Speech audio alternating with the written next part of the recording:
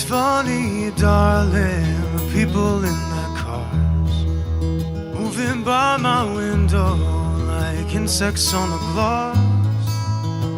Well, I don't care, I let the whole world go past.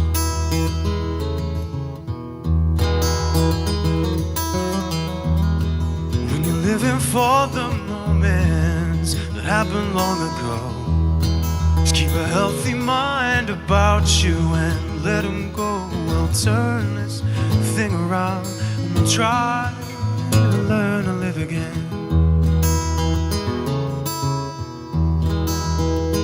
Well, you're alive, so make a living. Have you tried just forgiving recently? We'll go outside, your head is spinning while the birds are all singing peacefully.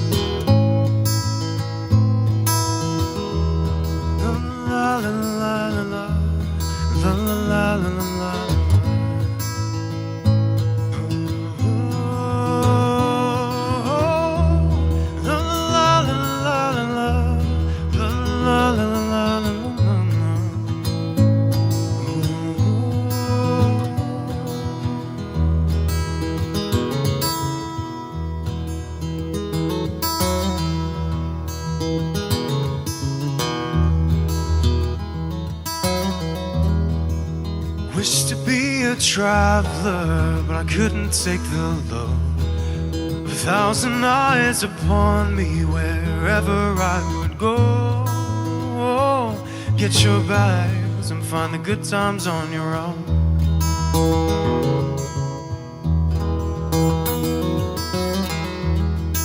Well, nature went out walking and left me all alone.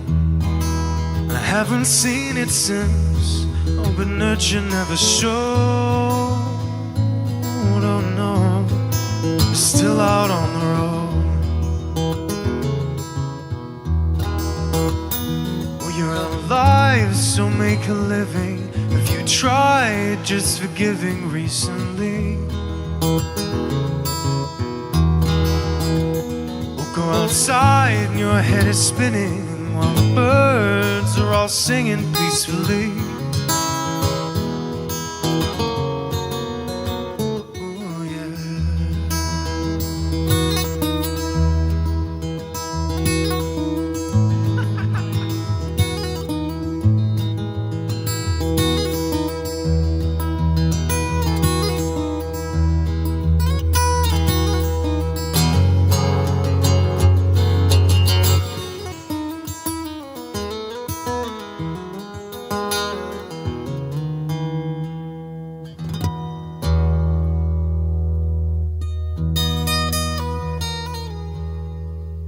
Thank you very much.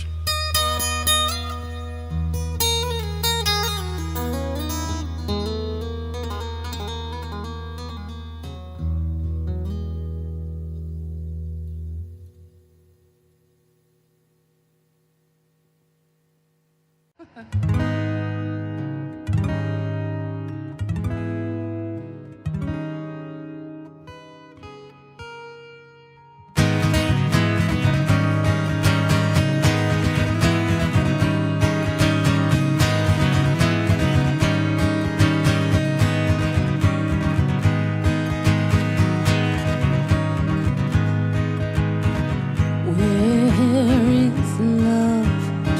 Kind you do not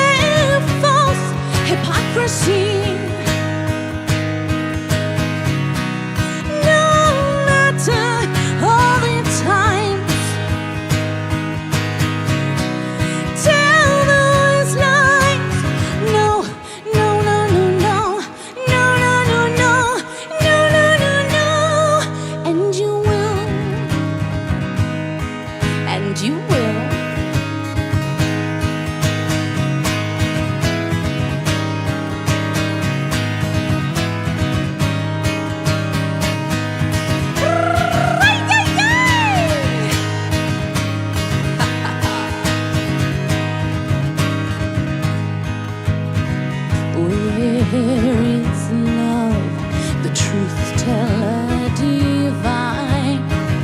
Look inside yourself, all this in good time, and you will.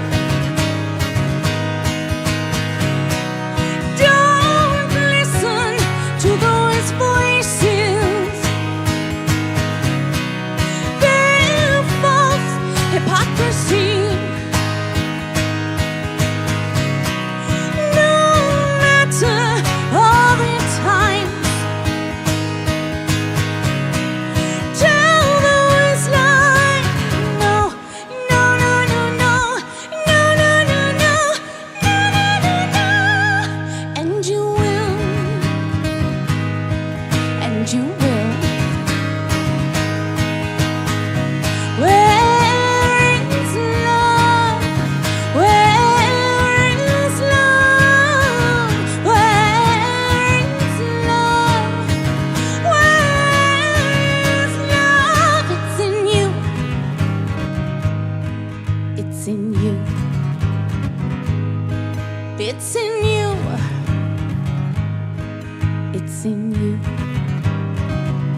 Love yourself. Thank you.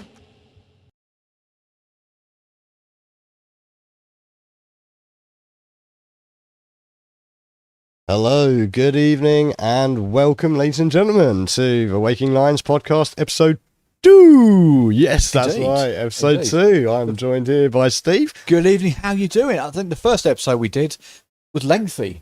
5 hours, 23 minutes, I I think I did about 22 minutes of it. Yeah, yeah, well, actually, more than that, actually. It turned out, I think it was like an hour odd, I think it I was. think. That was An hour and a that was half. a bizarre day. Yeah, it was rather interesting, wasn't it? And a lot has happened related to that since, to be honest, which Absolutely. obviously we will be going into. But just slide down just a little bit there. Your head's Oh, popping not off the slide. camera there. I'm You too- got to get more I comfortable. do that, See, so you know? I look really fat. Yeah.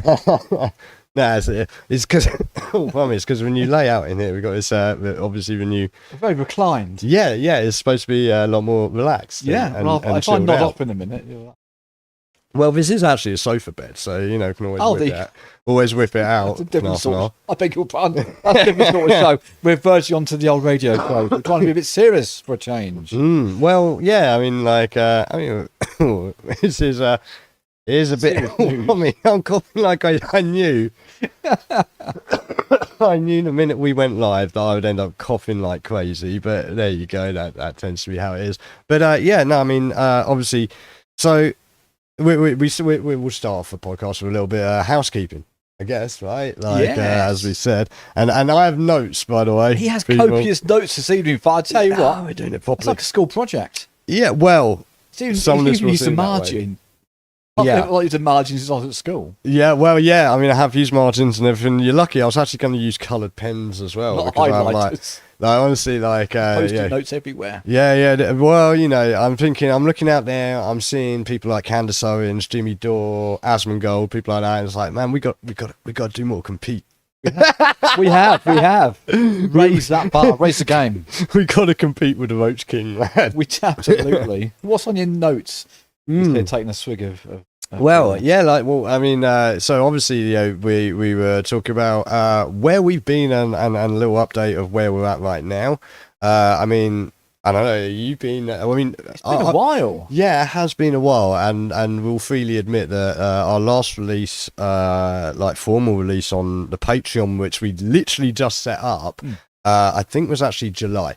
I think you're right. And it was Jacob and Harvey, who Yes. you would have heard in the pre-roll there. And Very good. yeah, Seems fantastic. ages ago now that gig. It does indeed. That was New Music for Life 2025, the Relay for Life, or Lisgard Relay for Life, raising money for Cancer Research UK, and that did phenomenally well. And I do have to check in with the ladies actually if like what the final value we've raised is this year. I think there 'Cause, might be a belated after show party, unless I've missed it. I think there was a rap party, but again, like this is I the think I've thing. missed it. Yeah, No! Yeah, we never seem to make the rap parties. But We don't get invited, that's why. No, we do get invited. It's Don't just that, remind like, it's life. Life just gets in the way, doesn't Life it? takes You know? over. It does. I'm It sure there's a does. film quote there somewhere. Because I mean, obviously, there's been for me partly like getting this done, like rebuilding the studio. But you've literally been rebuilding, haven't you? I've been rebuilding everything. Yeah. Yeah, no, I've been not building, but I gotta say the studio.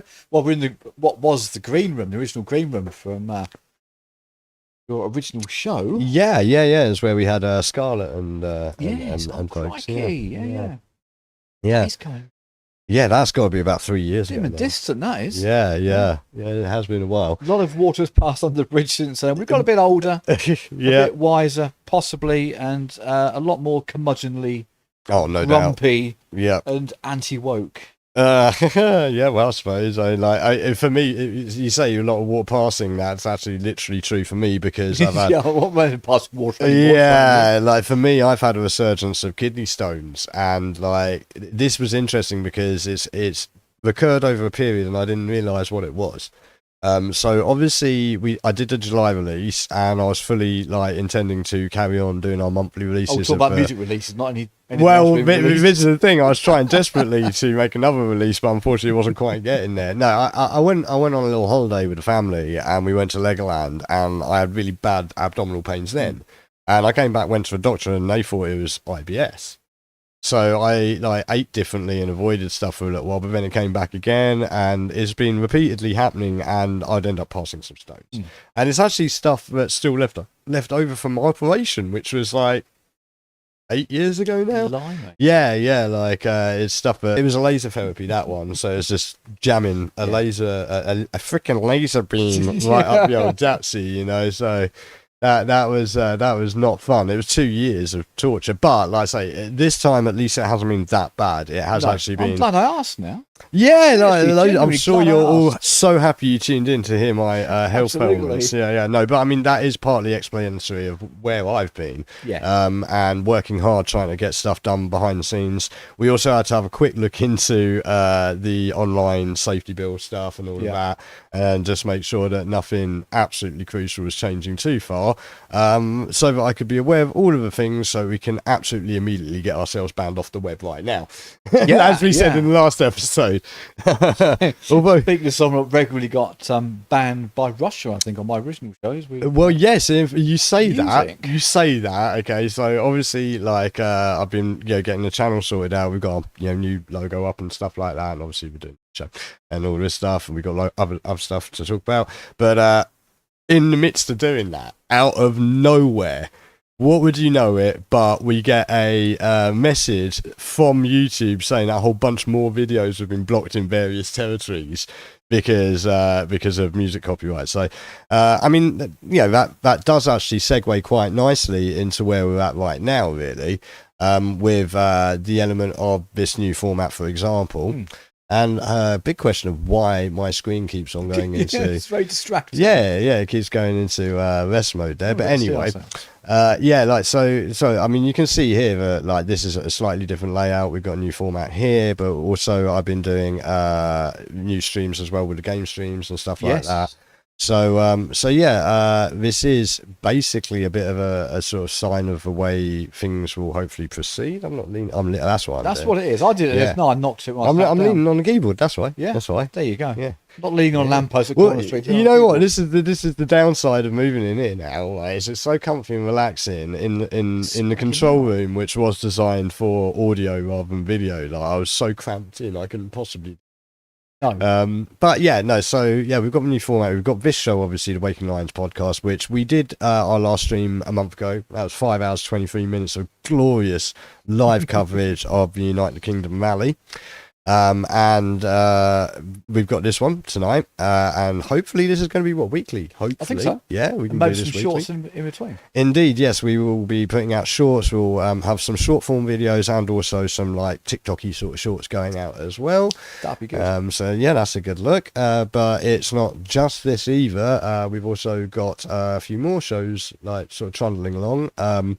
I mean, Out of Context was great, but your equipment took a dive, didn't my it? tech wasn't great. Yeah. I've got to say, I'm not going to sponsor the company anymore. CapCut, CapCut. Yeah. Oh gosh. Yeah. Well. Bizarre.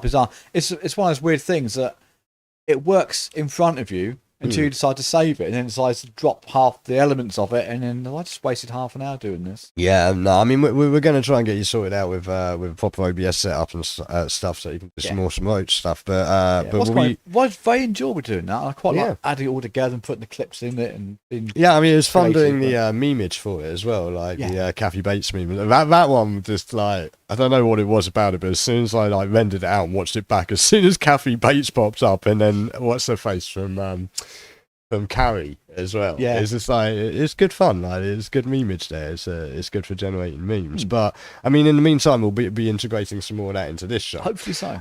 Yeah, absolutely. Because I will freely admit that like this show tonight is probably going to be a lot more sort of my drive over things with your input on it. But hopefully going forward, like, you'll be coming up with some more topics. Getting some bits and bobs over to me in the week that I'll then integrate into show for the media side of it. I think we're living in a time there's so much going on. Mm-hmm. And a lot of it you couldn't make up. A lot of it if we spoofed this a year ago, 2 years ago, no, don't be silly. Well, the thing is, we did. In a lot of cases, we did. A lot of people did. A lot of YouTubers, a lot of content creators did this. They spoofed it, and this is not what's going to happen. Yeah. I mean, vindication is a big thing for me at the moment. It's fantastic. But yeah, we will have a couple of other shows as well. Obviously, you've got the Pains Games stuff that I'm doing, where I play video games and talk about video game news and stuff like that. Yeah. I'm also going to have Monday Morning Joe, which will be a cross post between here on Fluid Vision and Pains Games, which is going to be sort of games to an extent, but actually more broad as well. I mean, again, like, looking at broader effects of cultural, pop culture decline, how culture is upstream from society, and if we lose our culture, what happens to our society, and looking at crazy clips, funny clips, anything that's sent in, what else. We also have movies as well. When I get around to watching I'm just into deep Netflix box sets at the moment. You get stuck into a loop, don't you? Think anything particular you've been watching recently? Because all sorts. So I think a lot of it, you sort of get stuck in a genre, don't you? Like American FBI stuff. There's so much of that sort of stuff all around the White House. I can totally relate. Marines or the Special Forces. Bit of light relief. Tulsa King with Sylvester Stallone. Still going with that. That sounds good. I should check that out. Really good. Third season now, really good. Only trouble is, because I'm really impatient. They're doing, like, back in the old days, one a week. You can't see now this is one of the problems with going like box set and then like not box set. But because I didn't watch the first 2 seasons, my son was raving about it. So I just caught up. We caught up on it over a weekend. We sort of binged the whole lot, which is really lazy thing to do. On the flip side, I mentioned this on Pro Out of Context. So you got the 2 biggest stars in the 80s and 90s, Sylvester Stallone and Arnold Schwarzenegger. Yeah, Stallone. You still understand a word he said. You've got a subtitle. Classic Stallone, though, isn't it? It is, and he's comical. The one that Arnie has done, FUBAR, which it pretty much does tally up with what FUBAR stands for. Yeah, it is so shit. Is it? But you've got to watch it. It's like a car crash. It gets worse and worse and worse and worse, and it's so unbelievable. That's a shame, really, because there's some great stuff on it. Yeah, like I think I might have mentioned this before. I think maybe we should do this on a film review at some point as well. There's a film that he did, and he plays a father who his family are in an air crash. Yeah, and like he goes along, and they basically like just try and fob him off and offer him like free flights and stuff like that, and he's not having it at all. And I actually thought like that film for me was one of the absolutely best performances he has ever put in his life. And like, I don't know of anyone talking about it or anything. No one who knows it exists. So it's like, okay, but I wish I could remember what it was called. I've got it upstairs. Like, Yeah. I actually recorded it, so on a VHS tape. Yeah. Wow. Well, It's like Blockbusters upstairs. Isn't it's got worse. I don't know. You haven't seen it recently, have you? It's been a while. No. We've got even more. We've got like another shelf put up, and also I will be getting a mantelpiece soon because we've got that.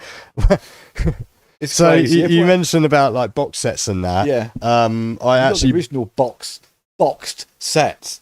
You wonder where the name comes from. I think. So I've been watching, and again, it's interesting actually because this is going to tie in again with what we'll be talking about in a little bit. But I've been watching. I'll start off with the first one. That's quite an obvious one. I actually got the complete series. All is it like? I can't remember. Is it 6 seasons or 9 seasons of Xena, the Warrior Princess, in a massive I chest? can't imagine why you were watching. It's got a massive chest. Yes, I've got a massive chest of Xena, the Warrior Princess, upstairs. But I wish Never I saw had the appeal that one myself. there. Oh, dear. Yeah, no, they're great series, really, really good, and even better in the aspect because Sam Raimi worked on that. Obviously, it's a Sam Raimi thing. Yeah. And watching it now, you can actually totally see if you watch that and Darkman, which was a film he made. Yeah. You can actually see his progression towards making Spider-Man. Yeah. And the first episode of Xena in particular, it's like you watch that and it's like, yeah, I can totally relate that this is how he got Spider-Man in the end. Again, this is going to be in our movies review and also TV because there's also TV reviews coming up. I've got one coming up on Star Trek. There's a new Star Trek series coming up. So I will probably have one of them coming up this week, hopefully, or next week. But yeah, oh yes, I digress. I knew that was coming. I had a feeling. How far are we in? I've already 25 minutes in. I've already managed to digress. We've got completely off topic. Or We 16 were doing minutes in. housekeeping, weren't we? And we sort of have linked in Yes. what we have been doing, Yes. what we are doing. Hopefully, put out of context, we'll come back. Yeah. Probably not from the bar because it's too cold out in the bar at the moment. Mm. There's no heating out. There's no power out there, to be fair. I've pulled the power from in there. Long story, but Like I say, you've literally been indoors. rebuilding stuff, like Yeah, actual it's all physically sorts of fun. rebuilding stuff. But it's the winter now. Yeah, gotta The winter hunk lot down is for the content, winter. it would seem. Well, yes, we'll get there. discontented Calm down. people. We'll get there. We'll get there. So where did we get to? So we've got shows so obviously this show, Power Context will hopefully be back soon. We've got more live shows I'm working on. I'm just finishing up Siren Songbird, and you will have heard her immediately She before we is started. Absolutely. Awesome. Chef's kiss. I mean, it says a lot. Any engineer you speak to, it says a lot in the quality of musician and the quality of instruments. Yeah. It literally was like that. I was saying to the good lady driver, like, just this is what I like, where you literally have to do very You can't little. improve it. You cannot Exactly. make There's it nothing any to do better. to improve it. Yeah. It's literally just like make sure the Anything levels you are do okay and off you detracts away go. from it. She's brilliant. Yeah. And we do have another little preview at the end of the show of another tune from her live show. That will be out, I think, to our Patreon this month. I think at the end of this month. Yeah. And then out a little bit later on YouTube after it's been there for our fantastic supporters for a little while. PG movies, PG TV. Any other shows that we've got coming up? I tell you, could do. See, on the PG thing, some horse race with PG tips. Tips, then, yes, wouldn't I it? did think about that. Yeah, I was thinking of trying to like do a monkey Sponsored logo by or a something monkey. like that. Yeah. Oh, we'll get Neil in for that. The That was Jason actually- Statham dressed up as a monkey. It's not a massive leap, to be fair, is it? Yeah, he doesn't really have to dress up He at all. doesn't Yeah, really. just come and do his usual stick. So we have got plenty of content now. Things are actually, it appears though, things are Working, up and isn't running. it? Yeah, Yeah, everything's some bit of wood, I working. think. Yeah, there's some wood Oh, here. there you go. You got some wood right next to Yeah, you there that's as what I well. can't turn around. Yeah, it does seem to be working. So that's a good look. Long may that continue. Yeah, obviously I've mentioned in there as well our Patreon and our Discord. So no obligation, but if you do like what we do and you do want access to some exclusive content that's on the way, now that we've got everything up and running properly, then do go check out our Patreon. Like I say, Siren Songbird will be exclusive to that for a little while first. Yeah. And you'll have other stuff that is purely exclusive to that, but it'll also give you access to our Discord server where you can chat with us directly and other people within the community which we're building, which does include some of the great musicians we work with, some of the great venues we work with, some of the great other people like traders, shops, all sorts of people. I mean, our network is wide and vast. It is expanding. It is expanding. Yes, ever expanding. So I've got to say, the Patreon subscription, Siren Songbird, is worth that alone. Yeah, absolutely. And like I say, it's only £2 a month. It's non-obligational. You can cancel at any time. So if you just want to watch that, you can you subscribe, watch it, unsubscribe, whatever the case. We're not like trying to pressure you or anything, but just it does actually cost money to do this stuff. I'll just remind people, like these cameras like cost money and stuff. But again, I'm not e-begging. But the thing is, it does actually help us. I mean, as you can see, if you've followed us for a long time, thank you very much. But there's an upgrade going on here. This is an evolution. Yeah, it's a lot higher quality than it was next door, and we hope to continue going in that direction. As you'll also see from the live video. The last two that have gone up, massive quantum leap in quality there. Yes. I've jumped up to a 1.85 to 1 ratio. I think what we need on also, as well as digression thing, is the text speak thing to come up on the screen. Yes, yeah. He does go into text speak occasionally. Yeah. Yes, yeah. But yeah, I mean, our output is evolving overall, and I say with this show as well, this is a little bit more of a slightly serious thing, but not totally serious. It can't be, because I'm here. It can't exactly, be and I'm here as well. So there's actually no way we can maintain that too long.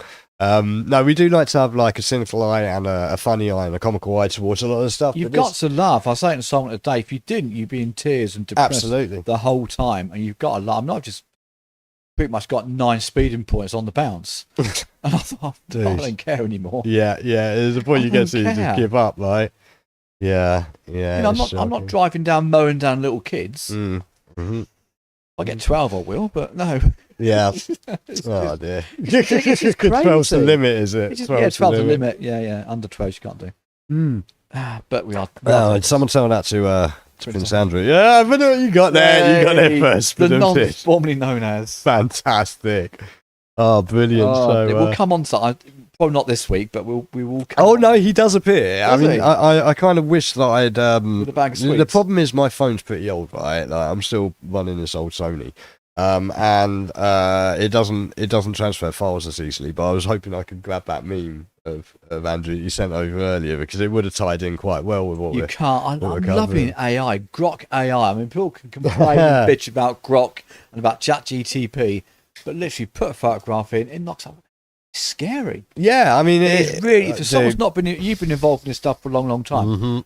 I've just sort of come into it as a really old fart, and you look at this stuff and.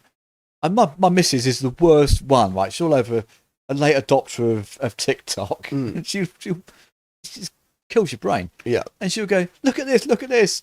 My son will go, that's AI. No. Yeah, seriously, a big fat woman falling through a floor McDonald's is AI. Yeah. That's not.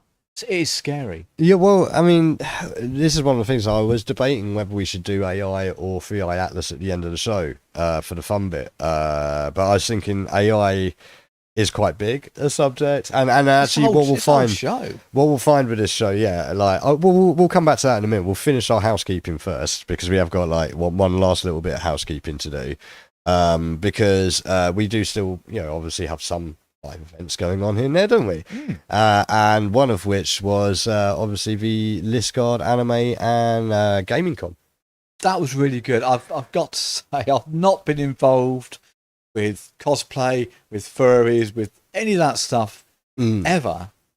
What a fun group of people! Yeah, absolutely. I was expecting. I was expecting the worst, but I wasn't expecting to enjoy it. I thought, here we go. This is a day I'm not going to get back. It was really fun. Yeah. Well, really fun, and they were so up for it, and they were so appreciative. Yeah, which is very rare. Slag off Liscard. Well, yeah, no, I mean, it's not to say it's everywhere. Like, again, I've said this many times, as like, wherever you go. Yeah. And thankfully, we do events for people like Liscard Relay that totally appreciate it. It's a lot of effort, especially for you with the tech. get electric shocks and That, yada yada. Yeah. All seems to rain. And then to do this event at the town hall for the Comic Con for the little shop. Yeah. And he was so Mystery Ninja. And that was him. Yeah. Not Little Shop. That's Yeah. someone different. Well, Little Shop was there, but it was for Mystery This is very Ninja. true. I don't even know what I'm doing anymore. Alzheimer's isn't good. Oh yeah, tell me about it. Yeah, it's can't it's remember. hereditary for me, man. Oh no. Unfortunately. But yeah, no. So we did that obviously in May, and this past, well, I think almost a fortnight ago, Mocky, which is a new coffee shop in Liskeard that we were talking hi to Jules, we were talking to him. He hosted the gala presentation of the Business Awards for the Traders Association here in Liskeard. And what would you know it, but the fantastic people at Mystery Ninja received the award for the best event put on in Liskeard 2025. Of course, Naturally. And why wouldn't they? I mean, of course, I'm saying that because naturally, blah, blah, blah. But this was a fantastic event. And, really was. all credit has to go down to Dell and the Mystery Ninja team and all of the affiliates and the people involved, their partners and everyone that was involved in this. Because there was an incredible amount of people turned out for this. A lot of work and effort in. Yeah, absolutely. And whoops, wrong one. There's a big queue out there. I thought, so that's a queue of people trying to get in. Yeah, no. It would have been. We'll come back to that. But yeah, obviously, this is some of our coverage of it, and it was absolutely rammed down there. Packed. And it didn't stop all day, really, did I it? didn't know what to expect. And for someone that's run events, I used to run antique fairs, similar sort of setups to this, big hall with tables set out. I could have only wished for half of the people that come to that. Even a quarter would have been quite good. It was non-stop. I think even Jules was. I think even Dell was surprised. Yeah, well, I mean, especially being in Liskeard and also with the sort of it was a sandwich between a few other ones. I think Plymouth had one at a fairly similar time as well. It was it had the potential to not go as successfully as it did. Obviously, Would have gone one way or the other, I think. But I mean, this is the thing that really was great about it: is the promotion was great, the community was great about it, the network around it was brilliant. Dell did fantastic, and the team did a fantastic job of bringing together so many traders. Yeah, because it's not easy. Leap It's of not faith, easy. I think, for the traders as well. Mm-hmm. And not just them, no, but there's also the Dungeons and Dragons people and the other rooms. There's if I skip through the video rooms, here, we've got so much stuff. I mean, this is just a trading hall here. The can't call it fancy dress. The cosplay competition. The cosplay competition, I yeah, get slapped for calling it fancy dress. yeah. Unfortunately, I didn't have a clue who any of these people were. Not in the trading hall, but doing the cosplay. So thankfully, they were telling me who they were. Yeah, I mean, we had. I recognise Spider-Man, I think. Yes. That is a fantastically comical part of the whole thing, The actually. bloke called Noah, he wasn't called Noah, he was called Dave or something. There's so many instances of that, and I strongly suggest anyone goes along and checks it out if it would even load. Unfortunately, And the really happy lady who come dressed up as somebody Star Wars. yes, yeah. Rodney Wolf being the smiliest person. Yeah, but unfortunately, of course, You've killed the system. Yeah, I know, that's typical of me, isn't it? I had it all working just fine, and then I just had to go and do something like that, didn't I? I come and sit down, and it all goes belly up. Well, not to worry though, because it's just my internet connection. But we do have the entire. Catch it on our yes, channel. you can get onto Phluid Vision here on YouTube, and you've got the full show coverage, and then little segments of it, like the retro gaming walk around, and we had some creation tips from the pros and stuff like that. Oh, here we go. Here's a bit of the. That was it. It worked quite well, the old green screen down there. I think the kids and the people that did the cosplay got a lot out of that. Oh, yeah. It definitely went down a real treat. And, all of the photos are available actually to check out on our website over on fluidrecords.co.uk. There was some really good cosplays. I've got to say, there was some really, really good stuff. There you go. Now I don't know that fat ball bloke is on there, but still don't know he came. Wait, wasn't that the same T-shirt? Wasn't that the Mandalorian? That was it. Yeah. Sorry. Oh wait, no, that was. I don't know any of these things. I just remembered who the Mandalorian actually was. But sorry, no, apologies. but yeah, no, as you can see, it was a great time was had by all, and they very much deserved that award. It definitely was. Totally. Such a great And event. for a new business to open in Liskeard, rather than to be closing hand over fist. Yes, well, this is our problem, really, isn't it? Is unfortunately we do have an awful lot of businesses that's closing down left, right, and centre. But obviously, hot off of the back of that, the beauty is that we can, happily say that it's back in 2026. He pretty much booked us the next day, didn't he? Yeah, it was pretty quick. Yeah. And of course, absolutely honoured to be involved with this in any way, shape, or form. And absolutely, of course, we will be back to help out this year as well. We'll have full coverage again. Hopefully, I'm hoping there's going to be a little bit of. I don't want to speak too soon or anything, but like a little bit of an expansion in it, like across the town a little bit, maybe. Yeah. Hopefully, we'll see. I don't know. But I think the potential's there. Hopefully, again with the upgrades and being used to the equipment, get a bit. Yeah, I mean, not the coverage was bad last time, but I think we can get even better coverage. I think we just sort of learned that the new cameras are a lot better. So we need to sort of work out on the audio side of it, but we shall leave the technicalities for another day. Yeah, indeed. So I mean, plenty to be looking forward to. 17th of May, 2026. There is a Facebook page for it. So go check that out. Soon comes round. Yes, well, I mean, that's not going to be far off from the next relay. Just thinking that. It's always bank holiday, isn't it? Yes, it always rains at bank holiday normally, as I recall. Yeah, well, the first year was great, actually, wasn't it? The first year was a dust bowl. I'm still cleaning stuff off from it. Goldfish bowl. Yeah, it's crazy. So that's, I think, pretty much. That's caught us up a good 12 months. Yeah. Good 12, 18 months. What we'll be doing, what we've been doing, where we've been, what we're up to.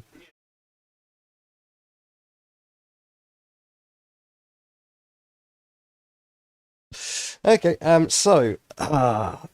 think that's all the housekeeping. The only other bit of housekeeping to do is say, please do like, share, follow and subscribe. Indeed.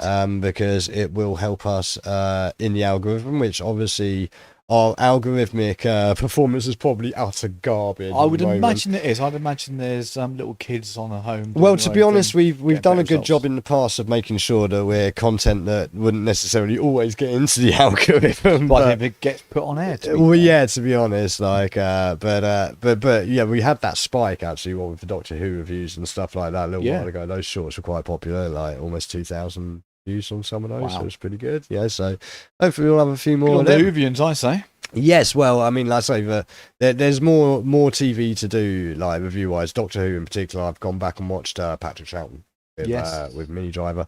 We're just about finishing. We're on the War Games right now, so I'll probably do a bit of a review of that in comparison to the review I did of Shooty Cat. They're pumping out these days. You need to watch my review of the Shooty Cat one, and I say that to all of you out there as well. Go check it out. It's on Phluid Vision and Planes Games on YouTube. Duggar Done, it's called. The show itself, I think, was like an hour long, but the review of it I did was like an hour and 16 minutes long because there's so much wrong with that thing.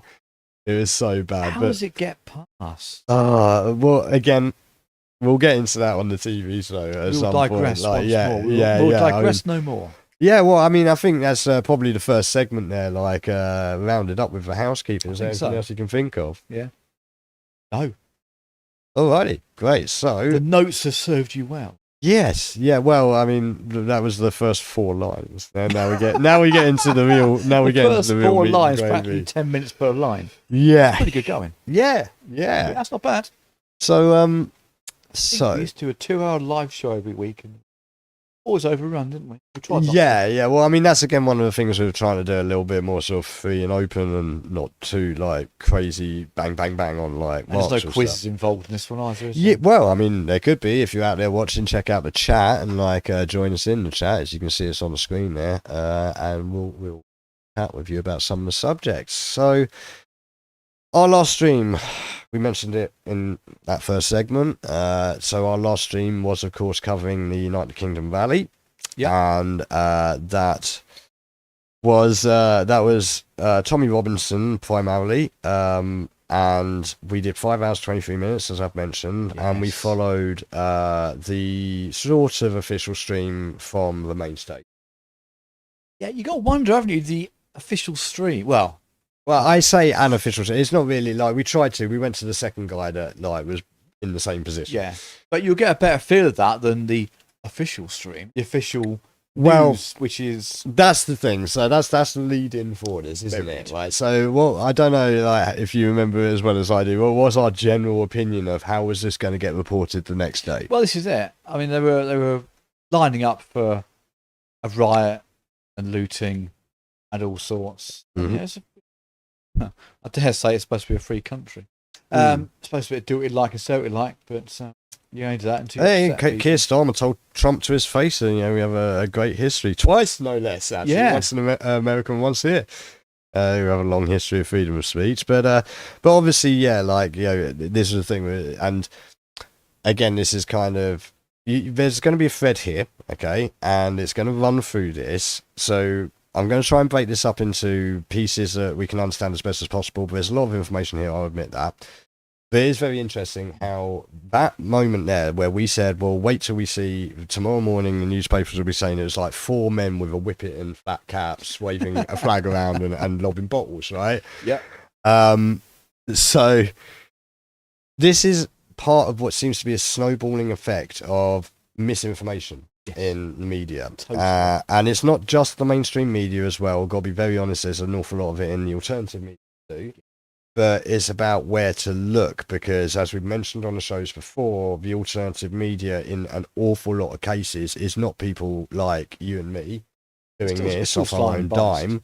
It's people who are funded by vast companies. Yeah. And it's all the same companies, as we proved with the Viacom and Pocket Watch, I think they were called, Robert Downey Jr.'s company, it's all the same old people and Nickelodeon. They're just now sponsoring people that look like they're in their bedrooms, for example. And Asmongold talks about this as all well. these like his basement Yeah, and warehouse with basements full of like warehouses full of cubes, Yeah. basically, where it Yeah. looks like people are streaming from home. So this had me thinking straight away. Right, we're going to see a massive fog of war descend over this. And as you say, well, I tell you what, let's just go to it and just go to it straight in, right? We watched this live, didn't we? Yes. And the only trouble we saw was very small, and it was largely caused by the small groups of Antifa. Right? And we were specifically following AY audits, who I had mentioned before. In fact, we referred to in that previous video. I encourage you to go check it out. It's on the YouTube. Where we covered the previous footage from the previous protests in Canary Wharf, where the police decided to pepper spray an OAP, right, and a young child. That was it. Yes, yeah. So AY's done an awful lot of investigative reporting and whatnot. So we watched all this thing, and sure enough, the next day, this is what we wake up to. Now, also, obviously, some of this information, right, we're playing a bit of catch up here, yeah, because we've had a month off since this happened, but here we are watching an overhead view from The Guardian, right? With the independent reporting, what was that? 110,000 people. I don't know if you've ever been to Wembley. You ever been to Wembley? Yes. Or Twickenham? Yeah. You know how many people those stadiums hold, right? Yeah. 110,000 people, right, is like a WrestleMania event. Yeah. Like legit, right? Legit a WrestleMania event. There's enough people to fill a WrestleMania event just like in that quadrant there, right? Totally. You look at that, you do that wide zoom like you got on there at the moment. Yeah. That is just absolutely crazy, right? I mean, some had it down to 40,000, didn't they? Some were really downplaying it, down to real low figures. Yeah. Some went ridiculous with it, and some were in the middle, and some were right. Yeah. So straight away, they're reporting there is a lot less people, and they go straight in with their far-right extremist stuff, innit? Yeah. Well, I mean, again, they were reporting about violence, right? And the violence aspect of it, again, when we were watching it, and obviously I carried on a lot longer after you as well, the violence, again, AY has a habit of being in the wrong place or the right place at the right time. Yeah. So he was kind of in the thick of that. And like I say, it was where a bunch of Antifa had been bussed in, and they were deliberately sort of bottlenecked in with... They wanted to wear the masks, funnily enough, onto their faces. Yeah, well, this is one of the things, is that these people do all seem to... Well, look, it's the same people over and over again a lot of the time. Rent a mob, isn't it, basically? Yes, yeah, we see the same people. I mean, some of them even have names, where... I wish I could remember, but like, there's Redhead is definitely one of them. Yeah. I think maybe Chicken Nose might be another one, and Ponytail's another one. Right. And these three people, at least every single time you see them, like whether it's in Falkirk or Epping or wherever, they're all there with their signs and their Antifa flags and all of that stuff. And again, look, there's funding on both sides, but one side might be a bit freer to admit where their funding's coming from than others sometimes. Oh, totally. Yeah, like, because there seems to be a complete resistance to admit that these people are funded by anyone and bust in, which they evidently are, especially if you watch these videos. Like I say, credit to people like AY Audits, Mystic Media, I think Monet Media maybe as well, BB Audits, other people like that, who are down on the ground actually giving you stuff that's actually real. And in a lot of cases, not trying to contribute too much themselves. That's iffy here and there. Like, I know AY can have a lot of talk, but he's there to talk to people, right? So, yeah, they immediately start leaning into that. And I will admit as well, I said it in the live stream, there was a lot of stuff there that I don't agree with, right? Like, they had Elon Musk come on and he made his big speech about, like, you fight or you'll die. Yeah, and I'm like, that's big, strong words and whatever from Elon, who's not a resident here, not a resident in America. Well, he's not legally a resident in America or anything, right? And he's a multi-billionaire, and it serves his interests to do certain things, right? But equally as well, they did have one guy up there who came on. Was he the New Zealand guy? And he started tearing up all the flags and stuff. Again, that's something that's like, even in the stream, I was like, oh, God, this isn't going to help your cause. I think the bit that I came out of must have been about 1:30, 2 o'clock. Like we both mentioned him, and I was going to go now. It was the back of the queue, and unfortunately, it's always bald-headed men with a St George's Cross flag or T-shirt carrying bags of beer. Well, do you not remember the scene that we watched where the guys waited the shop for all the beer, and I was like, this ain't going to end well. Exactly. Thing is, though, again, the reports, there's like 25 police officers attacked or something like that. And they said it's like literally a minuscule amount of people involved in any trouble. When you look at how many people were there, 110,000 people. They're going to deploy, let's say, at least 20,000 police. Yeah, more than that. Yeah. So what? Not even % of them. Not even that. No. Yeah, absolutely crazy. Percentage. And you tend to find, I think, with a lot of these things that violence breeds violence. So if you accidentally barge into somebody, it's not being in the pub, isn't it? If you bump into the wrong person, you can get smacked. Well, again, from even the footage that we both were online with, you saw where the police were pushing people back, and they smacked the guy. You remember that guy? One of them smacked a guy in the face with his truncheon for no reason other than he was standing in the way. Out of the way, you get done for obstruction. Absolutely, and did they react badly? No, they picked the guy up and shouted at the copper, but didn't attack him back or anything. And this is the thing. There's an awful lot of restraint going on there, and obviously we had played the videos from AY the week before at Epping where they went up and pepper sprayed and pulled that poor guy out of his car, and all sorts of other stuff. And obviously they arrested Sarah White when she went up the steps. She's been released because she did nothing wrong. So, and this again ties into one of the things that I was highlighting then and highlighting here, which leads into this, right, is that the reason people like AY are there and the reason so many people turned up, right, is because there's an inherent problem in this country. Yeah, people had enough. Yes, absolutely. Which is not over, putting it mildly. Yes, very much so. When you look at the number of people that turned out, people have had enough. And you look at the instances that led up to that situation, you can't turn around and say, this happened because Tommy Robinson brought together a bunch of former EDL thugs, right? Because their numbers would not match. No, and that's actually that's bigging up Tommy Robinson. Yeah. Yes, he's got a following, but if you put what used to be EDLs, BMPs, all the traditional ones together, you'd be lucky to get 20. Exactly, and I mean, this is just, as we showed on the live stream, this is people like me and you. These are middle-aged people, and in a lot of cases, a lot of people sort of quite well dressed for an afternoon in London. Like that one guy that we were looking at. Yeah, you remember, and he was all very, very well dressed and speaking very finely and well spoken. Turn up to anything that was supporting far right anything like that, EDL or BNP as it was, they just wouldn't. And you get to a point where even if they were going to be suggested as being part of it, I don't care anymore. Yes. I don't care if I'm flagged as being racist or far right or whatever. This is something this is what they're starting to notice, is that like that's how bad it's getting. Yes. Well, I mean, yeah, I mean, this is the thing, as you were saying, what we watched, what we saw, what we've witnessed, what we've seen amongst the community of people. These are normal people. These are normal people. Yes. And we mentioned it before, I keep coming back to it, is the Fight Club thing.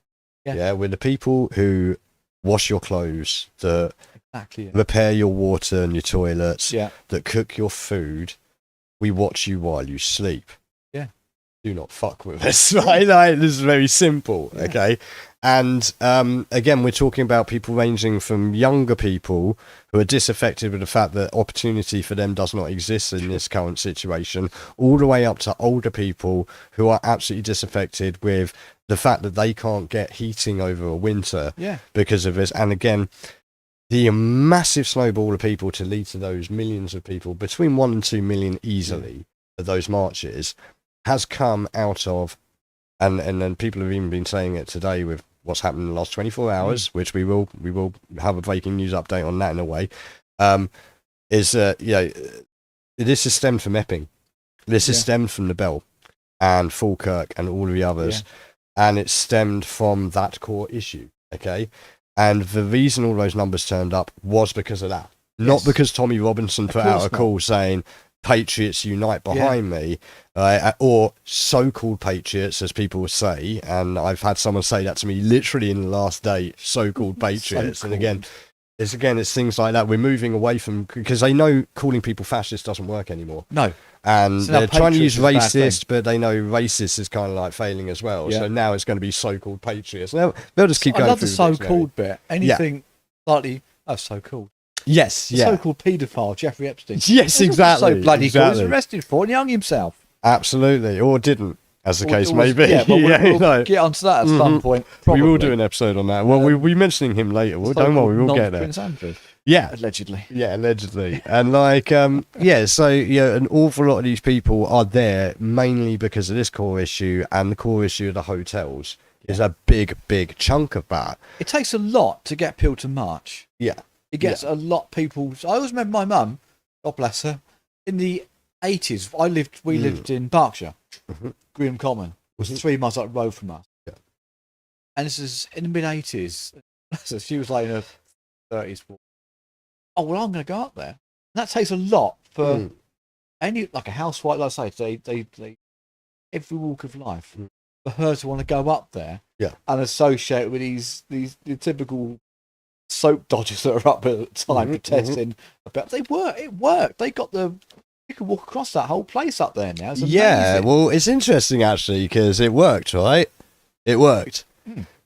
These days it ain't working quite. It ain't hitting the same, is it? There's more people doing this. There was probably a couple of thousand people up at Greenham at one point, and that was it. And there's still a few hangers on the years after.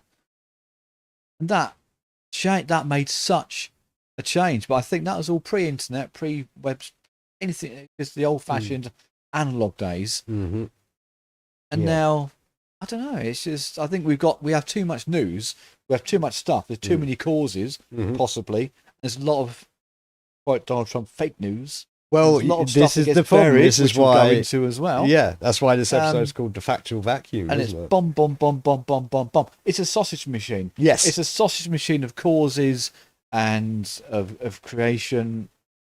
You can't jump on every bandwagon.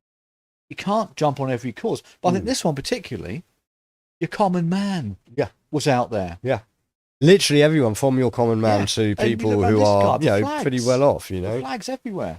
Yep. I mean, up. And this is the thing, like the like you say, the disinformation, the sausage factory of misinformation. It was very, very quick off the bat of that, because like we said, watch how the news reports it. The news reported it exactly as we suggested they would, and then we get this from Channel 4. Of a cultural revolution in Great Britain. They call themselves migrant hotel auditors, entering hotels providing accommodation to asylum seekers, harassing Even just residents. listen to the music, the scary music. Staff. It's like Barside. This Yes. is full And there's Barside. not all you can do about it. Because I wonder, There's our boy is AY. somebody just going to jump out of the bushes with a camera? All in the name of taking back Britain's borders. Who's jumping out of claiming bushes with a government camera? incompetence, but their aggressive tactics are criticised by police and extremism experts. I'm a citizen journalist. Creating a narrative that asylum seekers are part of a government conspiracy. It is dangerous, yeah. Do you I wonder- regret it? Well, I don't even know I've done it. So They're amassing millions of views, some earning thousands each month. We've been tracking this lucrative new industry as it generates and cashes in on rage.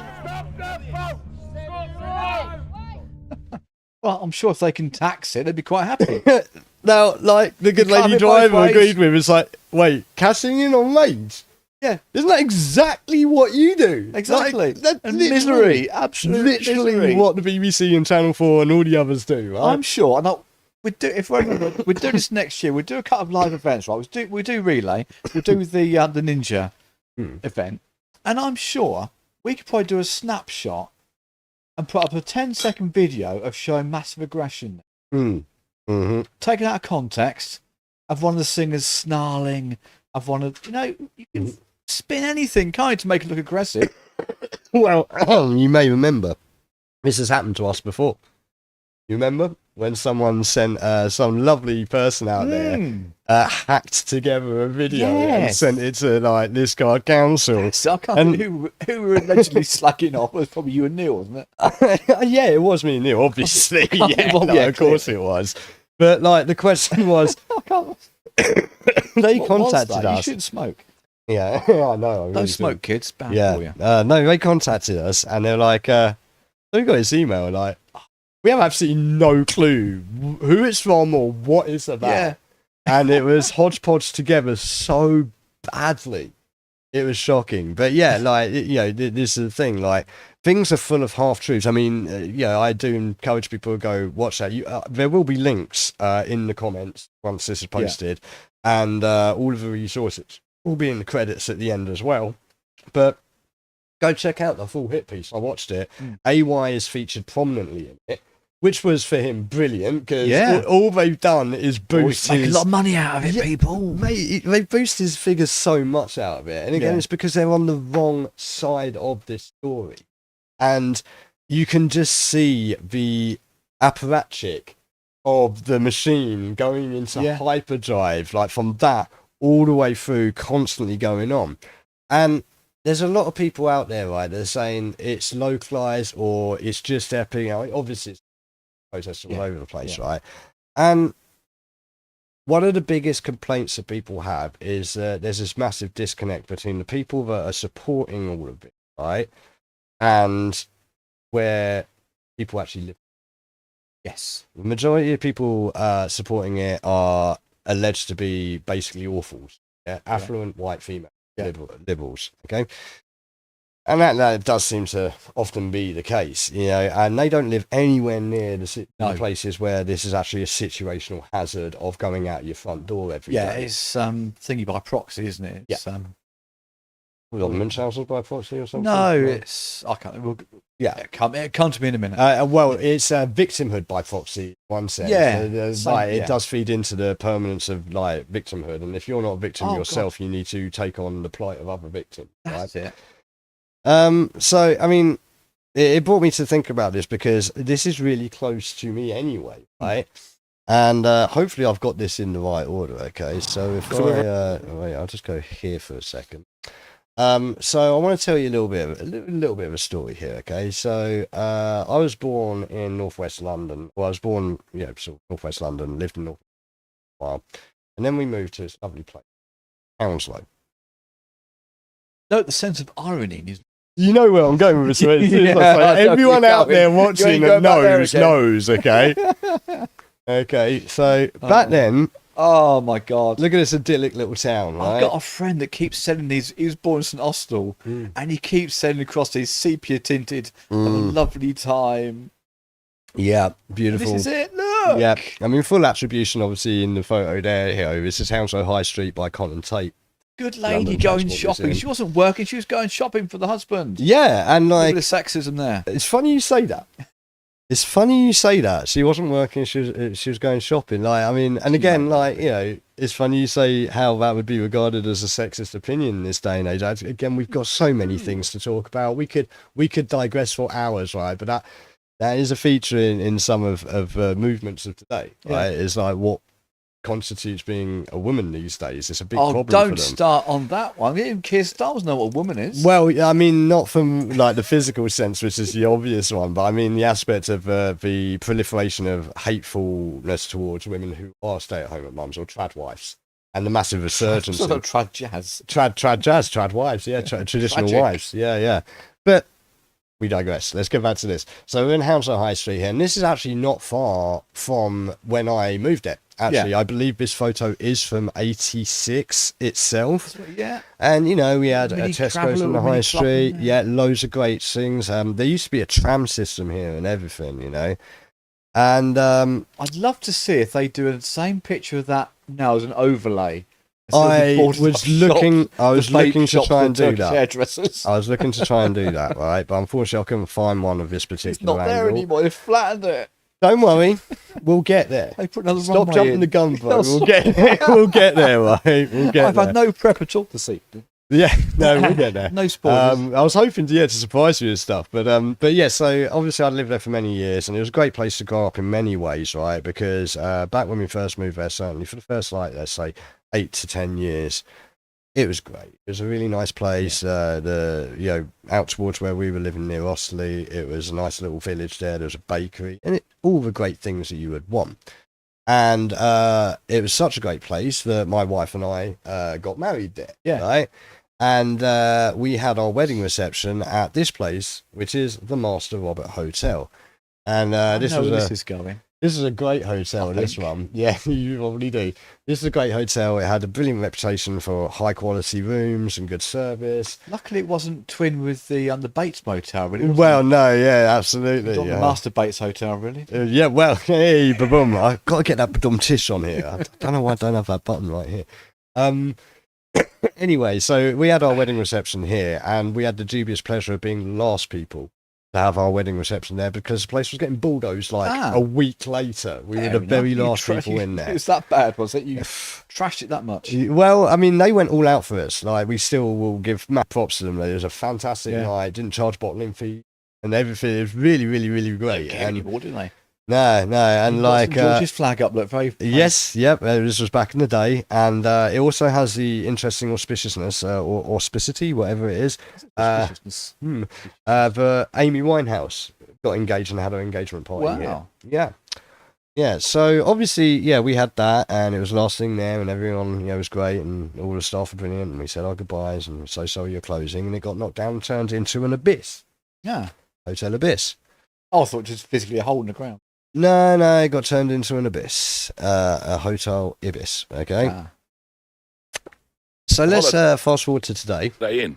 Back with our boy. Not sure if it's AY. house in the migrants though. Let me see if you can It recognise. is going where I thought it was going. Recognise this Have a car look, park? though. Well, they have no cars in the building.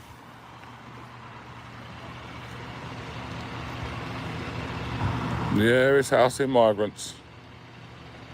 And they're coming and going at this time of the day. And just for clarity, right? So basically, what this video here is, we'll run this as a bit of B-roll for a minute, right? But let me put this down here. I know, Jukes. I've got to train him. We'll run this as a bit of B-roll, and I will explain to you what is going on here. So this is our boy AY that obviously we were following on the day, and Channel 4 gave all those extra views to. Well done, Channel 4. Channel 4, well done. And you wouldn't believe it. Again, this is like a couple of weeks ago, a few weeks ago. This is August, not long after. No, sorry, this is September, not long after the March. Okay, literally, I think the week after the March. And that coach you see there, he's been following. Yeah. From none other than the Britannia Hotel. And we all know where the Britannia Hotel is, right? We've all heard of that place. That's Canary Wharf, where that woman got pepper sprayed by the police. Lovely. We're all keeping up with this. So he was up there, right? And they loaded up this bus with 26 migrants at 2 o'clock in the morning. Okay? and ship them out, every single one a male, They all are. in a sort of 20 to 40 category at the most. Draft dodging age. Yep, and this bus, I followed it. Live stream this was. Yeah. I followed them following it, to be more accurate. And it started off at the Britannia, and it zigzagged all over the place. Driver knew what was going on. He was trying to lose them. Because he Not knew. a chance in the coach. And again, like, I mean, this is totally legit, okay? This is 100% legit. At 2 in the morning, zigzagging around all over London trying to avoid letting them know where they're going, right? And he rocks up, first of all, right near my mother-in-law's gaff. Yeah. And drops a bunch of people, or a couple of people off at a hotel there. Hey, she's not housing migrants. No, but she's living near them now, you know? And then he drives off a bit longer and goes to a housing estate in Hammersmith. And drops a few off in a housing estate in Hammersmith. And it keeps going and rocks up here in Hounslow at what was the former Master Robert Hotel. And you can see the blues and twos are already on their way, right? Police escort going for And the funny thing is that they've turned up here in the amount of time that I've shown you here. You literally just got out of the car from the beginning of this clip so far, right? The guys inside have already called the cops and said that they've attacked someone. Yeah, I wonder if I can like jump ahead a little bit here so you can actually see that portion without me jumping beyond it, right? If I jump forward, here we go. He's like opening up the. I thought we found some migrants in there for a minute. And the other question is like, where's all the legit stuff? Like this is just It's like evidence bags. right. It's just bin bags. Yeah. But also, you've got to take into account that these guys, you'll see them in a minute as they come out to get them, they're all in brand new clothes. Oh, yeah. Right? One of them's got a backpack on. This one coming up here on the left in a Pretty minute. designer-ish gear, wasn't it? He's got a backpack on which has still got the tag on. How do I know whose sack is labels on them? Well, I don't know, it might be government issue. It's all the same. Yeah, It's all the same. Oh, just go to prison, you just get your bag with Yeah. stuff in it. It's all, here we go. This Yeah. boy here, right? He's still got his tag on. Yeah? Managed to get himself a pair of shoes. And as AY points out here, it's like, I ain't seen an awful lot of people with like families. I ain't No. seen no women or children. They're persecuted. These people are persecuted in their own country, and there's no safer country. It's funny you say that in this because, again, this is the thing with AY and the Channel 4 documentary, right? They make out that he's just going around harassing these people, which some people may interpret what he's doing as a bit of harassment. But actually, no, he's doing the job that someone like Roger Cook used to do. Oh, I remember Roger Cook. The Cook Report, right? Yeah. Absolutely. Yeah. He legit got death threats and like Oh, bricked in the head and beat stuff, up yeah? all sorts, didn't he? Yeah. So, I mean, unit, they weren't. these He's a people... massive old boy. Yeah, exactly. I mean, but even at that, like, I was reading, like, he did legit have, like, a serious head injury from someone. Someone legit tried to kill him. Mafia up in one point, or tried Yeah. or something. So, you know, I would say that to a large extent that's what he's doing. And if people are getting antagonised by the questions he's asking, you've got to ask why. Yeah. Because they're not unreasonable questions he's asking. And when he comes to these places, once they tell him to leave, he leaves and stays outside the properties. He's actually Quite right. super legit about the whole thing. He's not in their faces, he's just following them. But what Channel 4 don't... I think I might have showed you this. Is that guy that ran up to him and threw that coffee in his... Yeah, when he went up to one of the hotels up like Bradford or something like that. Dude just came out of nowhere, unprovoked, and just threw a cup of whatever the hell was in that cup in his face. They're not reporting that, are they? No. They're out of the blue with no provocation. One of these guys just came out of the hotel, launched himself at him, and the security's protecting the guy, not AY. And then the police came along, right? And he showed them footage and everything, and the police let the guy go. And this is just one of hundreds. Go back, everyone, please. I say massive shouts to AY, right? Like we're pushing him and a lot of the other people because people need to know. Look, check, boy in his Gucci hat. My boy in his Gucci hat, you know. You get me? I mean, dude, we're doing something wrong, right? We're doing something seriously wrong, right? I've done it for a few years. We should absolutely go What down the more do you beach wanna see, tonight, people? Yeah. pump us up a dinghy, Yeah. right? Pretend to Look, Slap a bit of blooming. slap a bit of tan on, right, and just float It on might down start to to fade a Dover, little bit, right, and we will be quids in. Yeah, Not today, Yeah? we're not, but we will. I'll be able one to go day. home. we're probably too old. Though. I'll be able to go home, Not mate. today, Yeah. not today. Don't worry. But like, look, and again, Don't how worry, we're not legit coming does in. this seem? Not today. How not legit? today. I mean, Another day again, I will come. Don't worry. Yeah. people will say Another day I'll come to visit, racismus, okay? bigoted, fascismus. Just not today. Okay, go There's ahead, the bikes. Look. because this is a problem. Right, I'm not that coming, hotel, Master Robert stood there for years. I know, It was I see named it, after yeah. a racehorse, There's all right, the winning the reps, all Grand the National, welcome service, right? all the reps and stuff. And like it was a bit Key of British objectives. culture, genuinely, that Yeah. place, right? You can even tell Ivy just by the Styles, look at the London, place. Heathrow East, Bulldozed for this, and the DW5, question that I have to 0BD, ask here as well, Byron Direct, the AY show. how long has this been planned? Yeah? How long has all of this You don't actually been just planned? suddenly happen that Well, you would think. this is the thing, because the Abyss in Hounslow, not that one, Yeah, there's another one, right? the whole of Hounslow's an abyss. Yeah, there's another one in Hounslow in the centre, right next to what used to be Safeways, near to the Indian Food Mart now, yeah? That's what a strange And- place now. Down. Yeah, and that one's full as well, right? And again, how many of those people do you see there are, families legit, not. or anyone that How looks many like kids legit? or women do you see None. on the boats? It's all blokes. Yeah. And I'm sure if we had the situation in this country where you're going to get conscripted if you're of a certain age, we'd all be fleeing. Well, I wouldn't. We're all too old. Mm. But my son would be fleeing. That's for sure.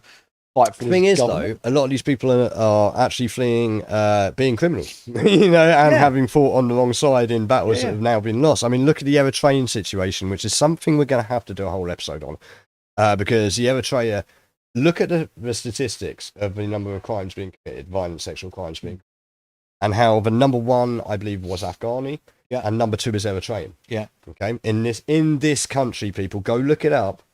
Figures are out there. Okay. These are facts, okay? You're not just pulling this out of my arse, right? And the Eritrean one, immediately, I've said from day one, watch how many Eritreans are going to turn up in this whole situation. Yeah. Because the Clinton Foundation have been all over Eritrea. Do some research on that. I might try and do an episode on it to try and link people into that. But the Clintons and Hillary in particular, when she was Secretary of State even, yeah?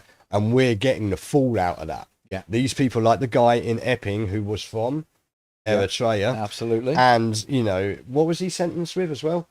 Sod all, right? Yes. Absolutely ridiculous sentence, So, we're bringing all these lot in, right? Well, I've got to say, I was saying to someone the other day, I think all the lady folk of these countries are probably breathing a sigh of relief now. You would think, right? Because they're safe. They're better to walk the streets unmolested. You would think. Well, it's funny you say that, right? Because what do you think the end result of such a cultural enrichment of the area I grew up in, and that idyllic, beautiful Hounslow High Street I showed you earlier? Well, literally 2 days after AY, check this out. And pronounce those hello. credentials for sufficient. Wrong one. Let's Turns go out, back. So we've arrived at another location. Hold on. It'll be there somewhere. It will be. That's a good job. Hold on. turns out harassing there we go. women has become a common theme. Do me a favour, mate. Seriously. Mate, pack it in, mate. This is our country now, mate. No, it isn't. Yeah, it is. I'm sorry, it is. Look around. Look around, you idiot. Look around. Just Hounslow High Street. No, everywhere. Remember, these Only are in the Hounslow, people who mate. shit I mean, to be lives fair, insist are Hounslow, British a or place even like English Slough simply have because been they were born here, while that they sort of way for literally claim. quite a few years now, haven't they? So this is the thing, and again, God bless my mum and my dad and my family. I've told them for years that this is the way Hounslow's been going, and because they don't see, they don't experience it, they think they didn't. I mean, look, I was going to try and play a video that I'd found a while back, and it was a video of a guy driving around Hounslow before. Yeah. Okay, and my mum, I showed it to her, and she was like, "It's fake."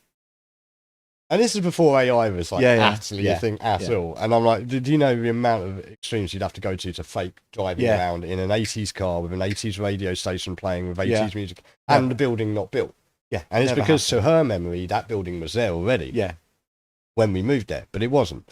So, a lot of people can have false memories and stuff like that. But then you also get the aspect of, even if you are shown the truth, it's like what we were saying a while ago about the moon landing, right? Yeah. Is that even if people literally showed you the negatives with Stanley Kubrick standing there giving stage direction, people have admitted in questioning that they would just don't care. I still believe it happened because it was that big an influence. But yeah, no, I mean, it had been going on for ages. I have multiple friends who have been in scuffles. I've had several people in my group of friends who've been stabbed. I've seen stabbings myself. This is one of the reasons I got out of there. And this right here is the reason I got out of there. This right here is colonisation of the country on behalf of their native ethnicity and explicitly assert that they're not English. And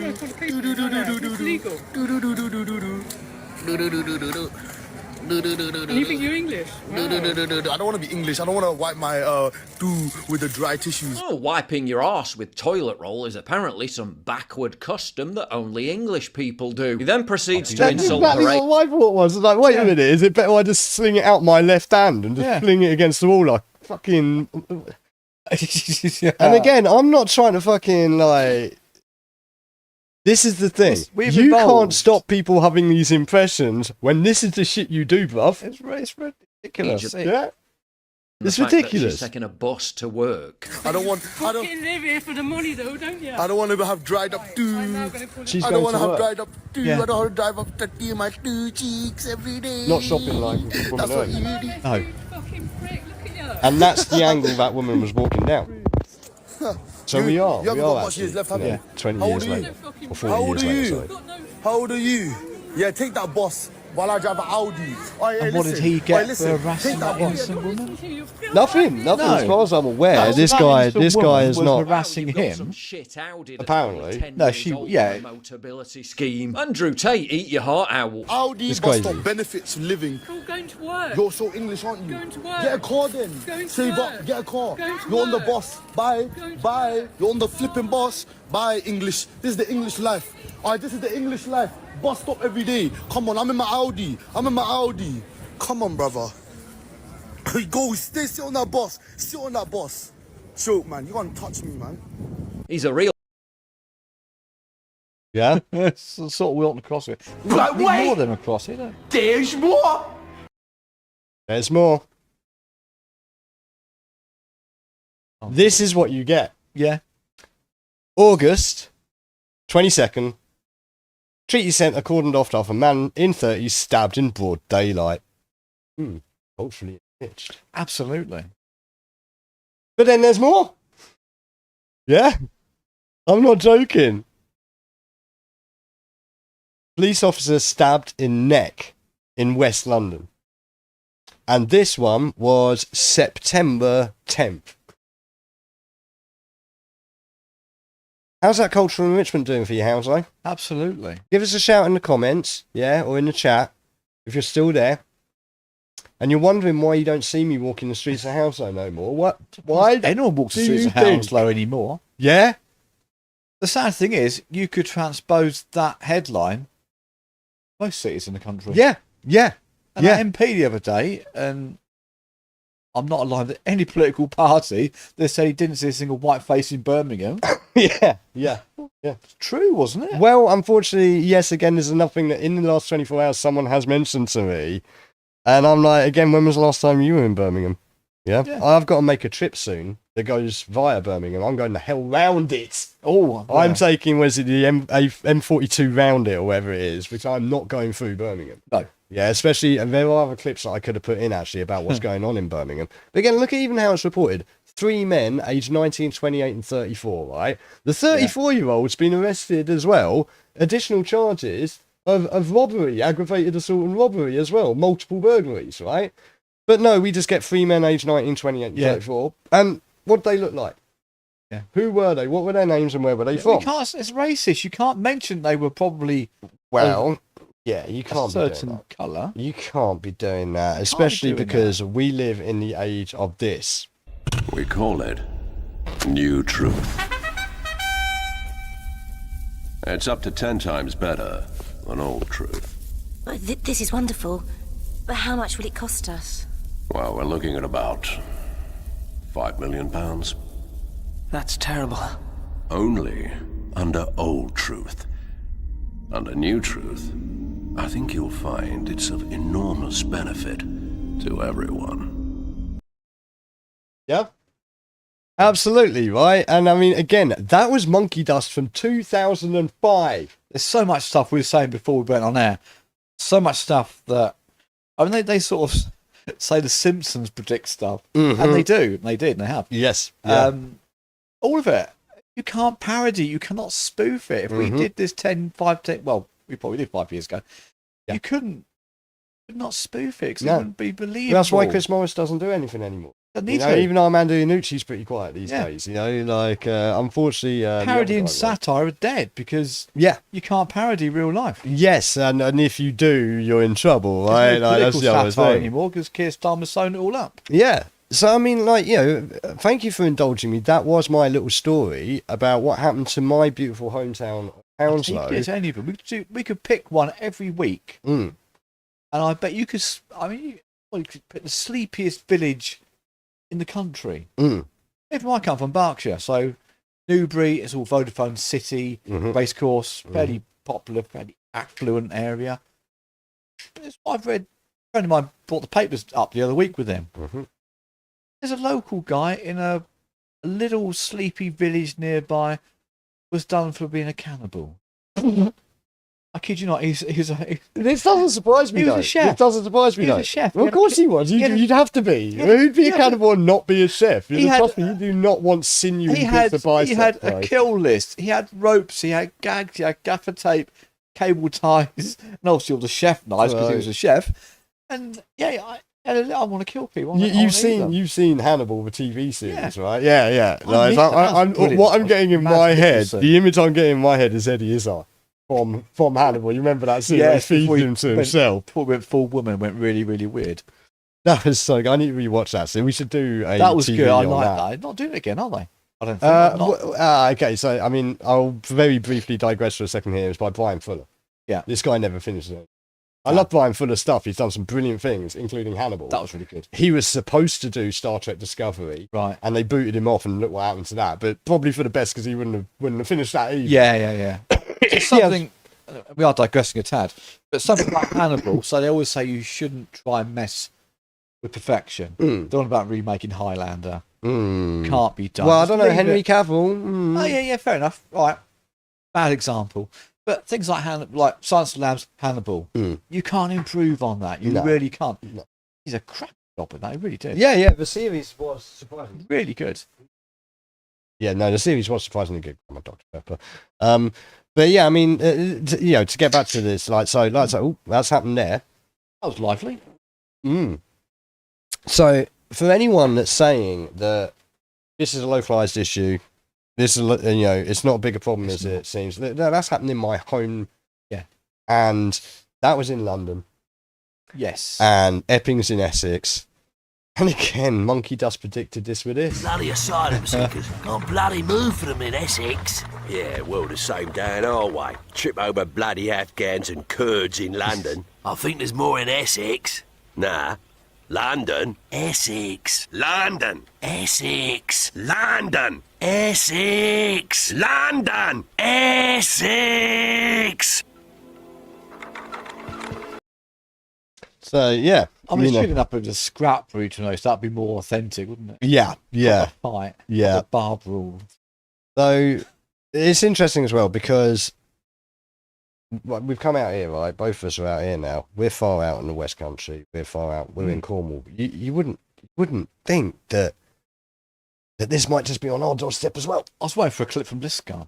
Saying that, I should have brought I need to do the paper reviews. I used to do them on the other shows, not the paper reviews. The crime page. The crime page, some of the stuff. That is a whole show. What is it? And I'm digressing. I know tremendously. Having sex with animals down. I know around the country, not a week goes past where Dave of No Fixed Abode has been caught in for a grudge with a hamster. Oh, mate. Or extreme porn with dogs. Yeah, that's only the light side. I know it's we should start doing. Bring it next week. We'll do a segment next week. I know it's the countryside, and there is a lot. I'll say it's not worse. There's no worse than that going on, is there? I mean, honestly, I don't know. It can always get worse, man. Well, it can always get worse, you know. That is pretty low, though. It is. But I mean, you should do that. Like next week, bring some papers. Let's do a paper segment. I might stick to the sort of schedule time. But you look at those papers, and it never fails to amaze me. And some of them, not even funny. Some used to be reasonably funny. There's one guy I remember. I did on the show. They had a diary of all his shoplifting. On the 18th, he stole this from Boots. On the 19th, he went to H&M. On that, and he was like, I think I remember that one. Yeah. Bloke had like leather jacket. It's funny you say that actually, because when I went to town, several traders were telling me that they'd had him in the shop, like the Spa and John and people like that. That's amusing, but I'm sorry, I'll draw a line at sex with domestic or farm animals. Yeah. But yeah, no, I mean, to the point here, like to round up, like the hotel segment of that, right? Because again, like I say, this all will thread together. So yeah, you wouldn't, it's happening in London, it's happening in Hounslow, it's happening in Epping. Happening here? I don't know if it is happening here. We have rumours abound. There are some auditors on their way to Cornwall. I know that one went to Newquay fairly recently. So there is apparently something going on in Newquay. But you may remember on the last podcast, mentioned the fact that Elliot House had applied for a full HMO status. Yeah. Now that was last reported in the press here in July-ish, I think it was, June, July. Nothing buried at all. Or sorry, June even, yeah. That's the thing. As far as I can see, there's been no report on the actual confirmation, which happened in early happy, August. Aren't they? Certain neighbours that we know very well. Yes, we already know at least one person who's had trouble there. And I was driving past it the other day, and I'm not saying this has already happened, but several of the windows on the front of it are already hanging off. But be aware. They have the status. They can do it. And it would make sense because obviously the Premier Inn, and again, not saying this is what happened, but the Premier Inn were offered to do that, which is why they did the whole shutting down of the pub and all of that initially.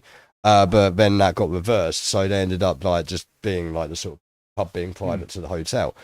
If that had been turned down with the sort of money that apparently is changing hands behind the scenes for this sort of stuff, I'm all for making money, but come on. Yeah, but you could understand why because again, we talked about the degradation of the town and everything, the difficulty in keeping a hotel open. Yeah, like so that's that, and obviously that's where most of the rally came from. Just clicked. And Musk just clicked. We simultaneously clicked. A simultaneous clickage. Hey, look at that.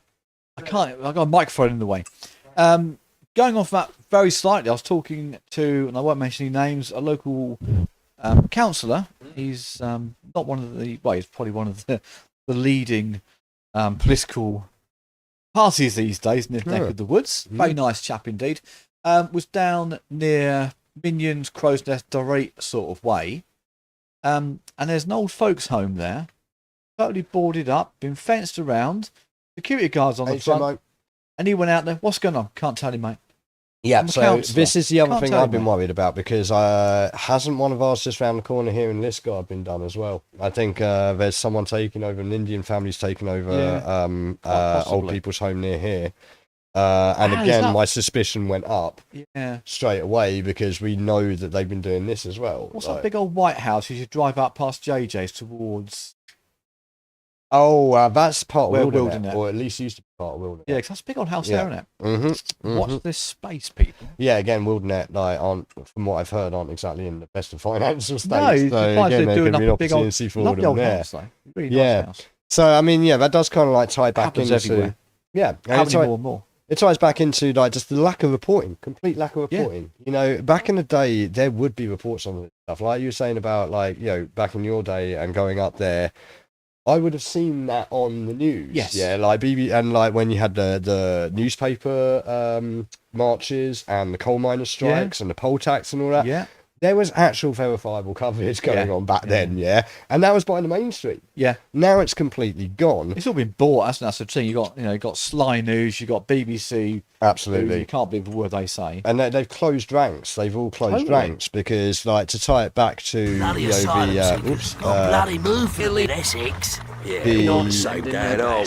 Trip over bloody Worth playing twice. Afghans and Kurds yeah, in we're London. playing twice. I think there's No, more to in tie it back Essex. to London, Essex. London, Essex, London, Essex, London, Essex.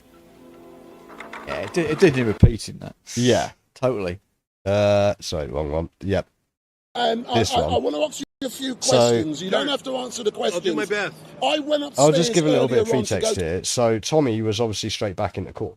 Yeah. Right, because they're trying to get him on terrorism charges, right? And again, where's the legit reporting on this? Now, on day one, this here is Ezra Levine. In case anyone doesn't know who he is, he's a Canadian independent reporter. Yeah, and he on day one was asked to to leave the court because he was live tweeting in the court, and the BBC took offence to it. Bless them. And of course, when the BBC came out at the end of day one, they started accosting this gentleman here, who is from Urban Scoop, broadcasting here on the Tommy Robinson channel. Yeah. He was accosting him as well, as if he wasn't proper journalism compared to them. Okay, wow. So Ezra went and spoke to the judge and showed him his credentials. And the judge looked at him and said, yeah, you're fine. Yeah. And you can actually go sit in the press gallery. Yeah. Day two, this is what happened. Toilet, and when I came out, I saw you being pulled out of court by a court official. Yeah. Can you tell me, did what I see, was that correct? Yeah, it was astonishing this morning, or a little earlier today.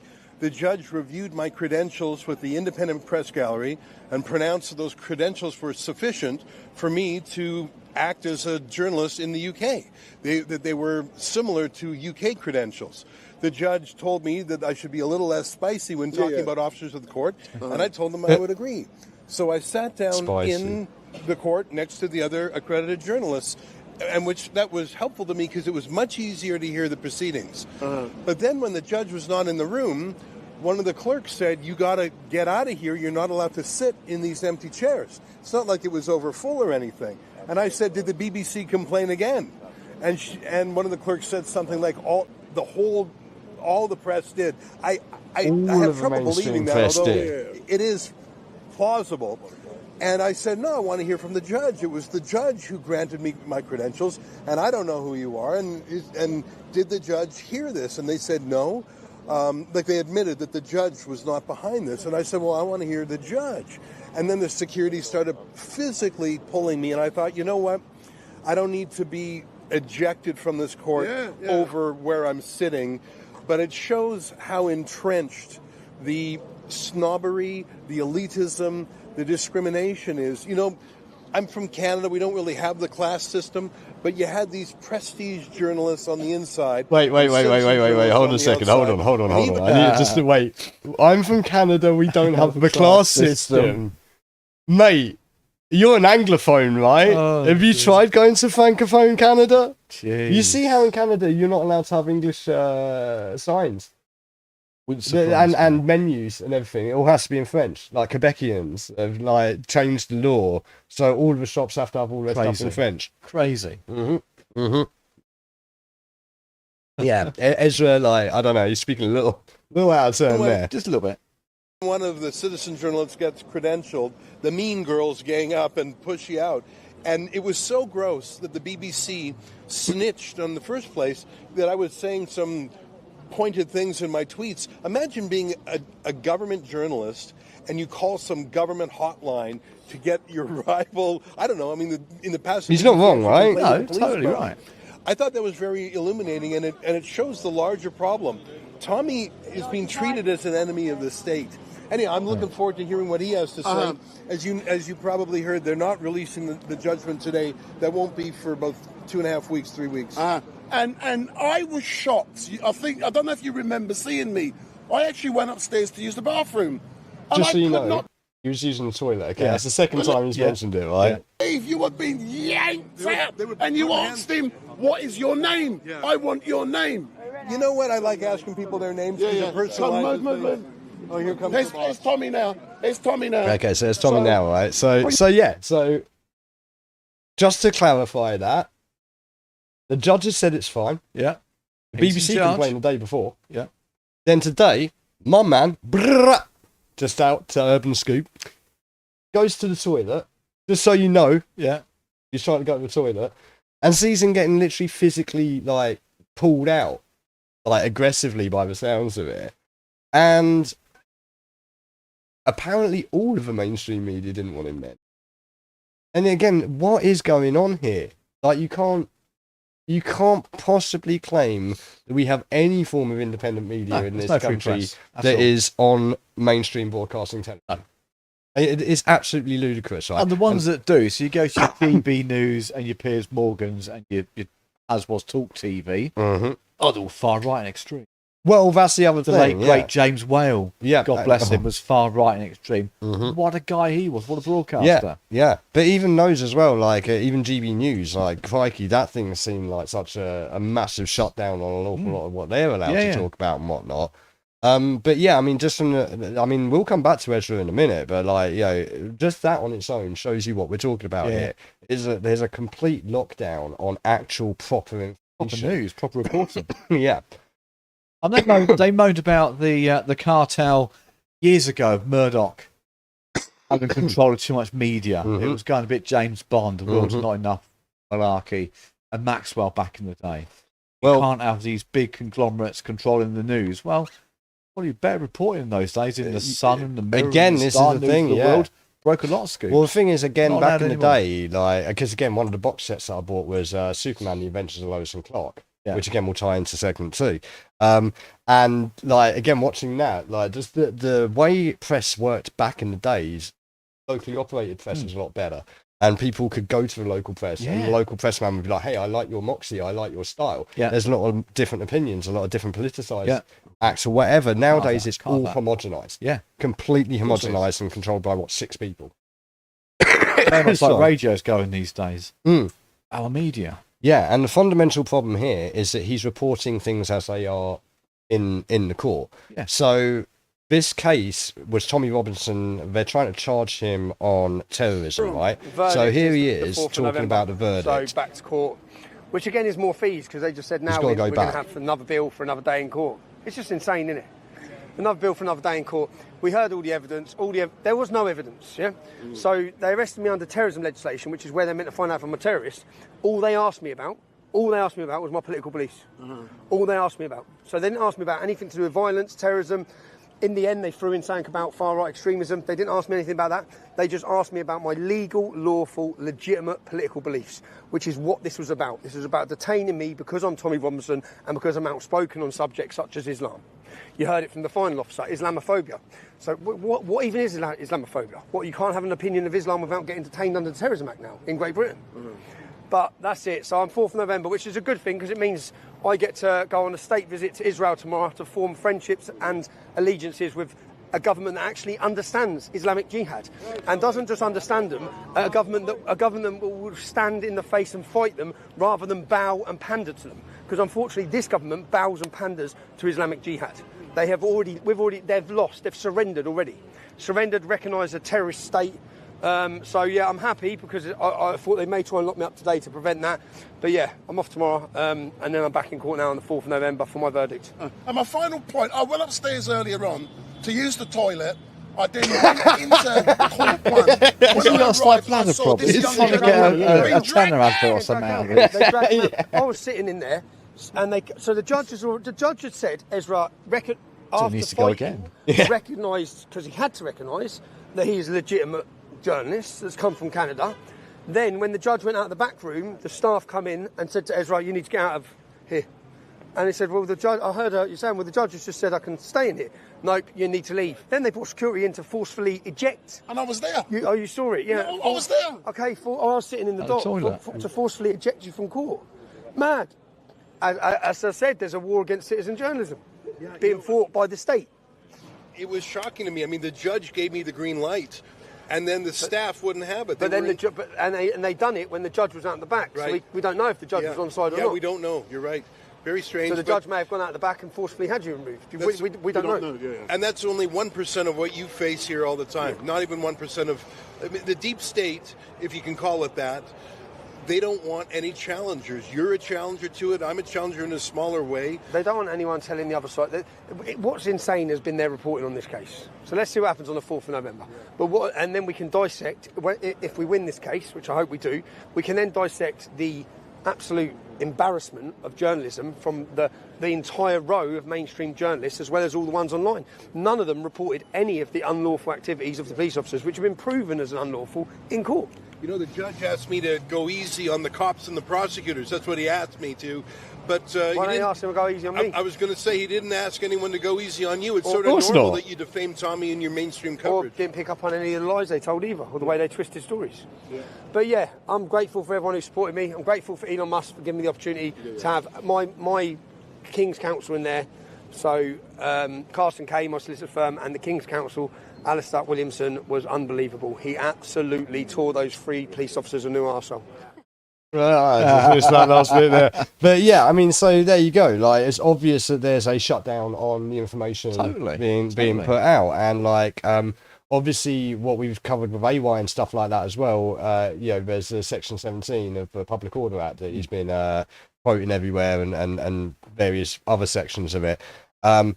I believe that we are on the cusp of a push against independent journalism. I was initially thinking that the government would go for a change in the Public Order Act. It may still come, but one thing I have heard, and I believe other people have reported, is that they're looking to change it so you have to be part of like the press affiliated press union in this country in order for them to regard you as being a real press person, which obviously would have horrendous implications, right? And again, furthers, if you're trying to hide the idea that you might be trying to be a totalitarian state, this ain't the way to do it, bro. Is it? And to be fair, these people that are doing this reporting, it comes back to that famous Groucho Marx quote, doesn't it? I don't want to be a member of any club that wants me as a member. Yeah, exactly. Yeah, that's absolutely true. I don't want to be a member of the press because I'm going to be tired with the same. Well, and again, that's what all of these people are there for. And like Ezra Levine and a lot of it, and we'll mention him again in a second, but a lot of people are in that position because they've left more mainstream media. You know, disillusioned with it, like a lot of them. Tucker Carlson. Yeah, perfect example right there. Yeah. You know, so it's coming. And what got me even more with that was like, when's he back in court? The other thing that gets me as well, all these court appearances, all this wasted court time, things like this, for things like investigations, we'll go off topic a little bit, inquiries, these long-winded 2-year inquiries. What the hell is that costing the country to do these inquiries? You know you cocked up, you know something. Hands up, went wrong, move on. Let's actually put this millions of pounds into something practical. What's it costing the state to attempt to prosecute Tom Robinson for being a terrorist? Well, again, that's part of the point as well, is that like as he stated there, and there's been some legal commentary from other lawyers and like his Casey's standpoint. You know, they're trying him on his political beliefs, not on any actual act of terrorism of any sort. So that's the only way they could arrest him was on terrorism. Yeah, and you can't arrest somebody for having contrary beliefs. Cross would all be in court. Well, that's the thing. They've arrested him under one premise, and they're trying him under another. Which, if this results in a prosecution, him going down, right? What does that mean for other people on the basis of political belief or religious belief or any other sort of social belief? You know, it's almost like the watermark of where this is going to go. And like I say, what bloody date have they chosen for him to go back to court? November 4th. So if he gets sent down, what's the next day? Yeah. Like, could you set this up any more? You couldn't, could you? They do these things with these key dates, don't they? Yeah. They really do. Yeah, it's mental. So I mean, and the thing is as well, is this is part of a dual-pronged attack that's going on. Like all of it, because there's a much bigger picture going on all the time, and you've always got to take a much higher level view of it, right? So over here, it's very much focused on the right. Yeah, it's all about these people being right-wing, fascist. Yeah, you know, because anyone like that is not left is now right. Of course they are. Yeah, it's basically that, like, everyone I don't like is literally Hitler. Yeah. And we're seeing that in droves right now. And some of the confusing aspect is they're still going, even though they know we know what they look like and what they're doing. It's really bizarre. But it is a two-pronged attack, because as much as this is happening over here on the right side of things, so like pushing against the right, in America, I think it's reflected as well with the left. Yes. Okay.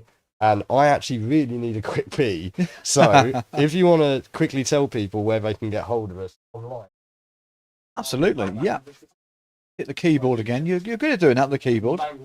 Yeah, no, definitely. And yeah, that's the one. I'm still there, just about. Yeah, so as ever, you can catch us on all the platforms. Basically, look at the end of here. You can watch, you can follow, you can subscribe, you can like. We are on YouTube at Phluid Vision. You can find us on Twitch at Phluid Vision. Oddly enough, we're over the place there. We are on Patreon. We know that we got with Phluid Records at Patreon.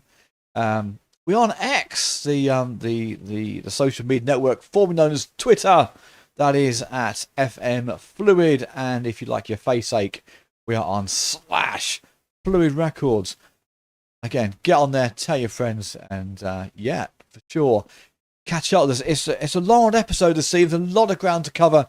Looking at Leo's notes, there is still a fair bit to go. Not quite sure if we'll get it all in before 9 o'clock. We'll give it a go, but yeah, certainly a lot to be going on with. Certainly the Tommy Robinson stuff almost smacks a bit of a Tom Cruise film, Minority Report. Remember that? You're getting put away for a crime you've yet to commit. Not quite sure when that started to happen and was made law in this country, but it seems to be happening, doesn't it? And I was saying about these court cases and these things like that. The money that is being wasted. There's not much money in the country as it is, and you find we tend to find lots of money for these things. But Leo is back now. He's I got out to teach me to drink freaking 4 pints of tea before going on here, right? It will indeed. Schoolboy area. Yeah, so we've covered the social media. I think we've done that bit of the trying to keep on track. How there was one tiny last little bit to that actually, which was the hold up, not that one. About twice. Mess with him. He's not gun everything. Yeah, no, we'll come back to him in a second. What I wanted to quickly was latest news. Okay, so again, with a lot of what we're covering here, stuff has been happening so quickly. Now, what I warned of in the podcast and what we warn of constantly, and again, let's try and make this a bit clear as well, because a lot of people obviously are going to be out there going, oh, they're just like Patriot movement far fighters. I am a proper centrist, right? And Elon actually even said it himself. There was one thing I agreed with, is that we need to get back to the logical centre and the rational centre. Yes. In any debate, right? We can't just keep pushing the Overton window further and further out, which is what I was saying, right? Because I said, if we had dealt with this back in when Blair came in, right? If we'd actually dealt with it then, swear in front of him. Yeah, we'll be back to him later. If we dealt with it when he came in the first time, this wouldn't be a problem now. Yeah. And many would argue if we didn't get involved with the EC or the or any of that, again, absolutely valid points, right? What's done is done. But we've said so many times, if you don't deal with it now, this is what's going to happen. And here we are last night in Dublin. Yeah. That's a police car on fire, bro. Yeah. It is kicked off. And it's kicked off spectacularly. And it wasn't just there. Southampton kicked off as well. And who do you think's supplying this footage right here? Exactly. It's AY. Yeah. AY's in Ireland. The boy does not stop, He right? doesn't, does he? But he's only going to report on stuff that's happening. So yeah, wasn't happening. Exactly. If it weren't happening, you wouldn't have anything to report on. And so this is what I meant. Yeah, it's come on, boys. If you don't deal with the matter, this is what is going to happen. And people have been saying it for so many years. No one's been paying a damn bit of attention, you know. And now we're here. Now we've got police cars burning in the street in Dublin. And this one was a situation, right, whereby the guy. Sitting in the dock. Next up, the sheep shoulder. The guy. This was a situation where it was again another immigrant hotel, and the migrant was had committed a horrendous crime. Okay, horrendous crime involving. Now, correct me if I'm wrong out there, people, but it was a 10-year-old girl involved. Right, surprised me. And he was supposed to be deported 6 months ago. But they let him stay. You know, and it's funny because Ezra Levine just happened to be there. Yeah. And they beat the crap out of him. He got beaten up, he got violently attacked, and didn't go down well. So, as I was saying, you know, this is what happens. This is what happens. So, like I was saying just before I went for pee, that's, it's all pushing against the right over here, but in America, you've got it pushing against the left. Yes. Okay? And where we can find a really good obvious sign of this is both in the push with the left and also the obfuscation of information and the drip feed of bad information, misinformation, all this.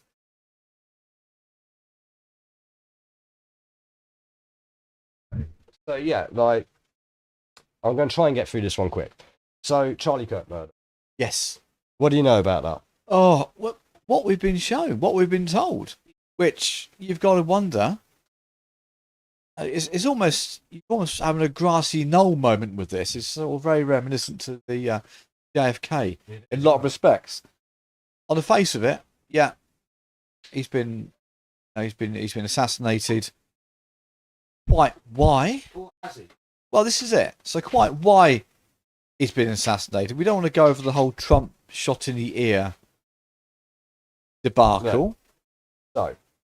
You just got to wonder about the sense, the logic and the brain cells of the US when the guy wasn't, I don't think, wasn't ever well known of till that happened over here. We didn't know about him, certainly. A lot of people didn't say that. I wouldn't say that. No. Again, this is one of the things as well, is that like there's a whole world out there that a lot of us have no interaction with at all. And it's always worth bearing that in mind. But in this particular case, right, he was huge with a whole swathe of people, and it seems to be this sort of like new Christian movement, conservative Christian movement, right? But it ties in again with our last podcast because there's a huge Charlie Kirk memorial right in the middle of it, right? Yeah.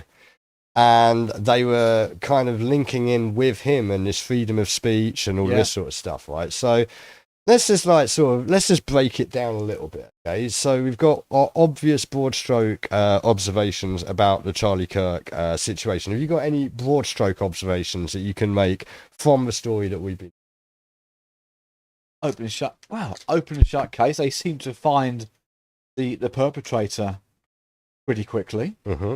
Seemed a bit too. If this was a drama or something on TV, a bit too neat. So I mean, essentially what we have is the incident occurred. Yeah, we had some CCTV footage, and they rebuild the crime scene about a day later. They decided to relay the paving slabs and move everything. Okay, well, let me refer to my notes. Okay. So, on my obvious broad stroke observations, we have a glow-in-the-dark state, as in Utah, which most people will know out there, especially Americans, is a glow-in-the-dark state. Absolutely massive connections to the intelligence services, and I think the Mormons. Yeah, massive Bible belt. Yes, absolutely huge.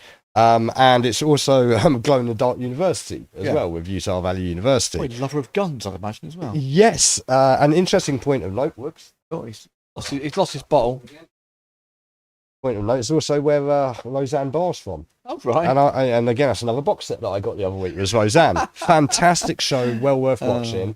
Also worth watching Roseanne's YouTube channel. Again, a lot of stuff I absolutely do not agree with, but then a lot of stuff... It's very divisive, I got to say. Yeah, absolutely. And again, this is one of the things, is that you can disagree with people, but still get good conversations out of them, right? And Roseanne has got an awful lot of stuff right. She's just misguided in some other areas, I would say, suggested. Yeah. But, so we've got a 30-06 round fired from a Mauser. Yeah. An old, supposedly World War II Mauser. The Kash Patel flies down to the rescue, and in 33 hours, there's that number again, solves the investigation, right? And you've got your Patsy Tyler Robinson, who supposedly handed himself in, and it's all tied up in a nice, neat little bow, except for the fact that there's a whole bunch of shit.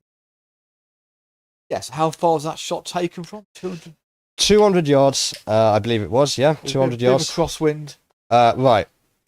So I'll just put this out there as well, and a lot of people have said this. Obviously, there's a huge amount of investigation. You're absolutely right to say that this is a JFK of our time.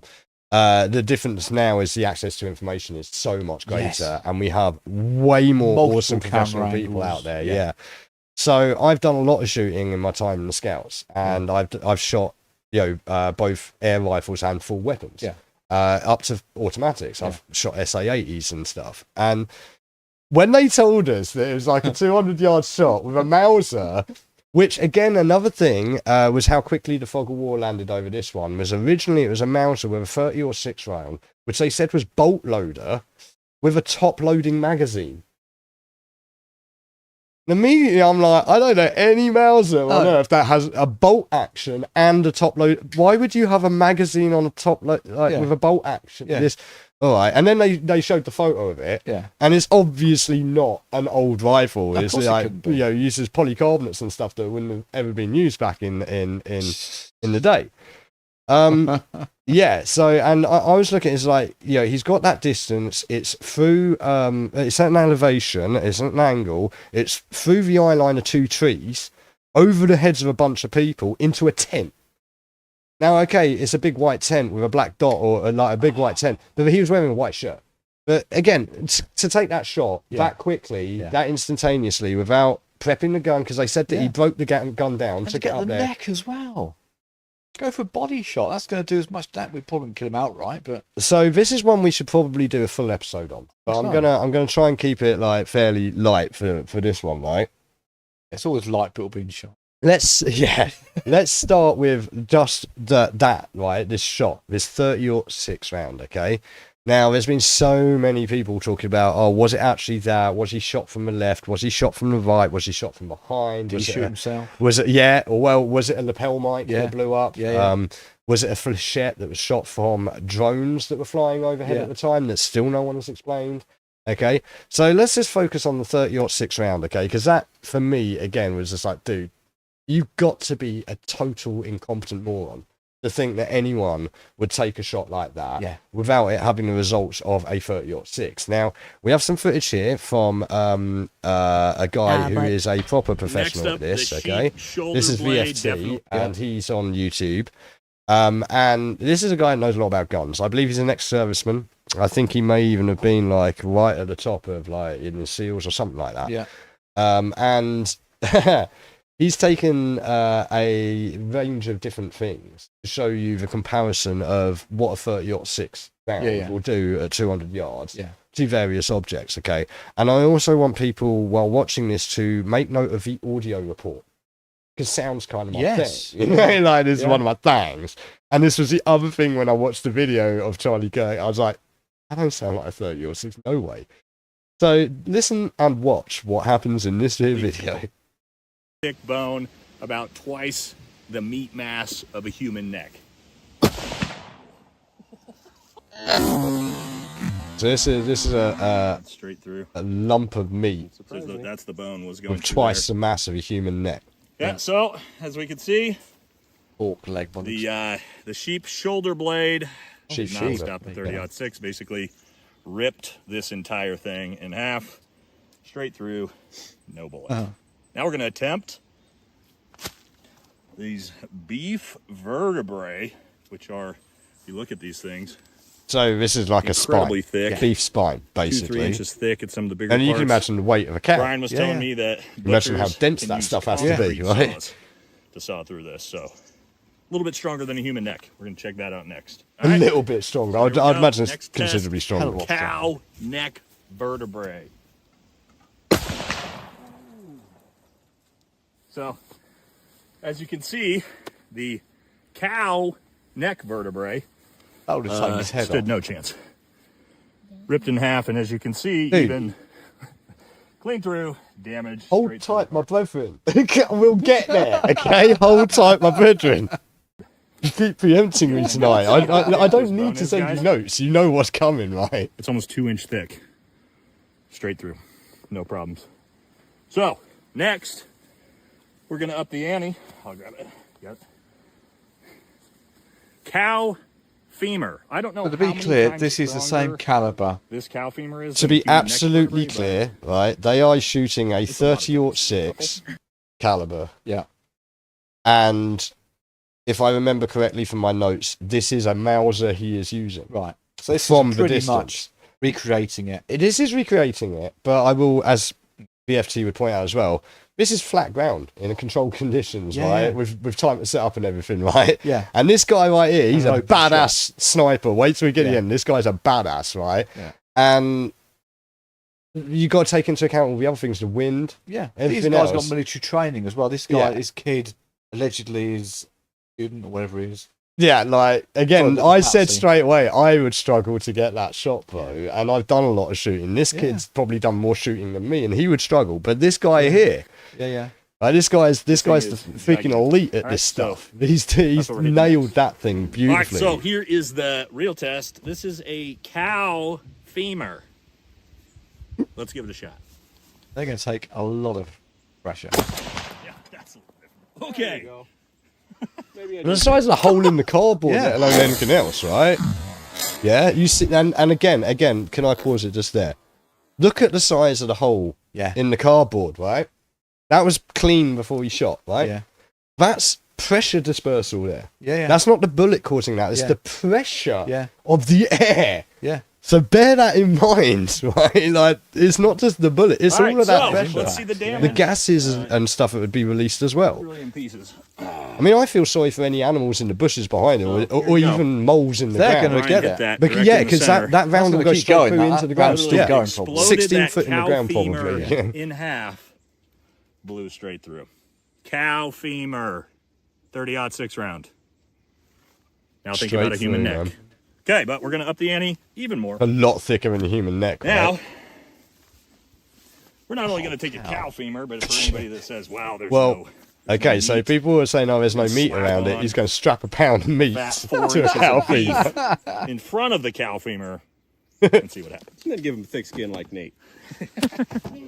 All right, last test on the meat. Again, cow femur, bunch of beef, thick tape, and then we're going to move up to the steel. All we really need to do is just hang up a dead pig, isn't it? Yeah, well, Same that's sort of body what- mass. yeah. These jobs like Mythbusters, things like that. Well, again, there's Everything exploded. wait for it. We'll All get right, there. let's check We'll it get out. there.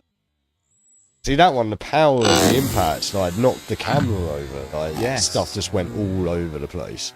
All right, so let's take a look at the crime scene. As you see, the entire thing exploded. supposed to believe that The camera gave got knocked little down, flew through this. Pen-sized as you nick can in his neck enough to... Well, exactly. This is the thing. I mean, not even take his head off. I mean, the JFK thing, the amount of brain that came out of him. yeah, and I mean, like, even smaller calibers, man. Even a 2.2 could do more damage potentially than this, depending if like it's a hollow tip or a flat nose or whatever. You know, you know.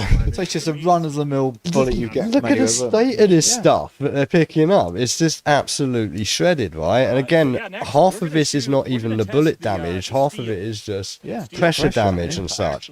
But if we want something really conclusive about the power of 30-06, this is going to be it here. Half-inch steel.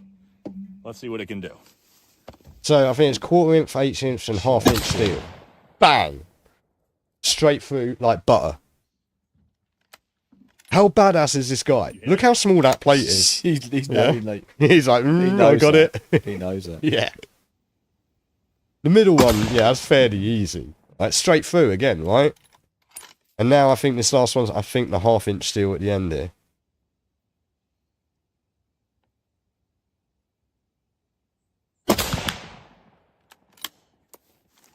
All right, so So it let's even check out what forces the 30-06 steel can do. back. Yeah, I mean, the 1/2 inch steel gave Yeah, a bit of pushback there, right? But, And thank God we you got know, an actual that ricocheted out. competition That shooter here to ricocheted hit out this the side. 2-inch by 2-inch plate from 100 yards. So I think, you know, from this, Clean through. I think you got a pretty, you clean through, right? You got a pretty definitive sort of scale here of Yeah. the sort of damage a 30-06 So nothing can do to behind him various was things. damaged at all. No. Potentially did actually blow. But, I mean, 1/2 inch thick steel, Yeah. people. And of course, the coroner's report, right? The coroner's report, man of steel. Guys. The bullet was stopped by. Do you know this? Did you hear the coroner's report? No. They said that the bullet was stopped by his bone. He got shot by 30-06 Yeah, which destroys in the front cows. through the throat. Yeah, destroys cows, and his bone stopped it, and the bullet fragmented and went down into his spine. Interesting. And again, anyone with the slightest modicum of physics knowledge Only knows that common that is sense, to be complete fair. bullshit. Okay, complete nonsense. Wasn't also one of the reports he had a bulletproof jacket and yes, it hit that and it ricocheted off. Which again, if you look at what they've just shown you there with the steel, a would not bulletproof happen. jacket should stop it, but he'd have been knocked off his feet anyway by the impact of it. Yeah, well, I mean, and also it wouldn't react. It wouldn't ricochet. It would compact. No, exactly. It'd be, if anything, it would have been Kevlar, and it would have compacted down, and you'd be able to recover it, right? So you've had all of them, right? But if you just want to put it, and also listen to the sound. Did you hear the sound of that thing? That's a big boomy pop. Yeah. And that's out in the open. That's not surrounded by buildings or in a amphitheatre. And if you listen to the original footage of Charlie Kirk, it's a pap. Yeah. Which is definitely not the same audio report at all. No way. It's like an air gun. Yes. Yeah. Well, I mean, again, there's a lot of theories on what, it could have been a camera gun, for example, which we know exists because there was that guy that it wasn't Sir, who was it? Which would make more sense, wouldn't it? If you got the press as far as we are away from your screen over there, 10 foot, 12 foot away. Well, there is suspicious footage of two cameramen, one of which looks as though he could be holding a camera gun. Dodgy signals behind as well. The guy. That too, yeah. I mean, we'll come to a little bit of that, but just to really seal the deal on this, we've seen what it does to 2-inch thick steel, half-inch thick steel, quarter-inch thick steel, eighth-inch thick steel. We've seen what it does to various bits of meat. Now we're going to have a look at a ballistics test dummy, which is a realistic test dummy. And this guy's loaded it up with a real skull and real sort of blood matter. Okay, got some density, hasn't it? Basically, as close as you can get. Yeah. Okay, and this is what it does to that. Coming up in just a second here. Okay, here we go.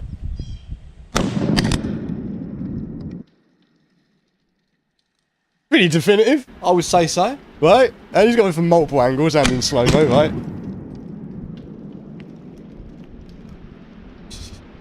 Once again, this is a 30-06 round. A 10% slow-mo for you. This is going to look super cool. Allegedly, the same what bullet. happened was allegedly the same distance. Hit the head. I had predicted it would go through the front side and just blow a big hole in the back side. Not called to shaving cut, is it? The large projectile of the 30-06 went through the skull and impacted all the liquid blood that I had on the inside. Now that had created a shockwave inside of the head that had literally blown the head to pieces. There was not much. Yeah, so literally what I was just describing before with the cardboard, right? Again, I studied a BSc. I know a little bit about physics and mechanics, right? I've shot guns. I know how this stuff rolls. But that's like, you cannot argue with that, right? So you can't. Well, you can if you Cash Patel. Well, like, 30-06 versus. But like, seriously, I mean, like, that's a bit of a bad angle because there's matte on the camera. But even in the slow-mo reverse, just look, see. Unbelievable. There was a phrase for this back in the day in like Nam and World War II and that. It was called pink mist. Yeah. Or the red mist. So it seems like our involuntary volunteer lost a lot of brain matter. Yeah, look at him. Right, this is the other important factor in this video. Look at the spread. He just turned into a big mush. There's pieces of him over here. Unbelievable. It's crazy, yeah. There's bits everywhere, right? Goes back to what we were saying earlier. How stupid the people. Seems like a 30-06. Powers that be think we are. We are. Pretty damn stupid. They're probably going to look into this. There aren't another 100 people doing exactly the same tests in their back gardens right now. Yeah. Yeah, and that's the thing. People have been, and it, like so. And the other thing to bear in mind with that is that's just the top head, like part of the head there. Yeah. Imagine the full torso. Yeah. Imagine that pressure wave going through the torso at the angle they claim, right, in through here and out through the back. Which again, look at the matter everywhere, right? In that white tent. Yes. And the guys that went to help him. There's nowhere near enough blood. No, if that was for someone that's had their carotid artery blown to pieces. He would have lost like a litre of blood in a minute, I reckon, about a minute-ish. Yeah. So you've got that 30-06 round, which is obviously complete bullshit. Okay. Also, he didn't turn himself in. Okay. Apparently, Dad did, didn't he? No, not even that. Right. So there was this former detective with ties to the sheriff, who was the guy that got up and announced the 33 hour and we caught him and all of that, yeah? After 33 short hours, we've got him. Yeah. He was friends with his former detective. That former detective was apparently friends with Tyler's parents. He went round there and convinced Tyler to go down to the station. Tyler is now refusing to cooperate and has claimed not guilty. Okay? And on top of that, they think they've got it open shop because he sent a message. You know about the message to his furry boyfriend, yeah? And it literally sits there and tells you step by step everything he's done, right? It's like, I went down there, I got my granddad's rifle, I opened this up, I did that, like, and I did it for love, and I did it for you, and all of this sort of stuff, trying to write. I mean, it sounds like ChatGPT could genuinely have written something much better than that, right? And for me, it literally is just... That's just lazy writing. You know, because like it's so obvious. You can't possibly claim that anyone would do that. No one is that fucking stupid. He's got no chance, though, has he? No chance at all. No chance at all. Death penalty. Yeah. So you have that. You have the fact that his furry boyfriend has gone missing.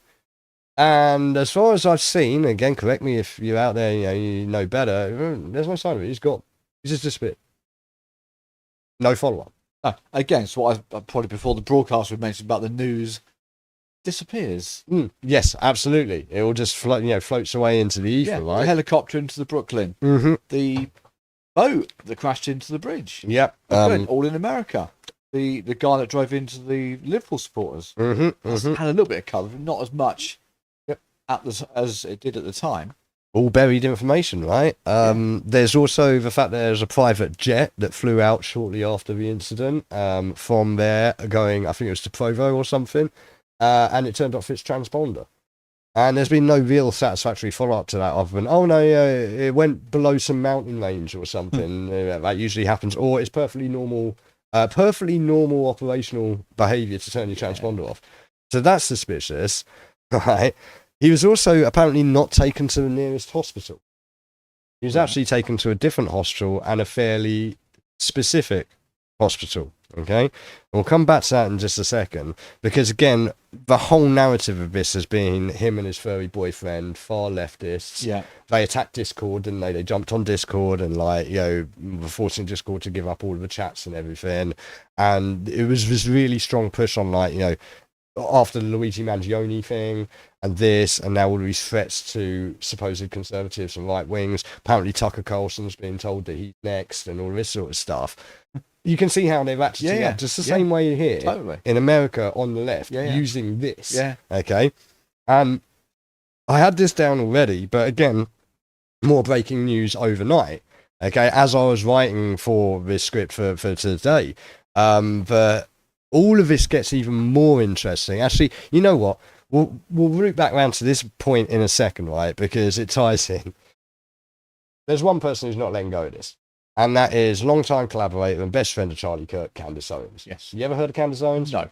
Okay, so she used to work for the Daily Wire with Ben Shapiro, and she left because they were, like Tucker Carlson found with Fox, they were controlling what you reported. Yeah. And she went against Israel, and Ben Shapiro being a complete shield for Israel. Absolutely. And he was in an interview with Bibi Netanyahu last week that was just so funny. He's just literally licking his balls the whole way through, shining him off, man. So she was out, and she went and set up on her own, and she was part of TPU. It was a big part of Turning Point USA. And she has been investigating this with her Candace investigation agency, the CIA. Yeah, she's printed shirts and everything. No. But let's just have a little listen, because she's been finding some very interesting information, like what you said, the tampering of evidence, for example. Him in the immediate aftermath, kind of switching around the cameras, the two of them. Take a look. And this is just part of a much broader investigation. Again, I suggest everyone go check out the stuff that she's been looking at, okay? Some of it's completely nuts, okay? Some of it's completely nuts, but some of it's actually spot on, like this. What we're looking at here is immediately after the shooting. It's literally just happened, right? Yeah. He's just been carted away to the SUV. Got a live crime scene. Live crime scene. People walking about, yeah? Now, number one, again, let me just pause that for 1 second. Again, after the videos we just watched of the 30-06, through the ballistics dummy. Unmarked. Not a thing, right? No blood, no matter. These no bears holes. down here, everyone that was walking around. I'll tell you what, we need to get one of those gazebos. Yeah, that's what we're, it'd be better than last year's one, wouldn't it? Yeah. Suffer with wind terribly. Yeah, if I can get a gazebo that can take a 30 or 6 round we'll be able to without take the a relay hole next year. or blood, then I'll buy that, yeah. But, again, like, check what this guy does. I just heard them say the active shooter, Charlie Kirk, has been shot. Charlie Kirk got hit. Is That- what the security detail just said. That is the chair he was sitting in. Again, where's the brain matter? Where's the blood matter? Where's the bone matter? Trampling all over it, probably taking down was that a camera behind him? This is the point of the video. That would have shown beauty, you would think, if that was a Don't worry, guys. We're going to get closer. Charlie Kirk It was from behind him, and there's also a camera right in front of him. Going on here, and then we'll get a bit closer. I know you guys have to anybody? Pulled apart this footage a million ways, and thank you for that. And here's the closer version of that. You can see. Right, yeah, that's clearly the down chair here. that Charlie was sitting on. Not even a speck of blood, bro. Would be a big no-no for a crime scene. And You there's don't the move camera anything. that, as you say, would have shown Down a the shooter, camera that is right? directly That camera and footage you've gone above to. where Charlie was Again, sitting, do not and discount the be able camera to gun, provide, because therefore, a lot watch of what he insight- does now. A lot of insight, and then you can see he kind of sits the camera onto the desk, and it looks like he removes the SIM card from it, or the SD card, if you will, which we're watching right here.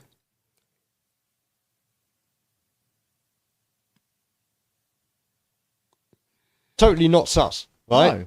Not sus, and look at the way he's looking round. Brother, if you look sus, you're probably So I'm sus. going when I saw this footage. And also, Who is it the is SD that? card? Like, Could it actually, potentially be a magazine? I should be able to figure this out because I've got a pretty big network at Turning Point USA. The person's wearing shades. I'm not recognizing the individual. And I reach out to somebody on the inside and I'm just like, who's this person? And they tell me the person's name. And I go, oh, wait a second. And I look again. I'm like, I know this person because it's been a few years, but I know this person. This person's been around Turning Point for quite some time, for years. Like I said, back when I was working at Turning Point, early days.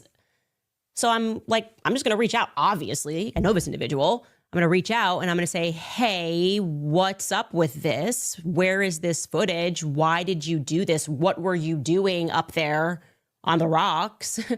What's up? Like, this is not the first thing that I would do if I... Not the first thing she would do, right? I mean, that is like 101 of how not to deal with the crime scene, right? Yeah, and as you point out, right? So that crime scene was not treated as a crime scene at all. No. There's no cordon. But even if they knew he wasn't dead, he's been shot severely. Yeah. You seal it off. Well, by law, you probably should have done. As far as I'm aware, even in Utah, it is absolutely by law. It should have been shut down as a crime scene. Even if he hadn't have died, threat of death or severe injury, by law, it should have been shut down. Yeah. Obviously, you've got that guy tampering with the camera, and long story short with that, she did contact him. She got hold of him. And then she claims he sent her the footage from that camera. And she's seen the footage from that and the front camera, I think, right? Yeah. And it's like, well, why have you not shown it? Yeah. Why have none of the rest of us seen it? And then you look into the guy himself, he's saying that it's with the feds now. Now, I'm pretty certain the guy that it turned out to be was, I think, the guy that is now presenting the Charlie Kirk show with Erica Kirk. Yeah, and on that, he explained that, the reason... actually, maybe it wasn't him. I think it was actually someone else, but he was explaining that this other person had taken the SD card, and he's like, why did you take the SD card? And the guy goes, I know there's bad people out there. He's like scared that someone might run up and take the SD cards.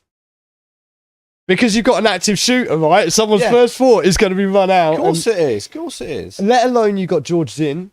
Yeah, the guy that got up and said, I did it. Yeah, and then pulled his trousers down. Yes. And then said that he had child images on his phone. Yeah. Yeah, so no one can talk to him now because, because of that alleged crime, no one can interview him. He's got to be... Well, it turns out George Zinn was also apparently at 9/11. He was in video footage of talking about 9/11. He also called in a false bomb threat during the Boston bombings. Yeah. And he has a name like George Zinn. Just saying. Okay, just saying. Right? The more you dig, the worse it gets. Yeah, well, you say that because, like I say, this is just one of a catalogue of things that Candace has been finding out here that really shows, and again, breaking news overnight, like she posted a tweet last night, I think it was, just saying, like, the information she's got that she's going to be revealing going forward is absolutely categorically proving that he was betrayed. Okay. And one of the things that she has been quite hot on pointing out was the reason that, okay, look, she has a fairly firm idea who did it. Yeah. Do you have any suggestions who might have done it? It'd be high up and official, I'd imagine. High up in official. It's got to be something officially done, hasn't it? That's not going to be some low nut job. Well, that's the narrative, isn't it? You wouldn't have thought. Of course it isn't. It's always a lone nut job, isn't it? Goes back to the grassy knoll again. Okay, well, I mean, so do you know much about Turning Point USA or their funding? No. Okay, they were funded by certain people. Right. And, well, let me put it this way. Let's listen to Candice, right? Because she pointed this out because, was it 6 minutes or 9 minutes after Charlie Kirk was shot? Yeah. I pointed this out, and I'm so glad Candice pointed it out as well, because Bibi Netanyahu posted denying anything to do with it. At exactly the same time Trump did, exactly 9 minutes afterwards, right? Let's have a listen to Candice. Statement, and we can listen to it. Take a listen. Joseph Goebbels, the Nazi propaganda minister, said that the bigger the lie, the faster it will spread. Well, somebody has fabricated a monstrous big lie that Israel had something to do with Charlie Kirk's I'm sorry, I almost spat my everywhere. The first words out his mouth are Joseph fucking Goebbels for a start, okay? Where are we with this? To be fair. Right? Then he says the bigger the lie, the easier it is. How about you tell us exactly what you're doing without telling us exactly what you're doing? This is insane. It's insane. It is absurd. Outrageous. Charlie Kirk was a giant, a once-in-a-century talent who defended freedom, defended America, defended our common Judeo-Christian civilization. Charlie loved Israel. He loved the Jewish people. I want you to remember that. You remember what I said last stream? Yeah. Judeo-Christian civilization. He told me so in a letter that he sent me just a few months ago. One of my greatest joys is... See, he's best buds with Charlie. I bet you didn't know that. I bet you never heard of him before. The Bibi Milekovich, right, you bet you did not know that he was best friends. And they literally, they send each other Christmas cards and Hanukkah cards. Of course. They're a real schmeck to each other, yeah. He told him personally that he loves Israel, bro. Okay. He said, is advocating for Israel and forming alliances. Because that's what Christians do, man. Absolutely. Judeo-Christian civilization. He encouraged there it is again. There's that word again. To the American people about how vital Israel is to U.S. national security. He told me wait. So it was Charlie that's been getting him to tell us how important. Do you remember? Do you remember when he came up just before 9/11 and said how close we were to Iraq having weapons of mass destruction? Yeah, and how important it is, for Israel and America to make. Well, it turns out it was Charlie Kirk all along. Of course it was. When he was even born. My life, it pains me to see support for Israel slip away.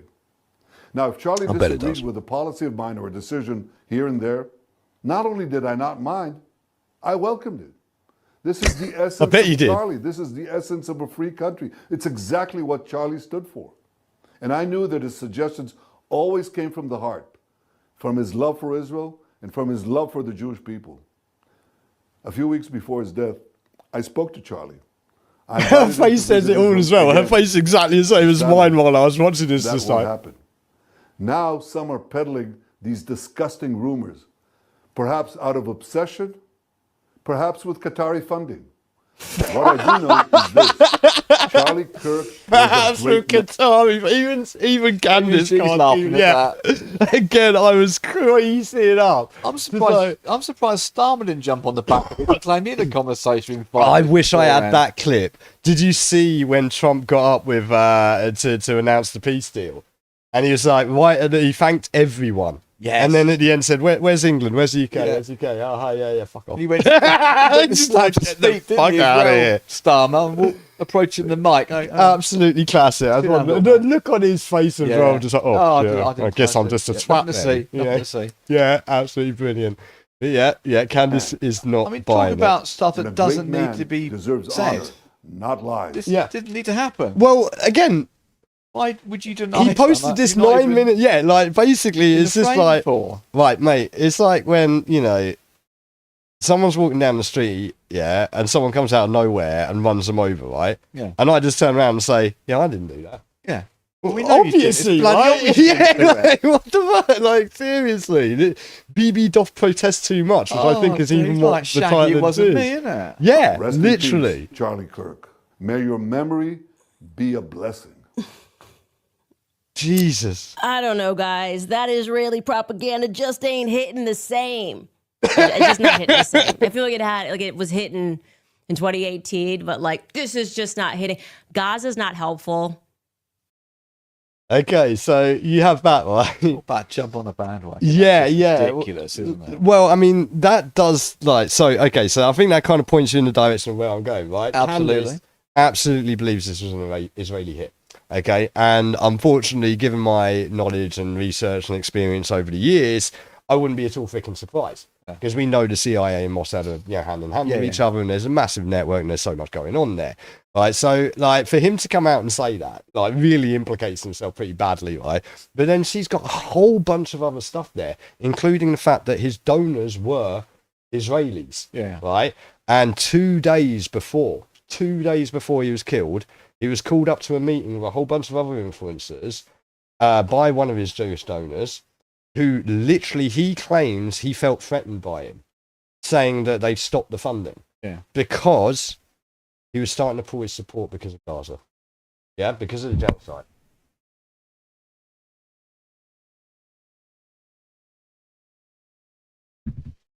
Two days beforehand. I mean, it's got nothing to do with it. Obviously, there's no link whatsoever, is there? There's no link whatsoever.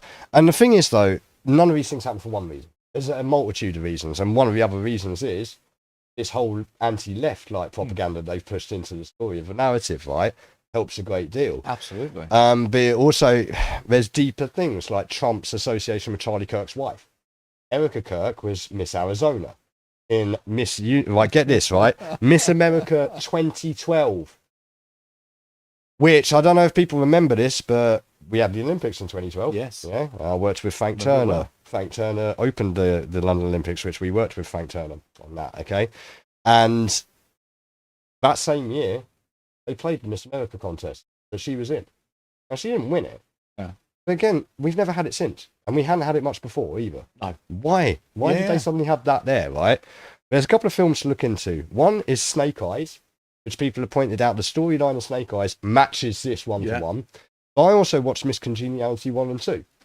And interestingly, the only person... Right, so the contest is held in the second one in Las Vegas, which is where Erica Kirk was for that 2012 one as Miss Arizona, right? You couldn't write The only character that you don't see or hear about at all in the first film is Miss Arizona. In the second one, she's mentioned at the very beginning when one of her friends gets shot in a bank raid, and she gives him Miss Arizona's phone number because she'll show him a good time and, to cheer him up. Okay? So, I mean, it's tinfoil hat, no doubt. Like, I think I've got to bust out a little bit of my boy here, right? Yeah, definitely. It's definitely going down the AJ route, but there's actually credibility in what we're talking about here because everything has a narrative, right? So he's threatening to pull the funding, right? 2 days later, he's dead. There's a whole bunch of other reasons, like I say, the Christian movement and all this stuff, right? But it gets even more interesting on this idea of did Israel have anything to do with it? Because I knew about various other things, and like I say, we might do another episode on this where it's just on this, right? Yeah. So I can give you all of the details, but we're trying to keep it right. Okay. So it might be a bit of a reach to suggest that Israel did. And I knew about this already, but overnight, once again, while I was writing script for this, Jimmy Dore came out with a new video, which explains exactly what I was going to try and to explain. So let's just let them do it. There are more Google searches that are suspicious involving the Charlie Kirk assassination. And here's our good friend James Lee to let you know about him. I'm about to show you a set of coincidences for you to ponder, but for my safety and your safety, please do not come to any conclusions. Deal? Cool. This is Tyler James Robinson, the Actually, alleged shooter of Charlie Kirk, disclaimer who before. a lot of us now know by name. But according to Google Trends, somebody, maybe multiple, in the DC metro area was searching for Tyler James Robinson one day before. I want to put a quick disclaimer in here. We're not supposed to be talking about this because the judge has put a gag order on over 3,000 people that attended the event. You're not supposed to talk about Tyler James Robinson. So let's talk about Tyler James Robinson, okay? Of Charlie Kirk. Okay, you see this big spike over here. That's on September 12th. Let's go back for a second. Searching for Tyler James Robinson one day before the assassination of Charlie Kirk. Okay, you see this big spike over here. That's on September 12th. That's when we all found out through the news who he was and started Googling his name. But this small spike on September 9th, that's kind of weird, don't you think? Now, what about the Losi Center, the building where Tyler Robinson allegedly shot Charlie Kirk from? Well, again, for some reason, a small number of people in the Washington, D.C. area was Googling Losi Center 2 days prior to Charlie Kirk's assassination, September 8th, 2025. What is that all about? Once again, this is when we all heard about it, and some group of people over here 2 days prior was, just having fun Googling Losi Center. Now, what about a Mauser 98? You've heard of that? Well, evidently there was pretty much no interest in the Mauser 98 until August 27th, when somebody, once again, in DC was like, I am curious about the Mauser 98. Once again, to reiterate, these are all just coincidences. And since this information has gone viral, people are now reporting that all of that data has now been scrubbed. And so this is what it looks like now. Nothing to see here. I'm about to show. So come on, I know a lot of people. That was in the past. It was a couple of months ago that happened. Hey, by the way, he doesn't look like the guy. They say that's the guy. Have That's you not noticed the this as well? Yeah. Have you noticed that? Yeah, Right? yeah. Like, I noticed it straight away Yeah. as well. If we want to just have a quick look at his lip structure and his nose. Jawline. This is not the whole same lot. dude. No. Okay, and you can see and Yeah, understand why that this is- guy's pleading not yeah. guilty and is not cooperating, right? It's clearly, and I will guy highlight. at the top, is that a central casting Yes, sniper? absolutely. Well, again, Candice has some footage of other people, and she claims she's found that particular guy. Yeah. And he has other links. Again, go check out Candice. She's got a great deep dive. Like I say, maybe we should do a show just dedicated to this whole Charlie Kirk thing, because I am only scratching the surface here. Okay. So Tyler J. Robinson, that's not the guy. You think that's the guy? Jimmy. You think these are the same people?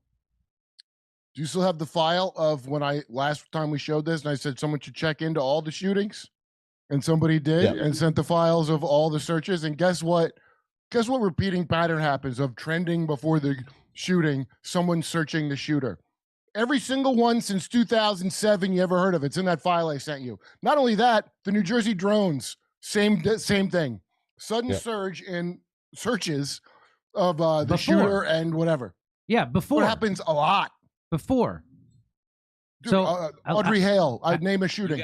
I want to show you. Here's one more. Okay, so more about this is where it's going to get really interesting. Okay, so you already know that we've got things getting searched up before the event from Washington Google DC. searches. Right? Watch this. You guys have heard. Once is happenstance, twice is coincidence, 3 times is enemy action. That's the medical examiner. It is a woman named Dr. Deidre Weiss Amaro, and she blew in from California. She was announced as the new state medical examiner in May of 2024. So I'm interested in learning as much as I can about this medical examiner. I'd like to know more about this medical examiner. You know who else wanted to know more about Dr. Deidre Amaro? It's our friends over there in the state of Israel. But check out this date, June 30th, 2025. A sudden spike in the interest of the head medical examiner of the state of Utah, Dr. Deidre Amaro, emanating from, once again, the state of Israel, for reasons unknown. What about Timpanogos Regional Hospital, the hospital where Charlie Kirk was declared dead? A hospital that was further away. Yes. Well, there's pretty much no interest in Timpanogos Regional Hospital in the state of Israel, because why would there be? Except this spike that happened about a month before Charlie Kirk's death. That is very odd. And it was a surgeon from this hospital that told us that Charlie Kirk was a quote-unquote man of steel, and that his body stopped a bullet that would typically just go through everything, and it was an absolute miracle. We don't know yet which surgeon supposedly said that, but here are a few surgeons who work at Timpanogos Regional Hospital. We got Dr. Stephen Nealman, Dr. Robert Patterson, Dr. Lee Peterson, Dr. Lee Trotter, just to name a few. I wonder if anybody was searching for these folks. Stephen Nealman, July 18th, 2025. This was that of our friends on the other side of the planet over there. Very curious about the surgeons in Utah, you'll find out. Robert Patterson, MD, July 23 and 24. I go to the next one, Lee Trotter, someone with an IP address originating in Israel, looking up surgeon Lee Trotter, near about that same July 20 time period. Are there other surgeons in the area? Yeah, as a matter of fact, there is. There's a guy named Lee Patterson. So I look up Lee Patterson, somebody with an IP address originating in Israel. In the week of July 20, that week on either side of July 20, was very interested in all the people who practice surgery at Timpanogos Regional Hospital in Orem, Utah. So yeah, I don't know. We can either believe that there just happened to be a few people in the state of Israel in the month of July and August who were very interested in finding out more about a certain regional hospital in the state of Utah and who the state's head medical examiner was, and the different surgeons in the area. Or maybe there's just one too many coincidences to not investigate further. Oh, and by the way, I just checked what Google Trends looks like now. And yeah, looks like absolutely nothing to see here, guys. And it's gone. Right? It's Who gone. can get rid of that? Just Google. That's search history. That's a good question. Who can get rid of that? Is looking to give big dollars to Marco Rubio. Well, BB has come out, like I said. Yeah. So yeah, who could get rid of that? Well, yeah, Google. Could you speak about these people that clear their history at home and clear the? No, it's not gone. You can't. It's not. Nothing gone. goes, does it? Yeah, no, even hard drives. Like it takes an awful. I've mentioned this before, and I'll tell you the guy that I watched, the forensic analyst, who took a hard drive that had been smashed up in a fire. Yeah. And he by hand moved it bit by bit, data bit by bit. Not as in bit by bit, as in binary data bit by bit, by hand, and recovered the whole thing. And he brought down a massive fraud case doing that. So yeah, the only people that could do something like that would be Google. Yeah, and it would have been at the behest of someone, because you do have the Google right to forget thing, right? Yeah. So yeah, I mean, obviously you have that. That was the BB thing, wasn't it? Yeah. So where did we get to? Yeah. So what do you make of that? Like, does that give you already a bit of an idea that there could be some motive here? You've got funders who are upset with him because he's going against them because of Gaza, right? You've got all of these searches coming from Israel. You've got BB jumping out immediately saying, we didn't do it. Wasn't me. Yeah. I mean, it's a lot to take in, but or if you're into conspiracy theories, massive great plant. Well, yes, it absolutely someone could decide to go to Israel or even fake the IP addresses. Well, there's that. Bounce IP addresses around. Yep, there is that. But that seems a bit of a stretch compared to people actually just straight up doing it and then it being erased afterwards, doesn't it? It seems like a bit of a long setup to do that, that way rather than what's actually happened. But then why let it be found in a? Well, I mean, the access to information is so great, and that's what I said in the description of this, is the access to information is so great, but the access to truth is so low. Yeah. Because you have to dig really damn hard to find this stuff. And even then they'll say, well, that was planted. They'll say, well, yeah. They'll swear blind. Well, they'll say it's absurd, it's ridiculous, it's offensive to everything. Can't believe you even say that. How dare you? Oy vey. Yeah, well, I mean, so the thing is as well, though, this sounds very one-sided. I want to be clear here, right? You've always got to check your source. And one of the things that has been repeatedly brought up with Candace Owens, right? You don't know much about Candace Owens. No. But she did a tour and met a man called George Farmer. Okay? And within a week, they were engaged to be married. And I think they married within a month. Okay? And it was a beautiful wedding, very lavish, very luxurious. And she keeps on rebuking. And again, don't let this be a criticism of Candace Owens on her investigative abilities or anything like that. I enjoy watching Candace. I agree with a lot of things. There's a lot of stuff that's completely crazy, potentially as well, though. But she is great. But she keeps deflecting it. We're not super rich. My husband's not the son of a rich, blah, blah, blah, blah, blah. So George Farmer used to work for Parler. He was one of the top execs at Parler. You might remember that Parler during the COVID lockdowns and how there was like big trouble over Parler because of like people that they didn't want to. I think there was some sort of thing of trying to like get access to Parler. It may have even been related to the government having those parties. Remember the parties while we were all locked up. So George Farmer, was on the board of Parler, and he was not a poor person because who was his father? Do you know who George Farmer is? No. Do you know who his father is? Have you ever heard of Michael Farmer? Does ring a bell. Baron Michael Farmer. Ah. Okay. So her husband is George Farmer, son of Baron Michael Farmer, former treasurer of the UK Conservative Party and life peer in the House of Lords, known as Mr. Copper, for his incredibly successful career in the base metals commodities trading market, eventually forming his own trading company, which he publicly listed and then later sold to. Who do you think he sold it to? Oh, come on, let us know. And this again, vindication for me, because I said at the time, Enron. You ever heard of that company? You ever heard of a small company called Enron? Oh dear. Just a little place called Enron. He sold it for a cool $448 million. Okay? And he sold it because he's a devout born-again Christian. Oh, it's good. And he wanted to go away to study the Bible. Enough money to do so. Well, obviously, right? So, Candice, they're just rubbing sense together. They're just homeschooling their kids on the tuppence halfpenny a week, right? From their lavish studio compared to ours. Yeah. Look, I got no problem with you, Candice. I love you to bits, right? But just be open. Just be open about it and go, yeah, sure. Yeah, those are my links. That is my father-in-law. Yeah. I mean, apparently people have been trying to put a wedge between them. George Farmer tried to distance himself from some of the things she said. Yeah. But I agree with her that like everyone's entitled to disagree with in the family, especially if you're in-laws, right? Yeah. It's nothing serious. So she's on good terms with him, apparently, right? But, like, he does this, right? And in 2016, he became deputy chair and trustee of what? The Council of Christians and Jews. Do you know what you might call that? It just like gets murkier, doesn't it? Yeah, but do you know what another term for that might be? Oh, dear.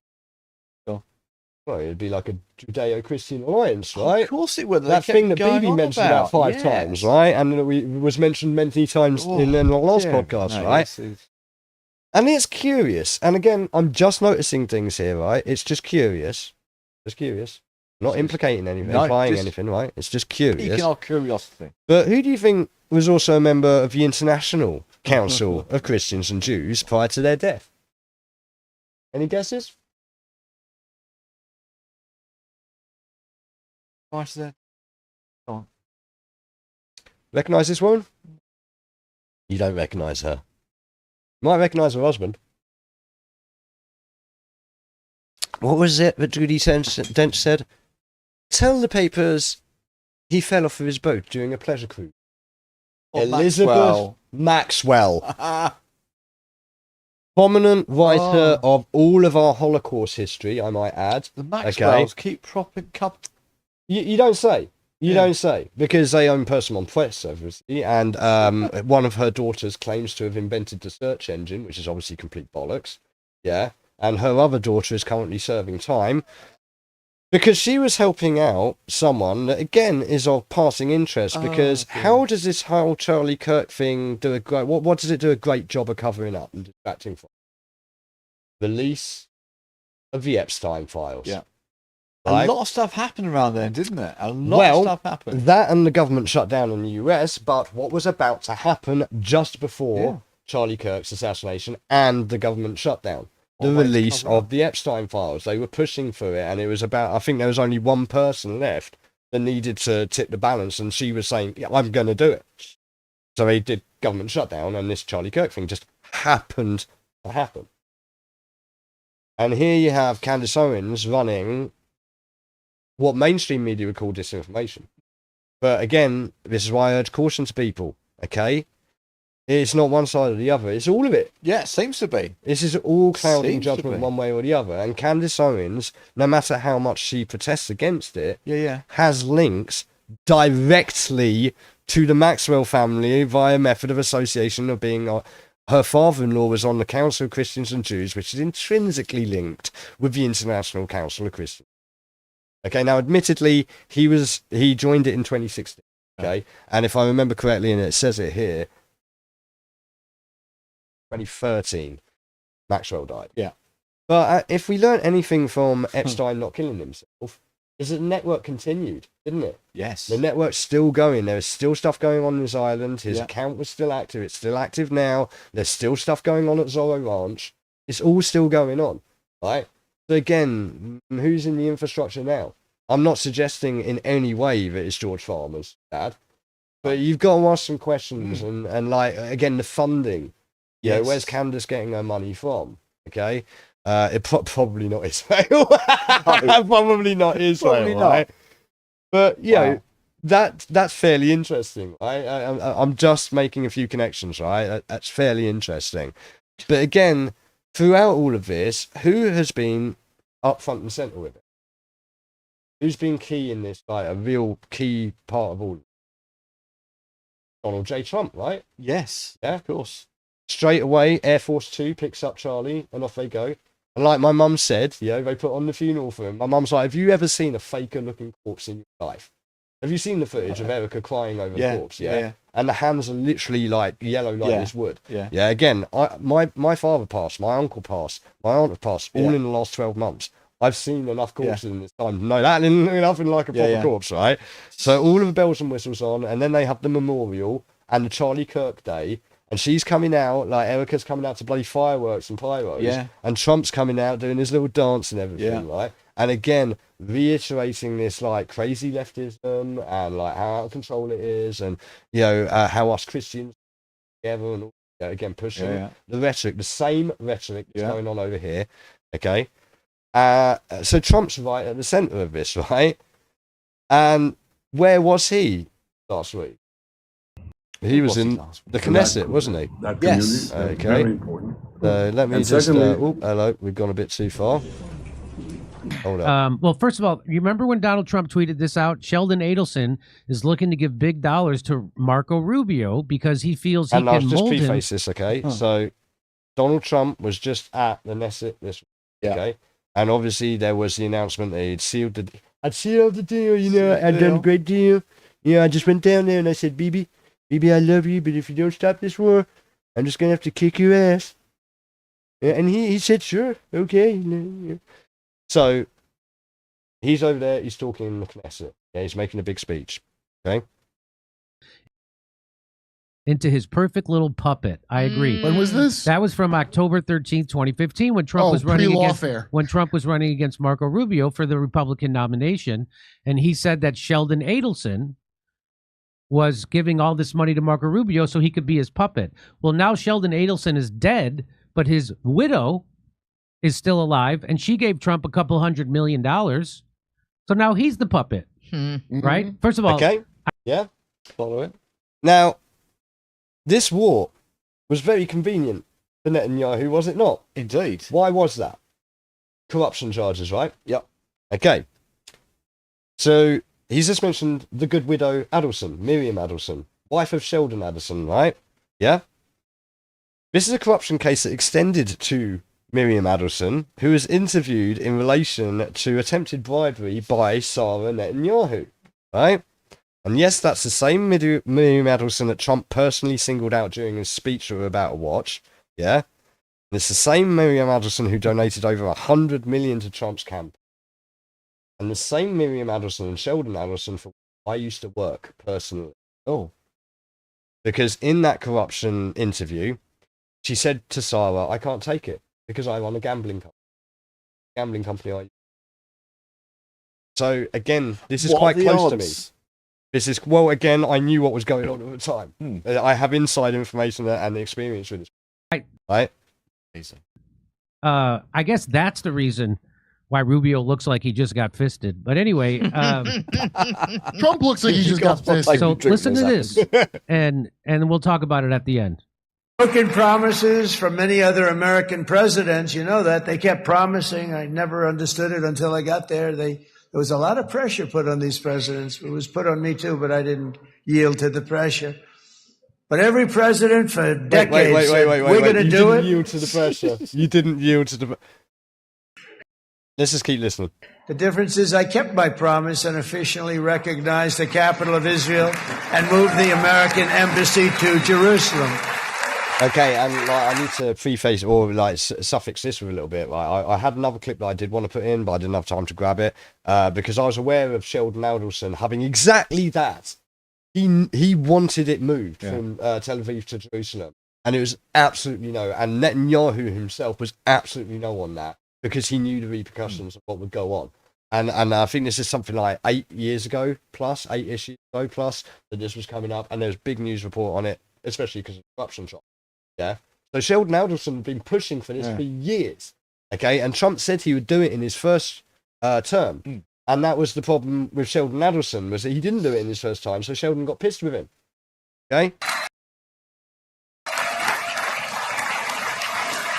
He's pointing at his donor. He's pointing at Miriam Adelson. Huh? I did it for your money.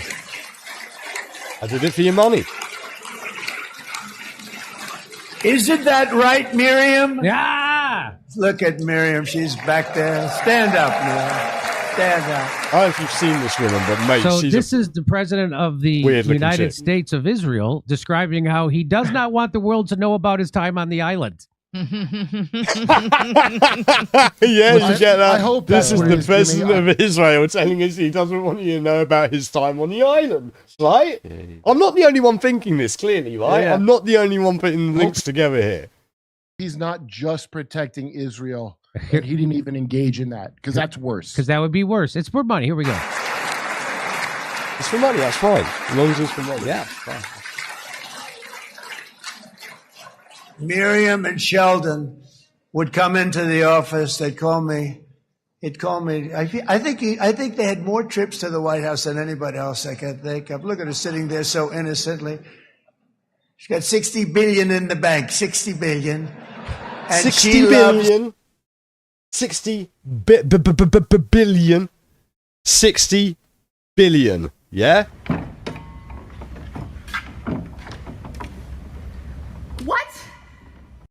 What? 60 billion in the bank. And I think she's saying no more. And she loves Israel, but she loves it. And they would come in, and her husband was a very aggressive man, but I loved him. He was a very aggressive, very supportive of me. And he sure freaking was. Like, dude, do you hear what he's saying as well? Dude's just like, yo, I'm coming to see you. Yeah.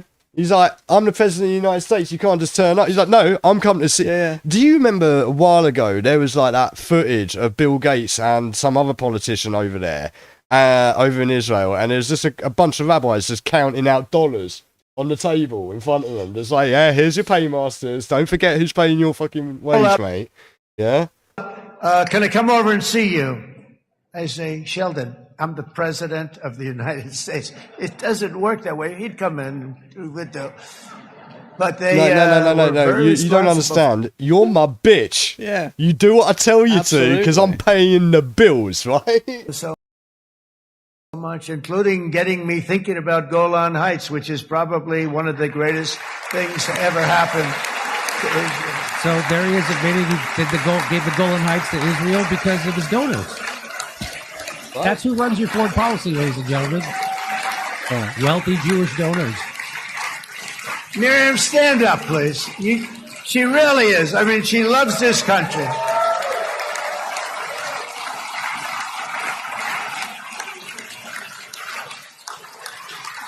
And by this country, he means Israel. She loves this country. Her and her husband are so incredible. We miss him so dearly. But I actually asked her, I'm going to get her in trouble with this, but I actually asked her once, I said, so Miriam, I know you love Israel. What do you love more, the United States or Israel? She refused to answer. That might mean Israel, I must say. Whoa! Where? Whoa! Wait a minute. He's violating so many rules set forth by the ADL. First of all, that's anti-Semitic to say that someone has a loyalty and loves Israel more than their own country. That is legit anti-Semitism as... According to the ADL, it legit is. We understand it. But what I think with Donald Trump, you know how Trump has a sneaky way of giving compliments while letting the cat out of the bag at the same time and revealing who the real manipulators are? I think that's what he's doing. Yeah. So, I mean, like, how clear do they want it to be? Absolutely. Right? Yeah. So, we absolutely, that is not helping this implication at all, is it? When you see that going on there, yeah, and then you think about who might have, like, orchestrated one thing, and then it leads into this as well, right? And I find that hilarious as well, because, like, you've got out on one side, right? The same week, you've got Bibi Netanyahu, right, with Jared Kushner and Steve Whitmer. Yeah. And look at the complete difference in this, in what looks like a bloody hostage video, right? Laying out their vision of the peace solution. By there, I mean, of course, the US State Department, right? This development in the last 2 years, we fought during these 2 years to achieve our war aims. And a central one of these war aims is to return the hostages, all of the hostages, the living and the dead. And we're about to achieve. Just straight away, you see the difference from the clip where he's saying we absolutely didn't do it. Yeah. To this. Yeah. I mean, like, he literally looks like Hassan Piker's dog when it wants to take a shit. He's just been shocked with the fucking collar. And look at Jared Kushner. Yeah. Look at the stare. You do what I tell you to, yeah? Who's the power dynamic here? We couldn't have achieved it without the extraordinary help of President Trump and his team, Steve Witkoff and Jared Kushner. They worked tirelessly with Ron and his team, our team. That... Yep, that's right. Just do what we tell you to, bitch. Yeah? Entered Gaza, and the combined military and diplomatic pressure that isolated Hamas, I think, has brought us to this point. What you mean? Literally bombing the entire civilization to the ground, right? I mean, I watched it live when it kicked off to now, and there's literally nothing left. No. It is fucking rubble, man. And these guys are saying, "Oh, well, great operation." Yeah, just to raise it to the ground. Yeah. It's been long hours.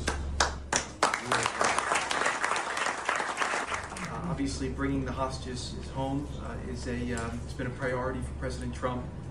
Wait, hold on. No, it isn't a priority, right? It might be a priority for Trump, but have you ever heard of the Hannibal Doctrine? Which they enacted, right? Yeah. They killed their own freaking hostages, bro. Yeah? They killed their own hostages. And again, breaking news overnight, right? They had some unexploded ordnance, right? Yes. They sent some people in to recover it. Bulldozer went over it, blew up. They blamed Hamas for their own bloody ordnance, and now they've broken the ceasefire again, right? Yeah. It's fucking insane, man. Very tirelessly to do that, but I really want to say that this. We worked really tirelessly to get how many hostages even returned alive? I swear, 20 at least of them were dead. Yeah. You know what I mean? So we've done a great job of returning a bunch of bodies. Good work, boys. Good work. Yeah. Of the IDF and the soldiers, what they've accomplished not just in Gaza, but also what they've done in the theater over the last couple of years to eliminate Hezbollah in the north and really degrade them. What you were able to do in Iran, it really helped set a big tone. And again, Iran, where America literally... Have you seen Top Gun Maverick? Yes. So was that not exactly the story of fucking Top Gun? I'm not joking, people. Watch it, because I watched it the week before it happened for the first time, and I'm like, when's Tom Cruise going to pop up and go, Goose? What the fuck are we talking about here? We are living in a scripted reality, okay? The way that your citizen army, I know a lot of you... Citizen army. They're citizen army. This effort, really, put your sacrifices on the line to fight for your country and to try to make a difference. I think that made a very, very big difference in there. And I want to just give a very, very special thanks to Prime Minister Netanyahu, who really did an incredible job with this and did a great job with the negotiations. You held your lines firm. And you did a good job doing exactly what I told you to. Yeah? And you're going to continue doing a good job, aren't you? The hard job was... Here, let me just rub your balls for you there. He had the job of protecting this country. He had the job... what the hell does Steve have to say about this? How tough to be with Hamas, when to be flexible, when not to be flexible. How tough to be with Hamas when you're not funding them. Yes. Right. Again, people don't forget Bibi Netanyahu funded Hamas in the first place. Right. I think to myself, when to be flexible, when not to be flexible. What would I have done? He's lost sleep. You've lost sleep over. Why? Times that I thought we should be more flexible, or your country should be more flexible. But the truth is, as I look back, I don't. What you mean? Be more flexible by not literally wiping out an entire civilization of people who might or might not have anything to do with Hamas. Yeah. Playing it. There you go. There's that. Yeah. Netanyahu. Unbelievable. Absolutely crazy, right? So, I mean, that is quite a shift in tone, right? Totally. But in this as well, we're talking about power, we're talking about influence, we're talking about money. So what we've just seen in those clips is a lot of money is changing hands for power, for influence, okay? And it ties in even broader. And again, I could go on for much, much longer than we've got, okay? You know that, but we will keep it to these bullet points for now. Maybe in the future we can go deeper on this. But this is a far cry from Netanyahu you just saw a minute ago denying anything to do with Charlie Kirk. It is also a far cry from Netanyahu when he was talking about, have you heard about the acquisition of TikTok? So do you remember the issue with TikTok? That Trump was totally against TikTok. Yes. And it was all about Chinese. That was it. Yeah, Chinese influence and that sort of stuff, right? So it went up and it had to be purchased by ostensibly American interests is what it was built as, yes. right? Who do you think bought it? Can you take a guess? It's going to be one of the richest people in the world. He was richest man in the world for a week last week, but then Elon took over again. There's a few of those about. I'm going to get it wrong, so I won't even attempt. Well, he's a top donor to the IDF, right? Or the top donor to the IDF. He runs Oracle. This will all become relevant because, like I say, it's a far cry from the Bibi Netanyahu who announced this. He's bragging about the takeover of TikTok by Zionists. So let's watch this. Christian influencers. Okay. He said we talked about the woke right, and he said I call it the woke Reich. That's so funny. Wait, what is it with him? Like, so Goebbels is the first thing out of his mouth a minute ago. Now the Reich, like again. Try telling us something without telling us something, BB. Right? Absolutely. You know, they're not any different from the woke left. I mean, they're insane. They're loonies. But they're actually meeting on some of the things. And what we have to do again, like, can we ascertain from that his complete disdain for everyone? Yeah. Again, this is not a left and right thing, right? Bibi does not like any of us, or any of you, or anyone. He's total garbage, okay? You know, to secure that part of our... Channel 4 News. Channel 4 News? Yep, that's us. So all you do is lie. So whatever you're going to... Benjamin Netanyahu. So let's watch. He said, we talked about the woke right, and he said, I call it the woke Reich. That's a brilliant observation. The woke Reich, because these people, you know, they're not any different from the woke left. I mean, they're insane. They're loonies. But they're actually meeting on some of the things. I mean, in a way, he's not wrong, right? He's not wrong. Like, woke is just insane. Whether you're on the right or the left, it can exist for both. Yeah. Like, you know, it's not a mutually exclusive thing, right? Of the base of our support in the United States, that is being challenged systematically. A lot of this is done with money of NGOs. Okay, did you hear that? Did you hear that? The influence in the United States again, Charlie Kirk. Yeah. Okay. Judeo-Christian Alliance. Yeah, we're keeping the thread of this. Money of governments, vast NGOs. Yeah. Okay. Governments. We have to fight back. How do we fight back? Our influencers. I think you should also talk to them if you have a chance. To that community, they're very important. And secondly, we're going to have to use the tools of battle. You know, the weapons change over time. You can't fight today with swords. That doesn't work very well. Okay. And you can't fight with cavalry. That doesn't work very well. And you have these new things, you know, like drones, things like that. I won't get into that. But we have to fight with the weapons. Wait. You won't get into that because, again, that is one of the things with the information thing, right? A lot of their drones use technology built by PrimeSense.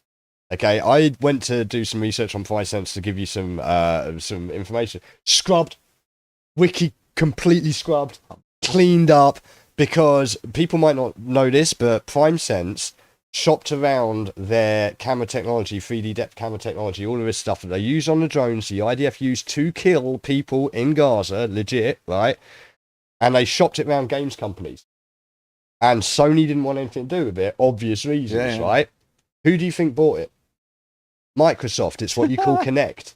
Not joking. If you've ever bought Microsoft at Connect or an Xbox, you've directly funded this. You've directly funded this. I'm sorry to break it to you people, but you absolutely have. Okay? But like I say, trying to find fine sense now, you'll just find out that they specifically made cameras for the gaming. That wasn't it at all. They were a private military, like making stuff for the IDF. Battlefields in which we're engaged. And the most important ones are on social media. And the most important purchase that is going on right now is Class.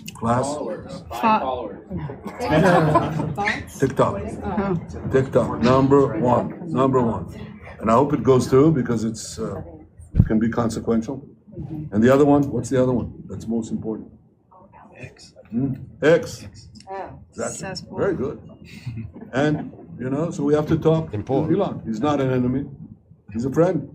We should talk to him. That's quite important, If we can get right? those two things, we get a lot. And I could go on other things, but that's not the point. Who was speaking at the Tommy Robinson rally?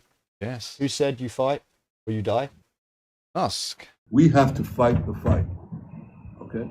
To take... I should also give highlight, direction sorry, to the Jewish people. Musk is paying... Just to throw that in there, Musk is paying for Tommy Robinson's court case. Yep.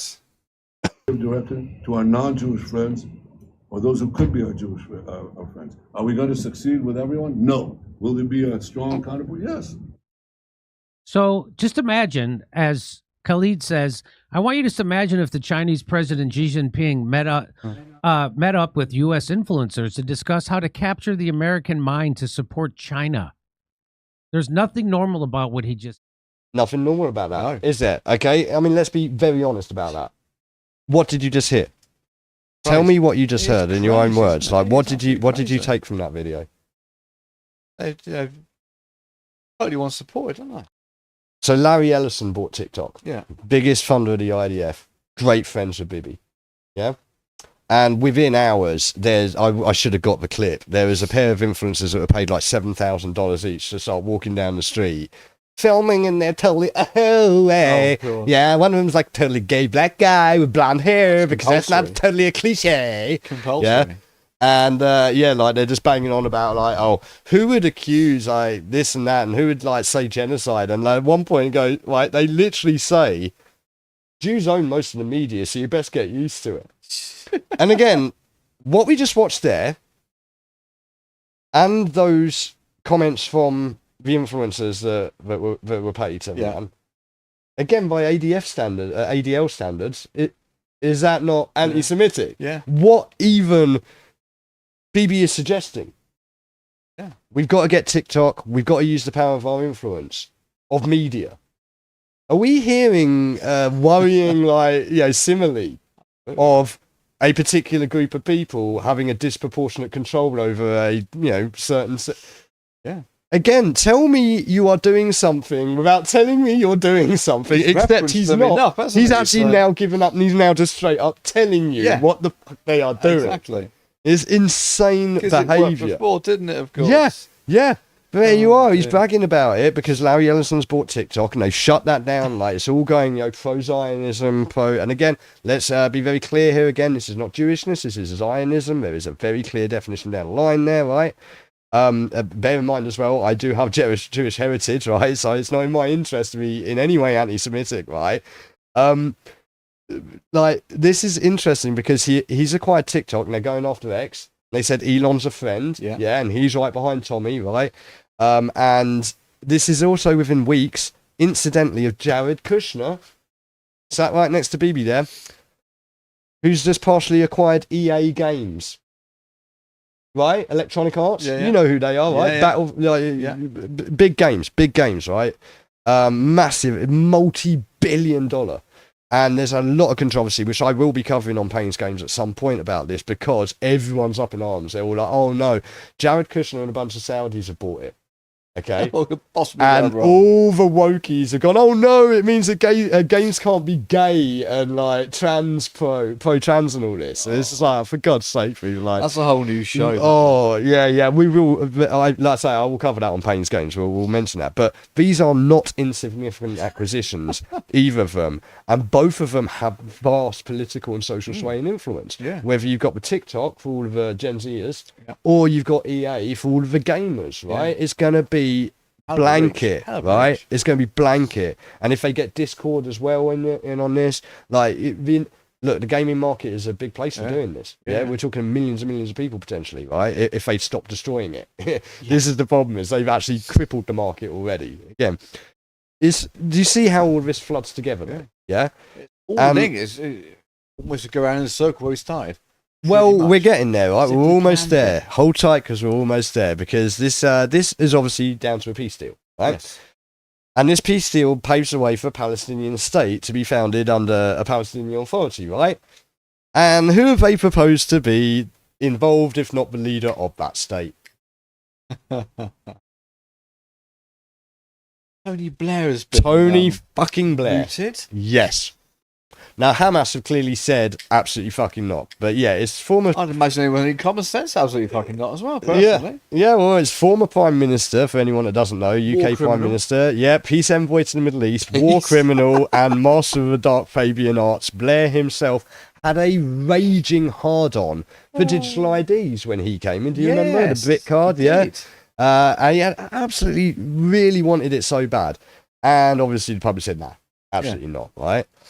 But ostensibly, this is exactly the same digital ID that the current Prime Minister, alleged fancier of Ukrainian rent boys and potential war criminal and student of the dark Fabian arts, Keir Starmer, has a raging hard-on for right now. Stop swearing. Yeah, like, I mean, seriously, like, again, with both of them being such prominent members of the Fabians, again, there's a whole episode we can do on that. Absolutely. Again, a lot of people have misconceptions, so no, it's just a feminist movement and all it. People do some research. We will do an episode on the Fabians. We will explain exactly what's going on there. Don't forget, great people like Aldous Huxley, H.G. Wells, and of course George Orwell. Were Fabians. And why was 1984 called 1984? I did this a quiz question. I can't remember the answer now. So the Fabian Society was founded in 1884. So he gave it 100 years for us to see the end result of 1984. Okay, so this is not a new thing, and like, it should also be noted that the guy involved in the Epping Bell Hotel trial and all of that, he was a Fabian as well. Really? Yeah. So you know, they're all in there. And further research. It bears further well, research. like I say, we can dig deeper onto that. But again, like, tied into all of this, obviously, is Palantir and Oracle. Was owned by Larry Ellison, right? Yeah, it all links up. And they want our NHS data for the digital ID, because Larry Ellison himself, I wish I'd grabbed this clip. Go look it up. He sat there talking to Tony Blair about how they need that NHS data, because we have the richest data on our people in this country anywhere in the world. They can keep it secure as well, can't they? Well, as has been proven by the Discord hack and the .gov hack this week, no, absolutely not. Like, straight away, and the post office scandal, the NHS scandal. You know, like, again, 100% people, I will tell you this from a position of authority, having been involved in telecommunications and in computers, internet, and all sorts of stuff over the years. This is not a good idea. Absolutely don't do it, because you might remember back in, like, this thing, like 100 years ago almost, it was called World War II. Right? They had this system. For it, apparently. Well, yeah, apparently. But there was a system whereby they wanted to catalogue a certain group of people, well, actually everyone. Yeah. And it just so happens that there was a punch card compute machine developed for that. And it was developed, I believe, by International Business Machines. You may have heard of them, right? And one of the guys working on it was a man named William Gates Sr. You ever heard of him? He has a son. His son's like kind of well known. Yeah, apparently he's done pretty good. He's done pretty good. Well, when he's not going around poisoning Africans with various vaccines or releasing genetically modified mosquitoes into the world, you know, he's in dodgy islands. He's busy helping them get what his dad originally started developing for the Nazis back then, into a digital ID for us involving Palantir and Oracle and a whole bunch of other people. And I would wager the same companies that are investing in EA and TikTok and stuff, right? Unbelievable. Yeah, it's crazy, isn't it? It's this real odd alliance here. Again, when you think that the Saudis and Jared Kushner have bought EA, and you look what Jared Kushner's doing right now, Saudis, Arabs and Jews. Arabs and Israelis. Good mix. This is a really odd bedfellows. Do you not think? There's something else more to that, and I can go into that more as well, because there was one of the Saudi Emirate top guys talking about how they've dealt with it, extremist Wahhabi Islam, because again, there is a massive definition here. It's not all Islam. It's a very small sect. In comparison to the overall, followership, and it's particularly Wahhabism, which again we can do a whole episode on that. Lawrence of Arabia ties into that, right? Of where Wahhabism came from. It was a Western construct in the first place, like so many of these things are, and it is all tying into this to try and force this. And trust me, this Gaza plan, this Riviera that they want to do and all that, this is going to be their test, like the 15-minute cities. Digital IDs, the 1,000% surveillance, and what some people are starting to correctly point out has been potentially the mark of the beast, where you cannot trade or do business or do anything without having a digital ID, which is exactly what Keir Starmer described it as, right? And like this is being introduced under the auspices of what? To combat the unchecked flood of undocumented migrants into this country. And as we all know, when you have an amnesty in this country, bringing your guns, your weapons, your knives, you don't get the illegal ones, do you? You get the ones, well, again, digital ID, right? Well, in talking about this, they were saying about crack. Was it Shabadabadabra Mahmoud? Yes. Yeah, our new extremist, blooming lunatic, right? Was saying how, we'll check their phones when they come in. They lobbed everything overboard. That's right. They give new phones. Yeah, the digital ID will solve it. Well, it's going to be like, here's your digital ID. They're going to be like, thanks, bye. Yeah. Buy a burner phone. Yeah. Or just not have a phone. You're stupid. Are you absolutely, completely... The people we're allowed need to say have this again. The ID won't have the ID. We are actually, we're allowed to say this again. It is literally retarded, and I'm going to play this one. Right? That whole concept is for cripples, right? It's stupid. And even, like, just... It's a situation of our government's own making. Successive Labour and Conservative governments, one after the other, year after year, decade after decade. It's been deliberately done. Okay? Similarly, in America, they've allowed millions of people crossing the border there. Yeah. And we now have this crazy leftism thing, just in the way they're pushing the crazy rightism over here. Again, good excuse for ID, isn't it? Of course it is. It's panicking the masses. You're seeing the uniformity here. Yeah. It's like the whole COVID thing again. Panic the masses. Well, we'll get onto that hysteria. in another episode. Apparently another one's on the way. Fauci's on the prowl again, and apparently needs some more money or something. But and this has become a severe enough social crisis to merit protests stemming out from the Bell Hotel in Epping across the entire nation, and that tied directly into the motivations of the United Kingdom March, as we highlighted. And the weekly protests that are happening across the nation are still going on all the time, like we saw in Dublin last night, literally burning the place down. Southampton last night, again, massive riots kicking off there.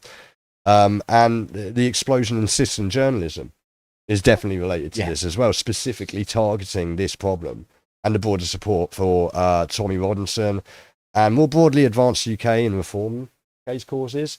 That's another subject that we're going to have to go into on another day. Like I said last week, I would not suggest anyone vote reform because they will just form a Tory and Conservative parties. Yeah. I would also be cautious voting for advance. Because as we've highlighted, for anybody. Exactly, because like as we've highlighted here, who's funding who and who's supporting who, and we seem to be finding it's all tying back to the same people. Whichever side you're on, because don't forget, Keir Starmer's wife is Jewish. He's very proud of his Jewish. He seems to forget that, doesn't he, though? Well, one minute he's very proud of his Jewish heritage and being all Jewish. Next minute he's very proud of his Christian heritage. He's just brought up Christian and all this. And again, we're getting back to this same Judeo-Christian alliance. And my worry, like I said to my mother yesterday, is that they're pulling the classic Sun Tzu, or I like to put it in the terms of Shogun 2 Total War. Now, I tested that game, and I loved that game, because what I would do is I would be the shogunate of my area, and I'd find another area that I wanted to take out, so I'd team up with the area next to them that had way more resources and power, but not more than mine. And I'd team up with them and then cause a war between those two factions. They'd wipe out the other guys, but at great cost to themselves. Yes. And as they were just about to beat them, I walked in and wiped both of them out. Yeah. And then did the same rinse repeat, and did it until I ruled all of Japan. And that is exactly what I'm seeing happening here. Yes, this is what I'm seeing happening right here. Because I see them trying to make us cozy up into a Judeo-Christian alliance. I mean, there's a whole bunch of other stuff going on, like the red heifer sacrifice and all this crazy crap. Go listen to Razan Bar and some of that. She's got some good content on that. It's insane. It's like they're trying to invoke biblical prophecy. Yeah. I'm not joking. That, like, we will do an episode on this, because that one blew my mind. Like, you guys have got to be the stupidest people on earth, because if this is true, you just done gone, fuck all of us, right? Thanks. Totally. You know? Totally. But inevitably it's going to be Judeo-Christian civilization, Western civilization versus Islam. Okay? And again, no one's going to define between the extremist sect of Wahhabism is smaller. Nope. They're just going to look at the whole fucking thing. And if this goes the way that Bibi wants, and whoever else wants, once they're all wiped out, and Islam's done, it's like that Simpsons. You remember where they're at the sausage festival, and you've got like the Bavarian sausages next to the Polish sausages and next to Russia, and like he sneaks over and knocks out the Polish guy and then starts looking over at Russia, and Russia's looking at him like, oh no, you know, that's what's going to happen. They're going to look over and go, right, you're next. Christians, you're next. You're not Judeo enough for us. You're next on the chopping block. And it will, you know, that's the worry of where this is going to go. Crazy. So to tie this round, right, where has Tommy been this week? I know he said he was going to go. Yeah. Israel. Yes. And here he is. So all you do is lie. So whatever you're going to ask, you've travelled all the way here, probably on a propaganda piece, to try and attack me. Let me tell you that. Can I tell you the answer quickly, and then you can ask your question? More people are going to watch our video than yours. Fine. You have become totally. Can you guess who he's talking to? No. Channel 4 reporter. Oh no. Yeah. In every aspect. You lie, you smeared Israel, you're on the side of Hamas, you're humiliation, and no one cares what you say anymore. Now ask your question. What I'm interested to know is that the Board of Deputies of British Jews says you're a thug, and they say that you represent the worst of Britain. And where are the Board of Deputies now? They're in the UK representing British Jews. They're representing British Jews. Who voted for them to represent British Jews?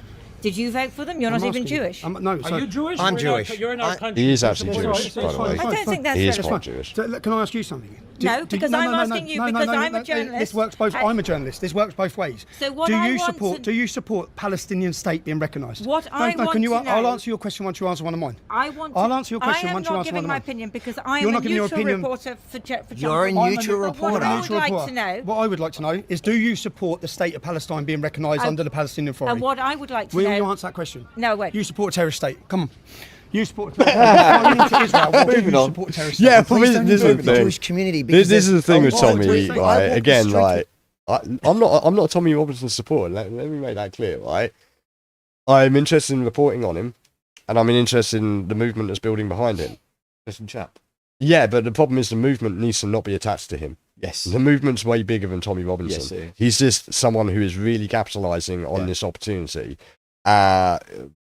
Fair play if it gets certain things raised that need to be raised, but the worry is that he has a habit of going a bit over. Yeah. And here's an example where, like, dude, he's just like an attack dog on it. Like, I don't think this comes out as well for him as he thinks it does, but Robinson he's still got a certain and on the streets of Jerusalem, and British Jews thank him. The Jewish Board of Deputies don't represent the Jewish community. Hold on. Listen, let's have an adult conversation. Yeah, well, also look at her shit-eating sneer. Yeah. That, like, you are nothing. I am Channel 4. Yeah. I am everything. You're a journalist. I'm a journalist. I'll answer any question you want. The Board of British Deputy Jews says you're not a journalist. They say you're a thug who represents the worst of Britain. That's what they say. So I'm asking you to respond to that allegation. I'll respond to that. Have you watched any of the content I've produced since I've been in Israel? I have, yes. And is it good journalism? What about the interview with Thomas Hand? Have you watched it? I don't know. Yeah, she hasn't watched shit. She hasn't watched nothing. I haven't even watched any of it. I have seen many interviews with her. And no. But what I'm asking, you're dodging the question. Why? Answer the question. You're saying I'm not a journalist. You're saying I'm not a journalist. In the UK, you are considered a far-right activist. Okay. Do you call this journalism? Have you come here and spoke to any second or third generation Muslims who live in the state of Israel and asked them about Israel? Have you?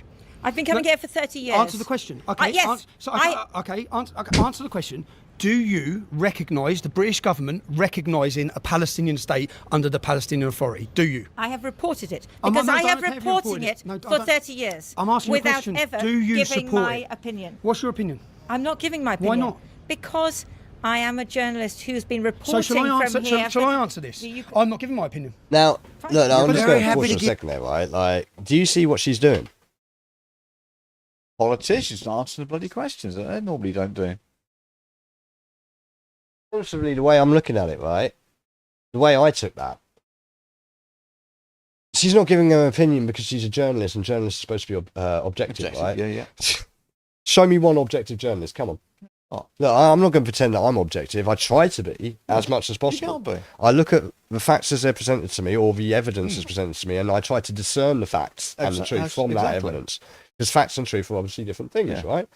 With an absence of facts, we cannot get to the truth, which is again why this is called factual vacuum, living in a post-truth society, right? And that hurt there, like, that is literally, again, just saying, I'm a journalist who's paid by the government to say what the fuck I'm told to say. Yeah. She's as much of a bitch as Jared Kushner's dog. Yeah? Like, Bibi is exactly the same position as her. Opinion about Tommy Robinson. So let me give you a message to the Board of Deputies, Jews. You do not represent the British Jewish community. You have stood with a two-state solution. You can't have a two-state solution with terrorists or jihadists. I don't support that. I'm a Zionist. I believe in a homeland for the Jewish people. There's 55 Islamic nations. Again, important fact. Okay? I'm a Zionist. Again, these are things to... When watching things, this is one of the things I tend to try and do, is pick out things kind of important. Yeah. It might just slip by in partial conversation or, medial conversation, but these are important factors to bear in mind. He's admitting he is a Zionist. He's straight on board with all this. Have one. This is their homeland. Historically, biblically, it's their land. Okay, there's no argument about it. I don't support Hamas. I'm totally opposed by Hamas. You have travelled here. He's totally opposed by Hamas. No. He's totally opposed to Hamas. Right, yeah. And I'll also clarify again as well, like, there's no justification for terrorist attacks that happen. But let me make this clear.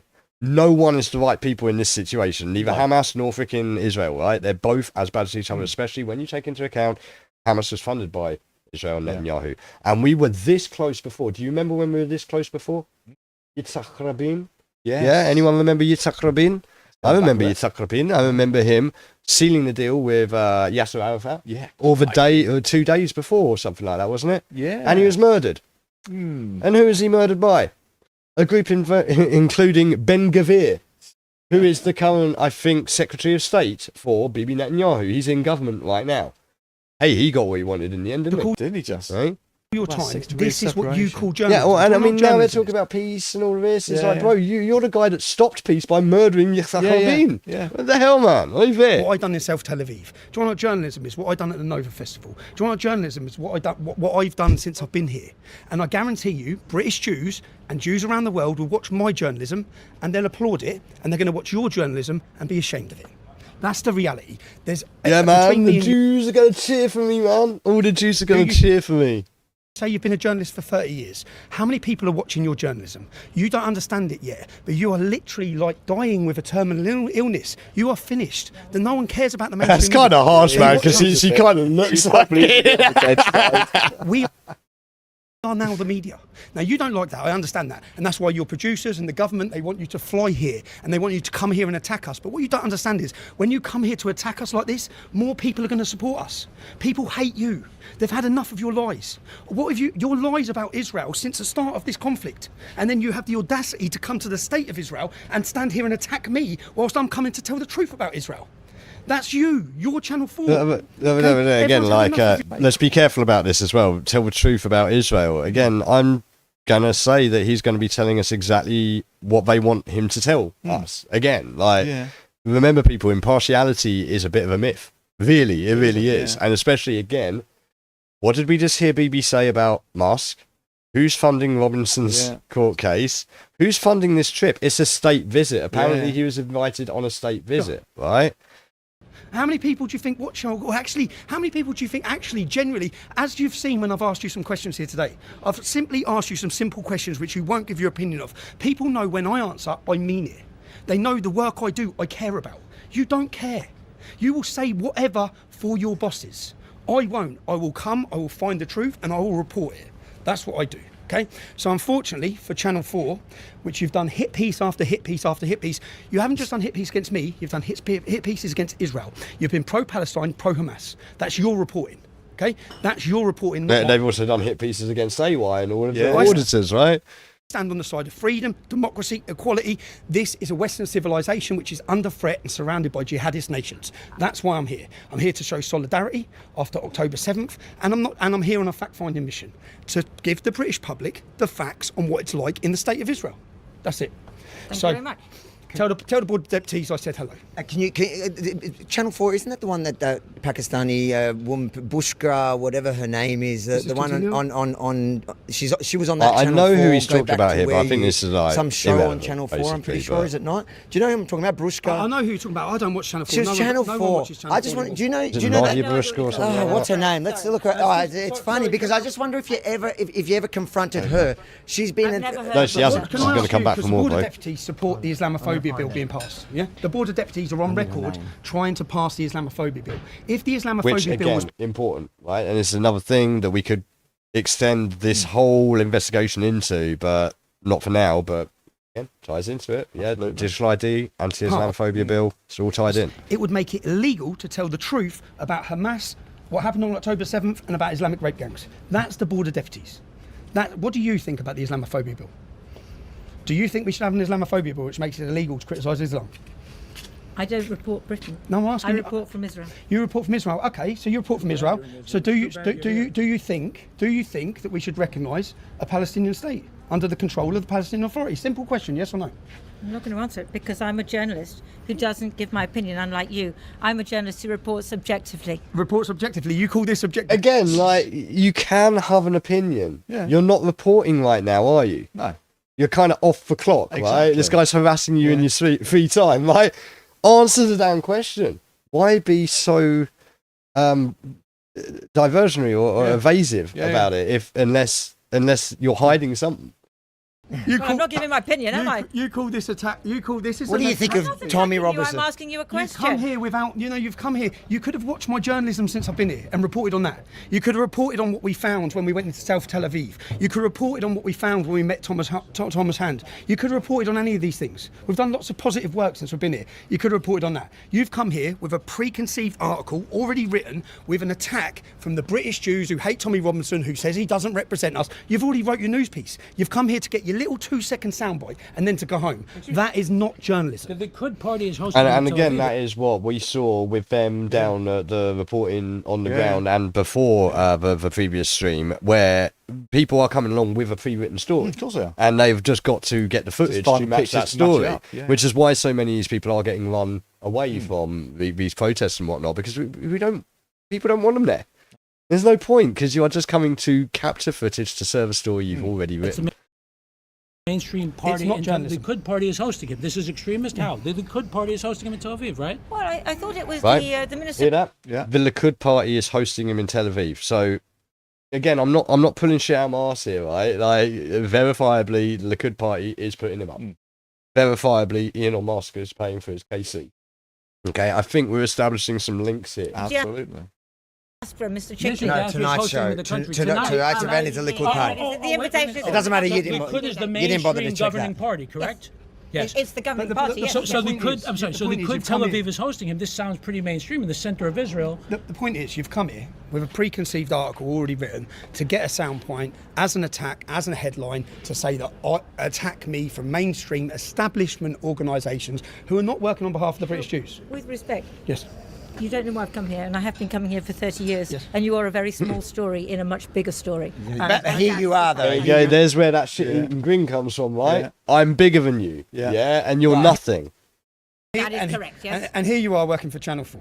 Thank you. And more people will watch my live stream. The Jewish Board of why do the Jewish Board of Deputies get to define who's a journalist? Since when do they? And I think that's a very valid question, right? It really is. And again, people need do you know what they're talking about here? The British Board of Deputies, right? Yeah. Who do you think they're really tied into? Dread to think. Well, it'd be the Council of Christians and Jews, wouldn't it? Of course it would. Yeah. Are we seeing a pattern here? Definitely. And who was a member of the Council of Christians and Jews? Elizabeth Maxwell and George Farmer. Yes. Which brings us back to Candace, right? The sort of authority that you take him seriously. Like if somebody doesn't call you a journalist, is that automatically a question for you to ask? That's what I said. You asked him. You said the Jewish Board of Deputies says you're not a journalist. No, what would your response be? They said he was a thug. And you said he's not a journalist. People are watching this live. There's thousands watching live. That's what you said. You said that they said he's not a journalist. Why do they get to define who's a journalist? They don't speak for Jews. Secondly, I don't speak for journalists. But now you're denying saying it. So. Hold up, rewind selector. Board of British Deputy Jews says you're not a journalist. They say you're a thug. You've come here to do a news piece, but you have watched my footage since I've been in Israel. And now she's denying saying And is that journalism? You're a journalist. Is it journalism? You must be able to answer that without an opinion. Is it journalism? Is your journalism? Is that what you're asking? Well, you just said I'm not a journalist. I'm asking you. I said the British Board of Deputies said that you were a thug, and they said you represented the worst of Britain. You said I'm not a journalist. They said. You said I'm not a journalist. You're an activist. Is that correct? No, I'm a journalist. You're not an activist. No, you're the activist. Oh, I'm an activist. Channel 4 are the activists. So you don't think you're an activist? So Channel 4 on behalf of the government, right? Okay. You're funded by the government, right? No. Yeah, the Channel 4 take government money. No, we don't. Channel 4 take government money. No, that's not true. No. So who funds you? And he's wrong. He is wrong. Channel 4 do not take government, well, at least not directly. Okay, they don't directly take government money. Okay, but they are a advertising funded space. So advertising funds. Advertising. There's no government money for Channel 4. But again, that doesn't help because who's funding? The advertising, right? Like again, this is where we go back. You remember how I keep saying, like, we're going to miss Ted Turner. Yeah, because you need magnets to own things to advertise. And really, Ted Turner wasn't actually that bad now, was he, compared to all this? No. Yeah, he's a philanderer, sure. His wrestling was shit, sure. But like the dude was at least a stopgap against what we have now. Yeah. And without him, but like I say, people are going to call me crazy, but the longer Ted's gone, the more you're going to miss him. It's advertising. So you're here. In fact, I think that's what he said to Farrah Fawcett Majors. I'm here on behalf of Channel 4 You said News. I wasn't a journalist. I'm here on behalf of You Channel said 4 I wasn't a journalist. Come on, let's go. Let's go. Let's go to the real journalist. Let's go find the real journalist. So there you go. There he is. And that's Tommy in Israel taking on Channel 4, which I believe takes us all the way right back to where we started, right? In a big circle. So you can see what I'm getting at now, yeah? Crazy. Thoughts, opinions? Crazy. It is. The more you dig into it, the worse it does get. The murkier it gets. And I think very small circle of people involved. Yes. Very small circle of people. Very insane. It is, it's really, well, you mentioned that, cousin marriage is on the agenda, isn't it? The benefits of cousin marriage. Yeah, like, deformed children being one of them. Again, like, if you want to pretend, tell us that you're giving us a great replacement without telling us you give a replacement, right? Yeah. Like, people can deny it and, again, shout all of the bigots and fascists and whatever you want. The evidence is there. Yeah. And you go open your eyes. And like I say, we're struggling against a bunch of people here that even if you show them, like I say, Kubrick giving directing lines, they will just go, no, it still happened. Total deny. So, and it's interesting because we come to that, right? And that segues beautifully into our final, and I promise this is going to be short. I know I've gone on a long time. But that does segue quite nicely into the last segment there, because we're saying, even if you show people, the moon landing was fake, they'll still deny it. And obviously all of this stuff, the Charlie Kirk, the marches, the Israel, it's all great cover up for the Epstein affair, for the corruption trial. And obviously what happened was the government shutdown, right? Well, what else has the government shutdown also affected? And this is, for anyone out there, this is our fun segment at the end of the show, right? And I'm definitely going to throw out another one of our boy here, because you're going to want to start getting this fully on. Is there anything else or that might be suspiciously not in the news right now that you can think of that might be what I'm getting at here? So much been hinted at and it's not happening. And okay, so government shutdown in the US means government departments aren't putting out stuff, right? Yeah. And I've just mentioned Kubrick directing the moon landing, right? So what is happening right now in our solar system? Yes, you are right. Can't think of the name of it, but... Okay, so those of you out there that have guessed correctly, congratulations, you get a cookie.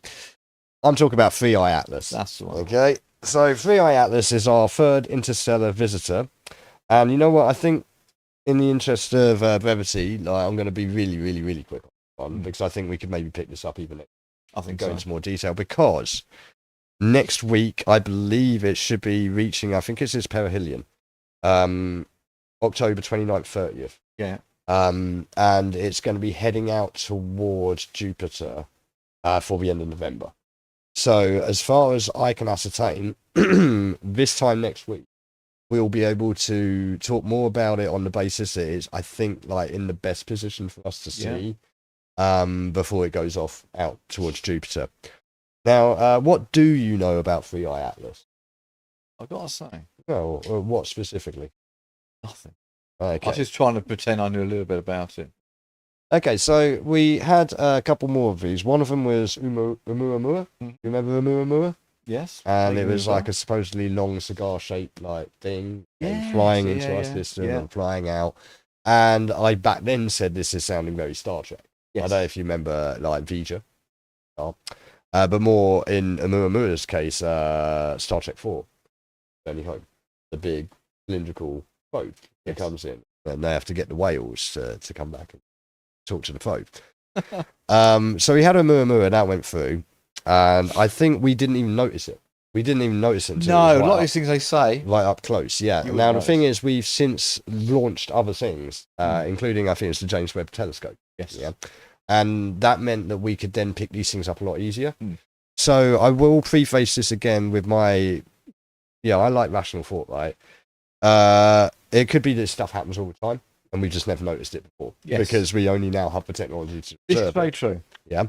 But we had another one, Borisov, I think it was called, Borisov. That one came in, 2i Borisov, that came in and went out. And again, we had a slightly earlier warning on that one, but we didn't really catch the best of it. This one, we caught it really far out, and it's been tracked, and it has lots of interesting properties.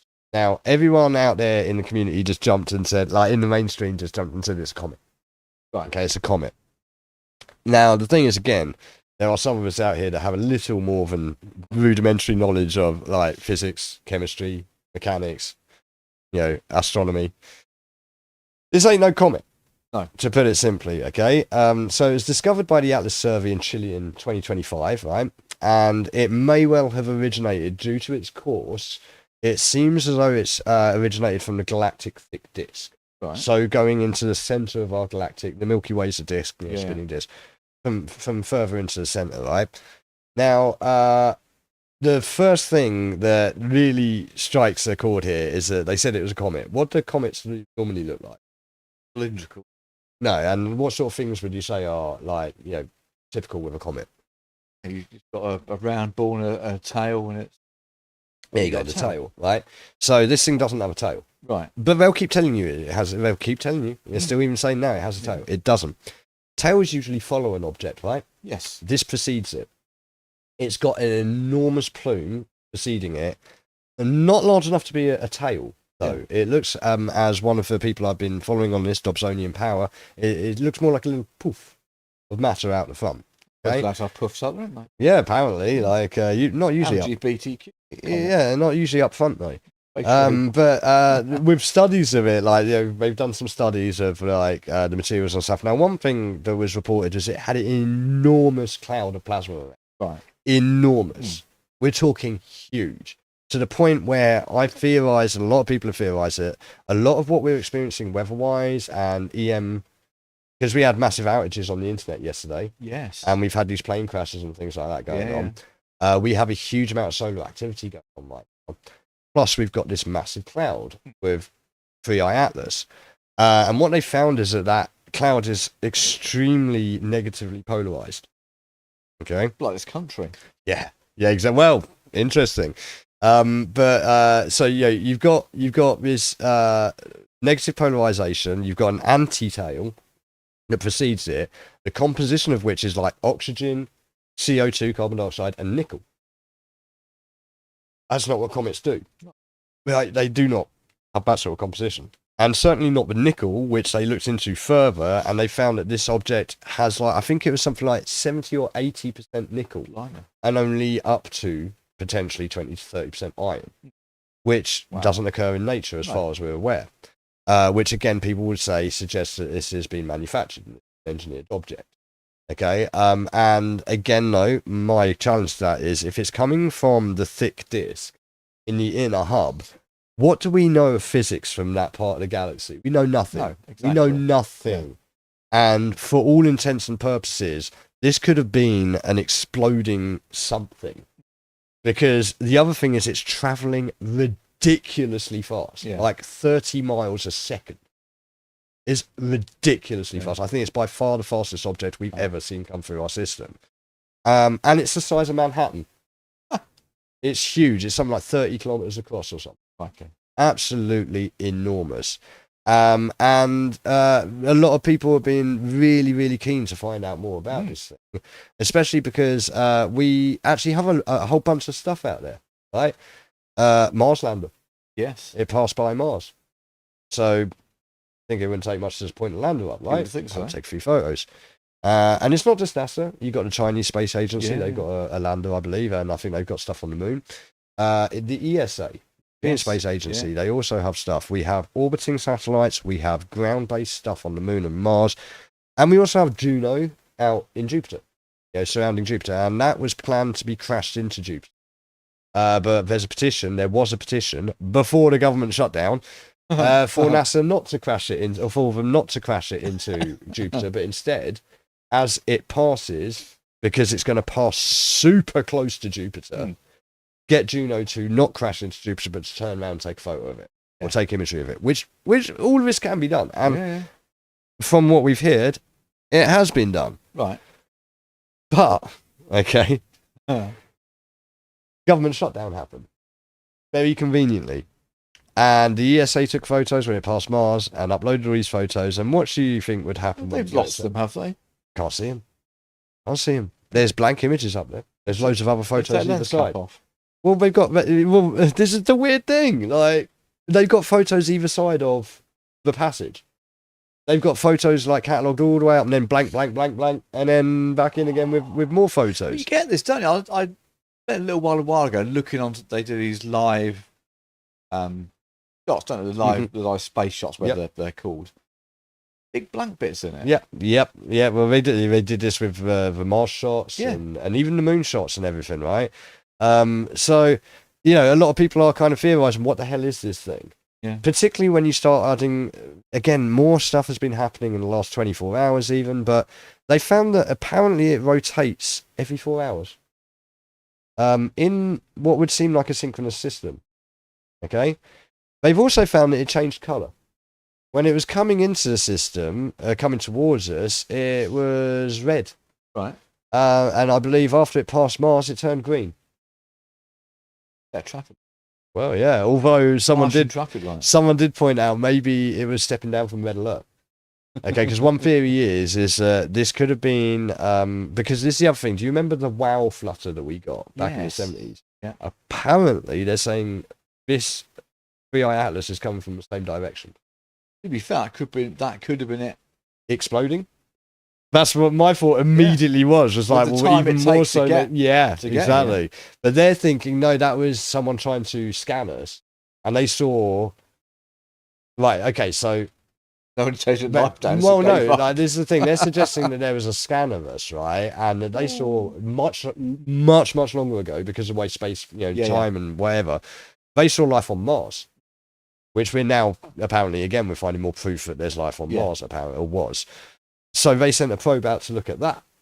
Right. But it's taken millions of years for it to get here. I can't remember how many millions, but I reckon it's like millions of years to get here.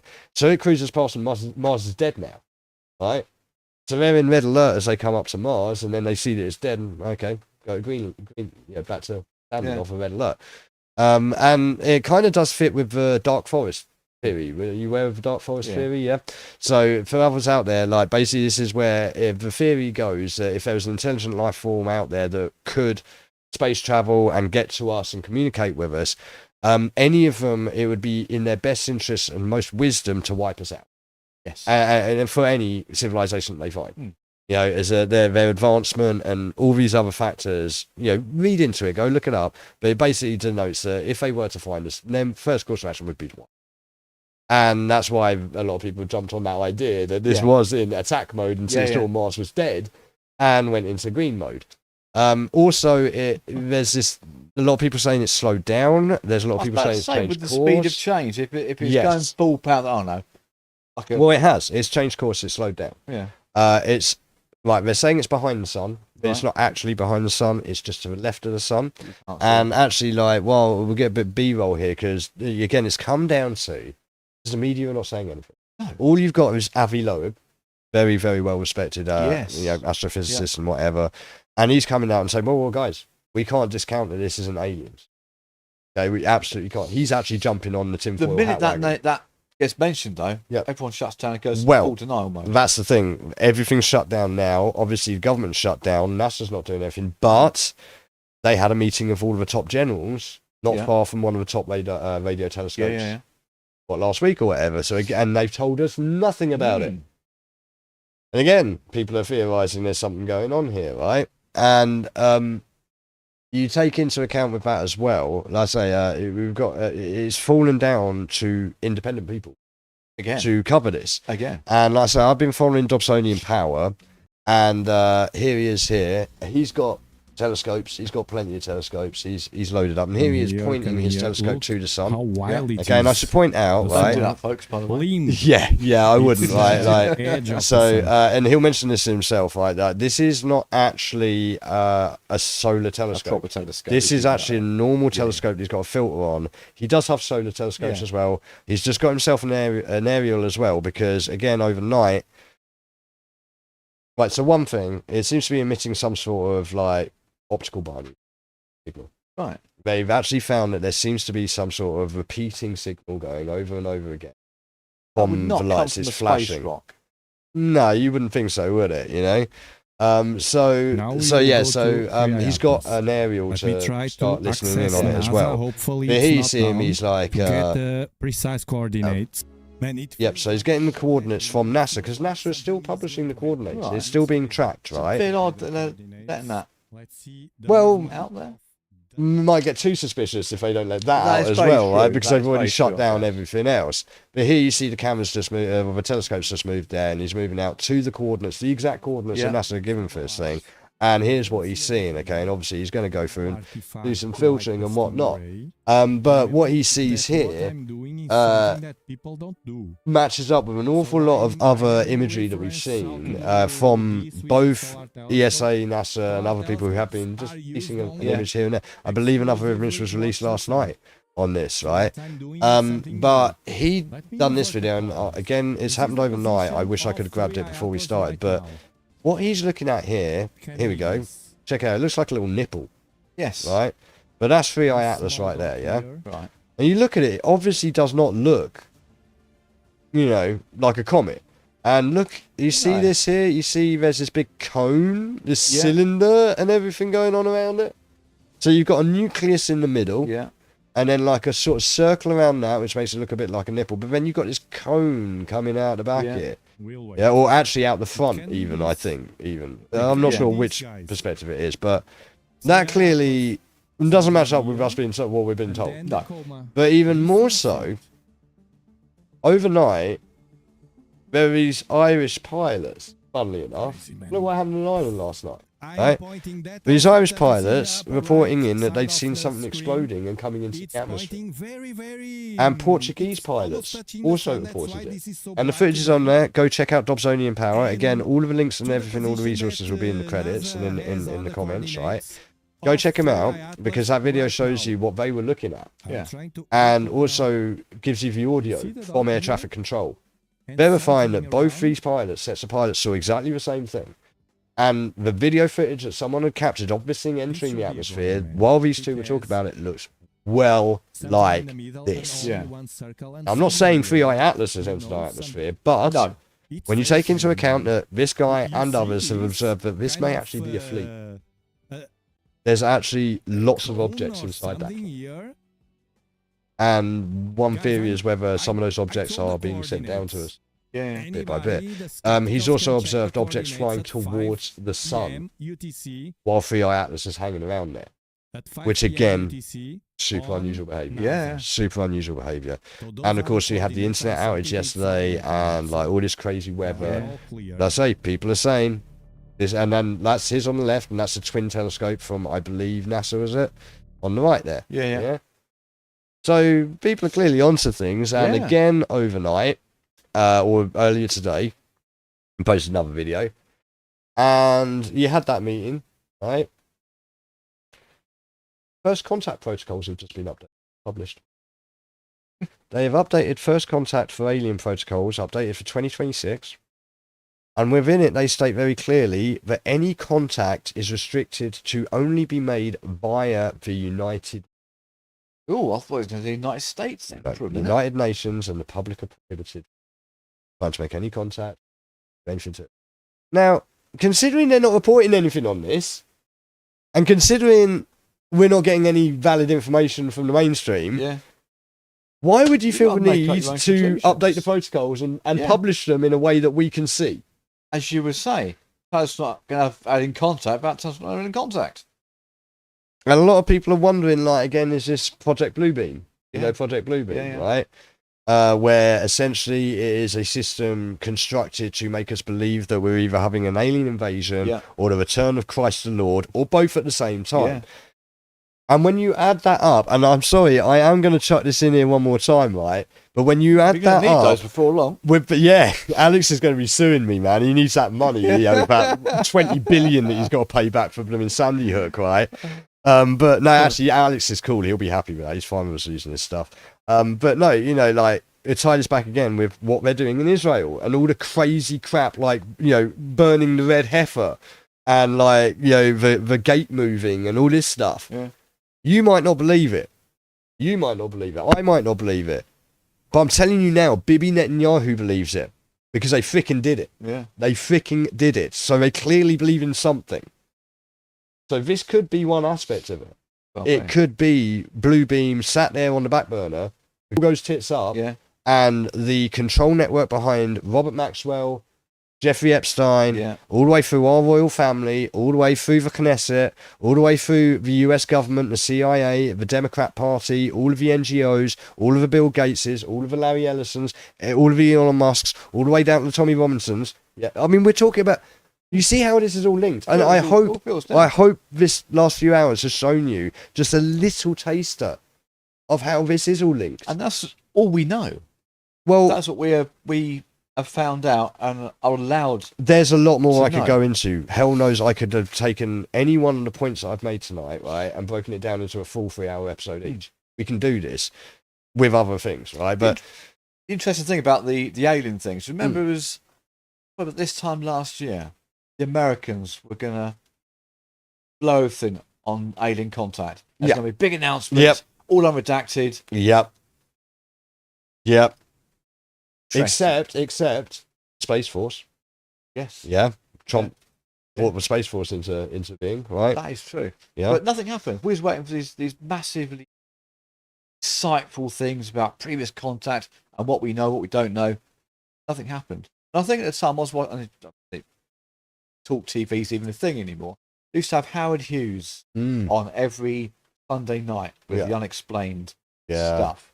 He did a section on it. I really like it. He's a real good broadcaster and DJ. He did a section on it.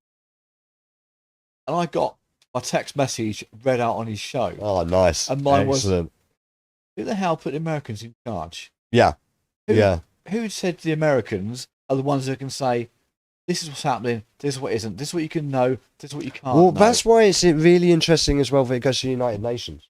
I mean, look, let's be honest about this. Why have the United Nations got anything to do with this? They're not exactly in a good position right now, are they? Exactly. They're sat there debating genocide, not stopping it. Yeah, exactly. This is look, the United Nations was set up off of the League of Nations, right? Yeah. And what was that set up for? to stop exactly what is happening now from happening again. Yeah. And it's not just happening in Israel or Gaza, it's happening in Ukraine with the systematic slaughter of the Slavics. Yeah. Right? And I should have brought that in a bit here because apparently Ukraine's getting flooded with a bunch of Hasidic Jews.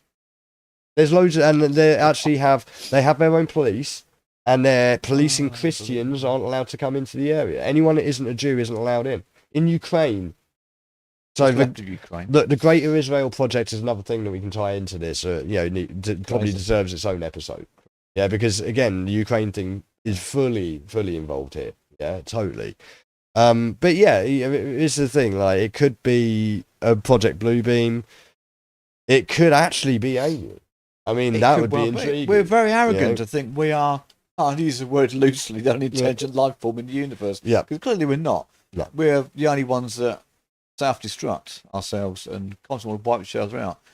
So I'm watching. I don't know if you've seen it, Ancient Apocalypse. Yes. Yeah. Watching that on the second season at the moment.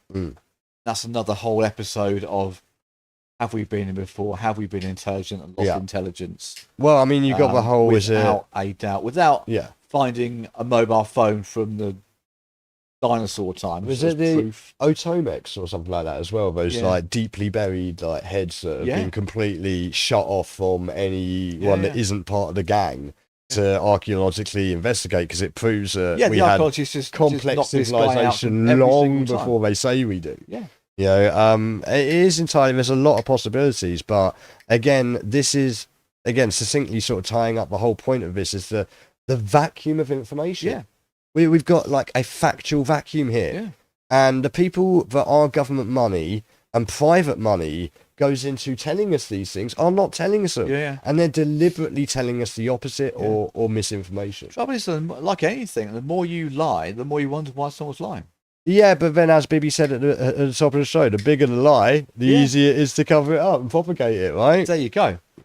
Absolutely. Stuff nicely, I think. I think so, yeah. I think that does. So, I mean, we might pick up on 3i Atlas next week, right? I think I'm going to look more into that now. Yeah. I'm interested in that sort of thing. Yeah, have a good look into it. Big into that. Check out Tiago. It hasn't hit us by then. We haven't been invaded. Well, this is the thing, is that like I'm fully expecting it to be like everything else, where we have all this hype and all this stuff, and nothing. Goes, it goes past us, or it might be a really short show next week.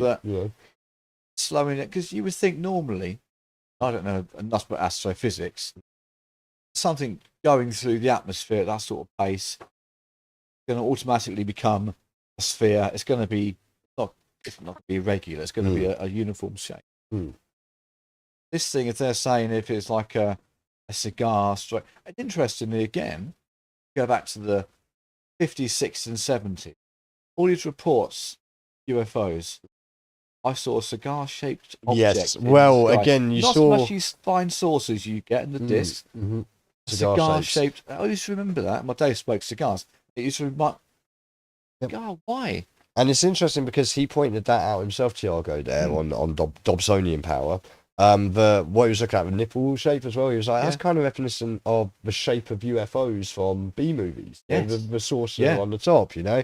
Yeah. So sort of the other way around, sort of pointing. The thing is, they could, if this is like a setup, right? Because I like to use the term a work pro, the wrestling term, because again, with the Charlie Kirk thing, right? My mum is not convinced that Charlie Kirk's dead. Okay, and with the flights and all of that, what did I say about the Trump attempted assassination? Yeah, it's a work, bro. Who's Trump's best friend? Vince McMahon. Dude knows how to work and juice yourself, get juice and get colour. There's no scar there at all in his ear. Exactly. That's why I'm saying he probably went down and did a freaking Ric Flair special, man. Just gigged himself, and back up again. A little razor blade bomb done. Yeah. Well, my wife, when she was about 8. Got knocked over onto a table and lost that bit of her ear. Oh, Jesus. And you can still see it. You can still see. Yeah, exactly. And you can't see anything on Trump, right? Not a thing. And he's been shot. Mm-hmm. So, I mean, if this is a work, then they could be trying to give us, evoke imagery like the classic UFOs, like the classic cigar things to make us, believe it. But definitely doable. We can look into that more next week because that was quite a quick sort of overview of it. And there's a lot more to discuss with it. Definitely. It then ties into your conspiracy theories about your moon landings. You've got the ancient people, which is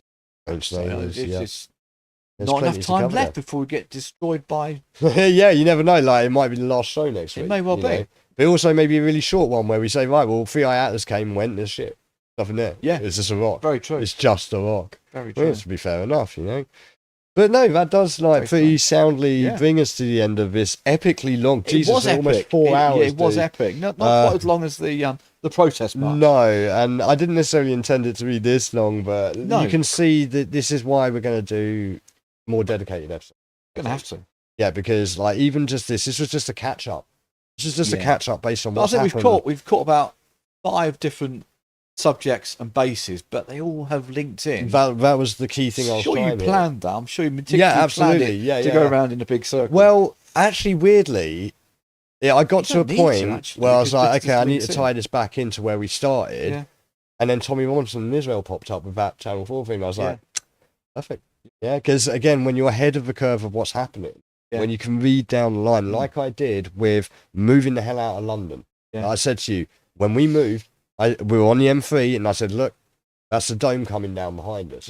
And look what's happened since then. And, you know, I saw what was coming down the line for Feltham and Hounslow, and I said, darling, we can't bring our kid up in this because he's going to get shanked. You're going to be walking down the street with a man going, oh, Dudu, I don't like the white man Dudu like you do because I drive an Audi. I like to get my shit on my hands. You know, like, no, not having it, mate. Not having it. Yeah. And I've got a bit of a knack for this, you know. I mean, like I say, I'm a first class honours graduate. I kind of research the kind of thing, you know. But the thing is as well, there's no point in presenting a whole bunch of information with no link. No. You know, and people, the longer this goes on, people might find more and more that everything is linked. Yes. Everything is. And there's a very small number of people that are in control. And they have a narrative. And like you say, they think we're stupid because they're getting to the point now, like just reeling off the film sheer scripts. Arrogance of them to think, I mean, probably a lot of people asked you. Yeah. Well, I mean, unfortunately, people are. Look at TikTok. For Labour last year. Again, look at the disdain he had for everyone, BB, and the importance of TikTok. That says it all. Yeah. He hates you all because you're all idiots. Everyone on TikTok sat there all day doing that. You know, they're proving his point. Yeah.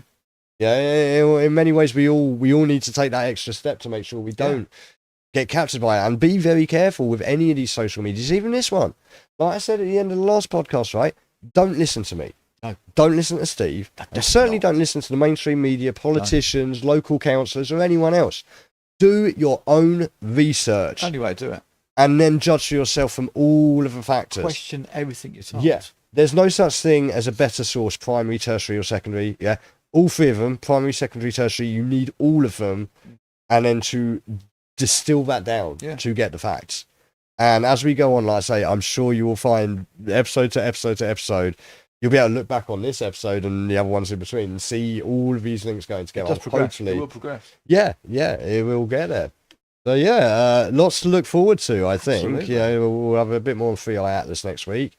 I don't know whether it might be worth having a little like secondary subject in case it literally is just a rock. We'll come up with something else to well, but mind you, between now and then there's going to be a ton of stuff. Oh, it's bound to be. It's bound a few more.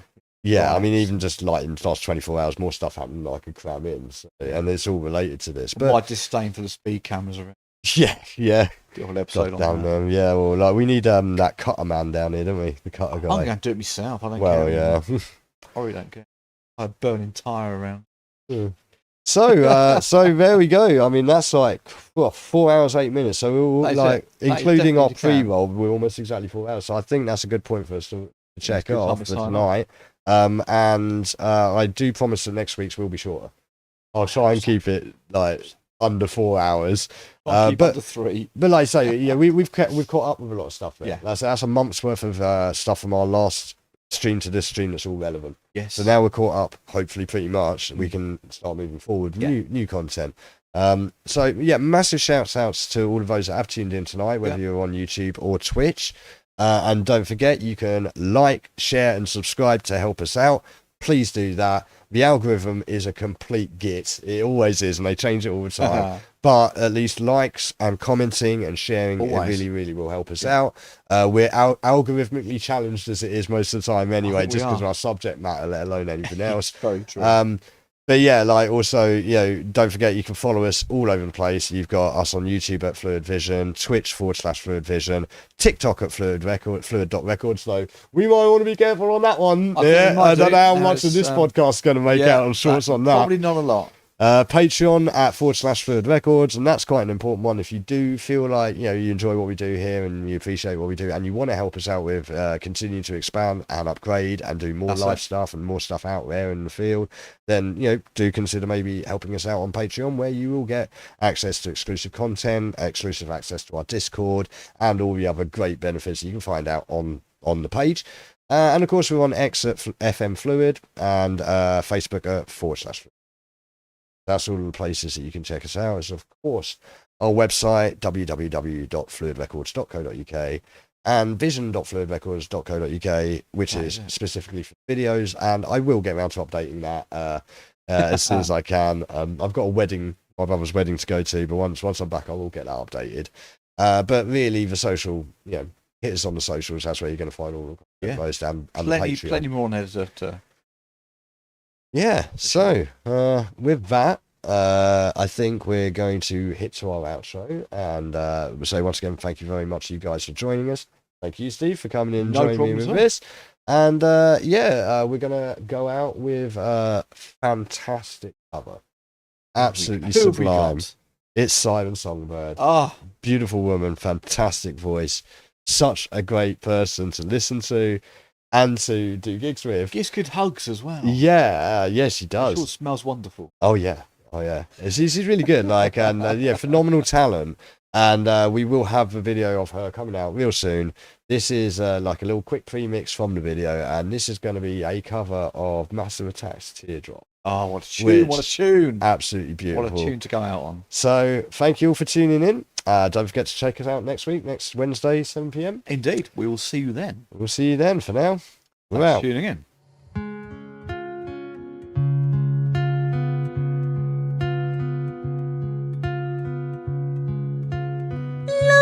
Love is a verb. Love is a doing word. Feelings on my breath. Gentle impulsion shakes me, makes me lighter. Feelings on my breath. Teardrop on the fire. Feelings on my breath.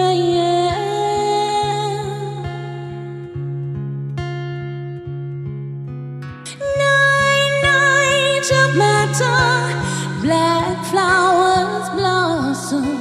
Feelings on my breath. Black flowers blossom. Feelings on my breath. Teardrop on the fire. Feelings on my.